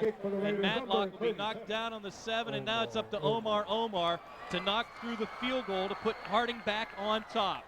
This will be a 24-yard attempt. He hit a 24-yarder earlier in the year against Glenville. Omar, 4 of 6 on field goals this season. He's got it up from the 5. He's got a gap, and he's upended on the play by Warren Harding's Alan Harris. Further. First down give to Paxton Rose. Yanked to the ground by Marlon Parker. 38 of St. Ed's. Fronapple to throw. Looks deep for Kleinsmith. Gets behind Kelson and makes the catch. And he's taken down inside the 10. No flags. And the Eagles are now on the doorstep looking for their first lead of the night. They'll have it at the 3 of Warren Harding. Well, Coach Gibbons kind of throws those 3 interceptions away and says, Brandon Fronapple, you go out there and make a play. And that's exactly what he does, as Joe Kleinsmith able to get behind number 21, Preston Kelson. For Kleinsmith, his 4th grab of the night. This one goes for 59 yards. He's got 179 yards in receptions overall. It has given Eds a window of opportunity, and they take advantage. Rose is in. Touchdown, St. Edward. Paxton Rose with his 2nd rushing touchdown of the 2nd half. And he's got 20 touchdowns this season. Rose, who hasn't found much room to run tonight, except it seemed like on some touchdown runs close by the end zone. Out of the hold of Kyle Skozen. Harding blocks the extra point. Now, how big is that missed extra point? Because returning kickoffs, one of the end results have not been favorable for Warren Harding. One kickoff return was fumbled, the other brought back because of a penalty.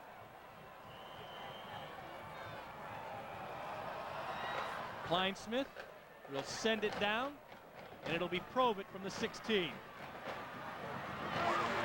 Trying to get the corner. Got it! And then Reichert pushes him out of bounds at the Harding 44. You can never relax when either team has the ball tonight. Yeah, absolutely. You know, this is kind of, it's kind of cliche to say you're on the edge of your seat, but that's what you get with this game. Is this looks like a simple kick return into the center of the line when all of a sudden Jay Provitt takes it to the outside and with his speed gets the corner, and Harding has great field position now in this 4th quarter.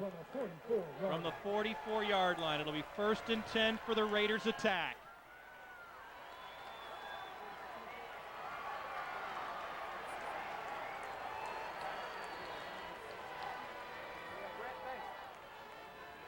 Herron.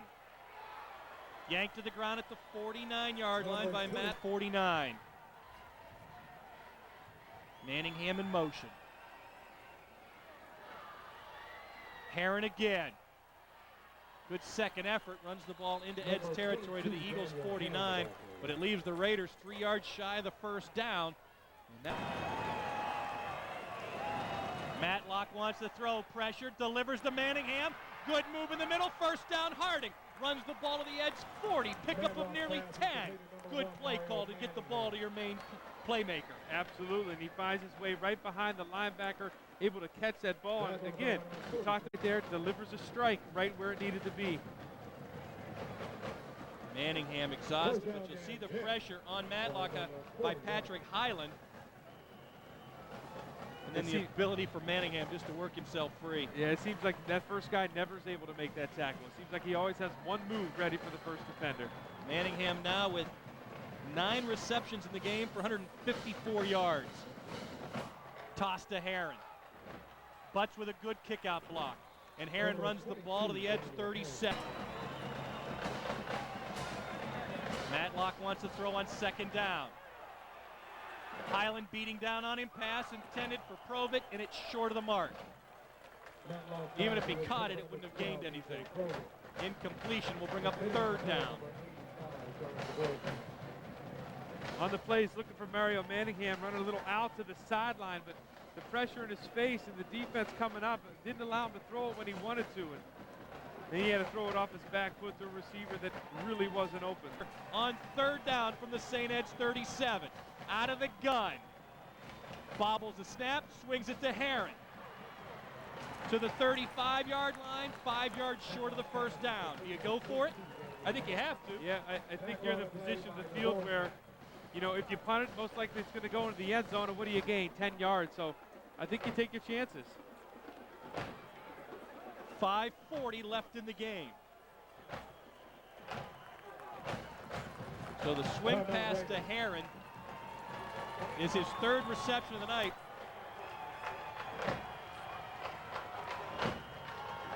Matlock pumps, throws, trying to go to Corey Stringer, pass broken up, and Eds has held. We figured Manningham would be looked at heavily, so the Raiders may look away from him. They did. They went to Stringer, but good coverage by the Eagles. It was good coverage, and I don't think Corey Stringer would have had enough for the first down had he caught it. You see the yard marker right there. It would have been awfully close. But Eds comes up big, and now the Harding defense, if they want to give their offense a chance, has to step it up right here and get a quick stop. Good coverage by Jacob Reichert. He's the guy that forced the incompletion. And now the Eagles take over on downs at the 35. And Harding has just one timeout left. Still more than 5 minutes left, however, in the game.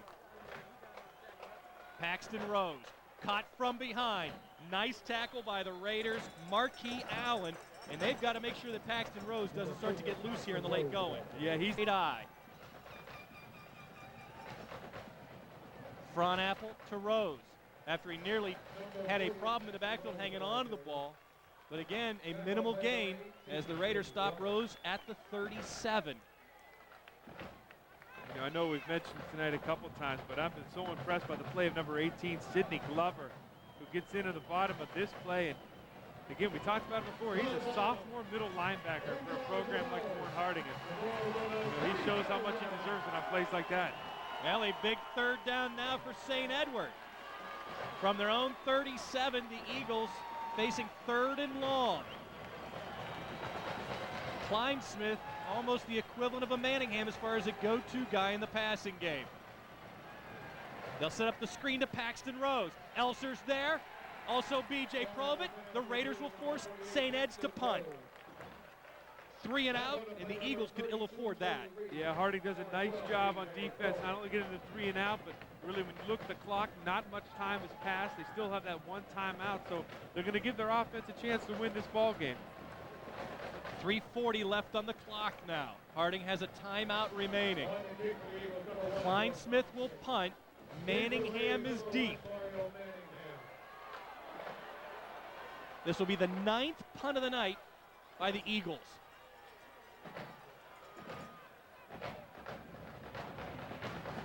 Kleinsmith gets off a beauty. We saw earlier in the game that Omar hit a 35-yard extra point. Matlock on the quarterback keeper. He's looking for some help. Won't gain much. Pickup of 1.5 yards at best.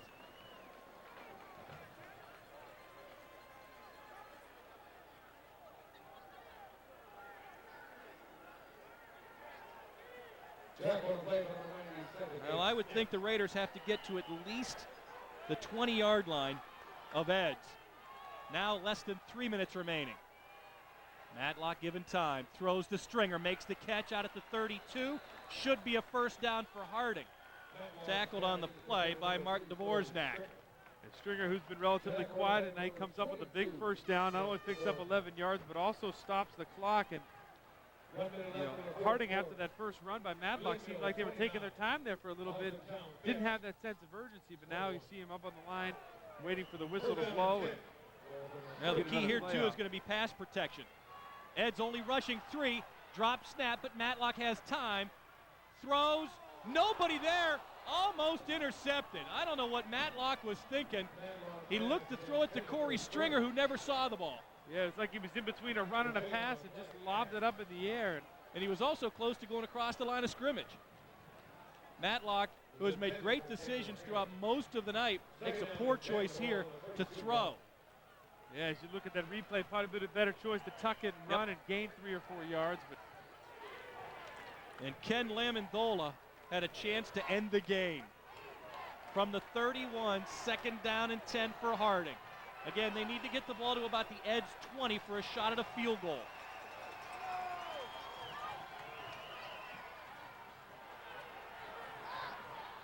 Pass, grabbed by Provitt, a huge tackle by Tony Arcangellina. Arcangellini's out on that side. because that's where Mario Manningham was, and he's playing the upper zone on Manningham. Got number 1, Kleinsmith, on the deep zone, and he just sits back there and waits for this screen to come. And this little dump-off pass comes. He comes up from his zone and lays the wood. That tackle by Arcangellini, a 5'11", 205-pound tonight to get a rematch with the Tar Blooders. They'll lob the ball to Manningham. Good tackle from behind, and a nice job by Eds not to be fooled at all, and the stop registered by John Dvorak. Not enough for the first down, but as they sit around and watch, this clock keeps getting lower and lower, and you know, they think they got to pick up the pace here a little bit. Well, it's 4th down. This is the game. 1:37 to go, and the clock continues to run. About a minute and a half left in possible regulation. After no gain on the pass to Manningham, this could be the season.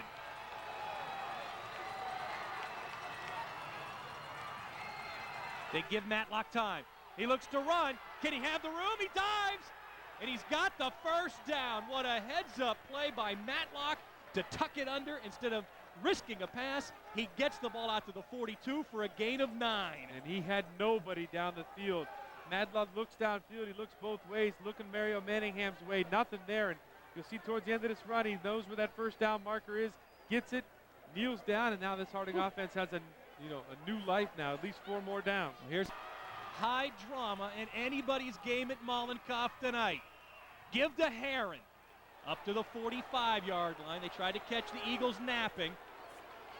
Gain of about 3, but now you've got to go right to the line with a no huddle. You have less than a minute remaining in the game.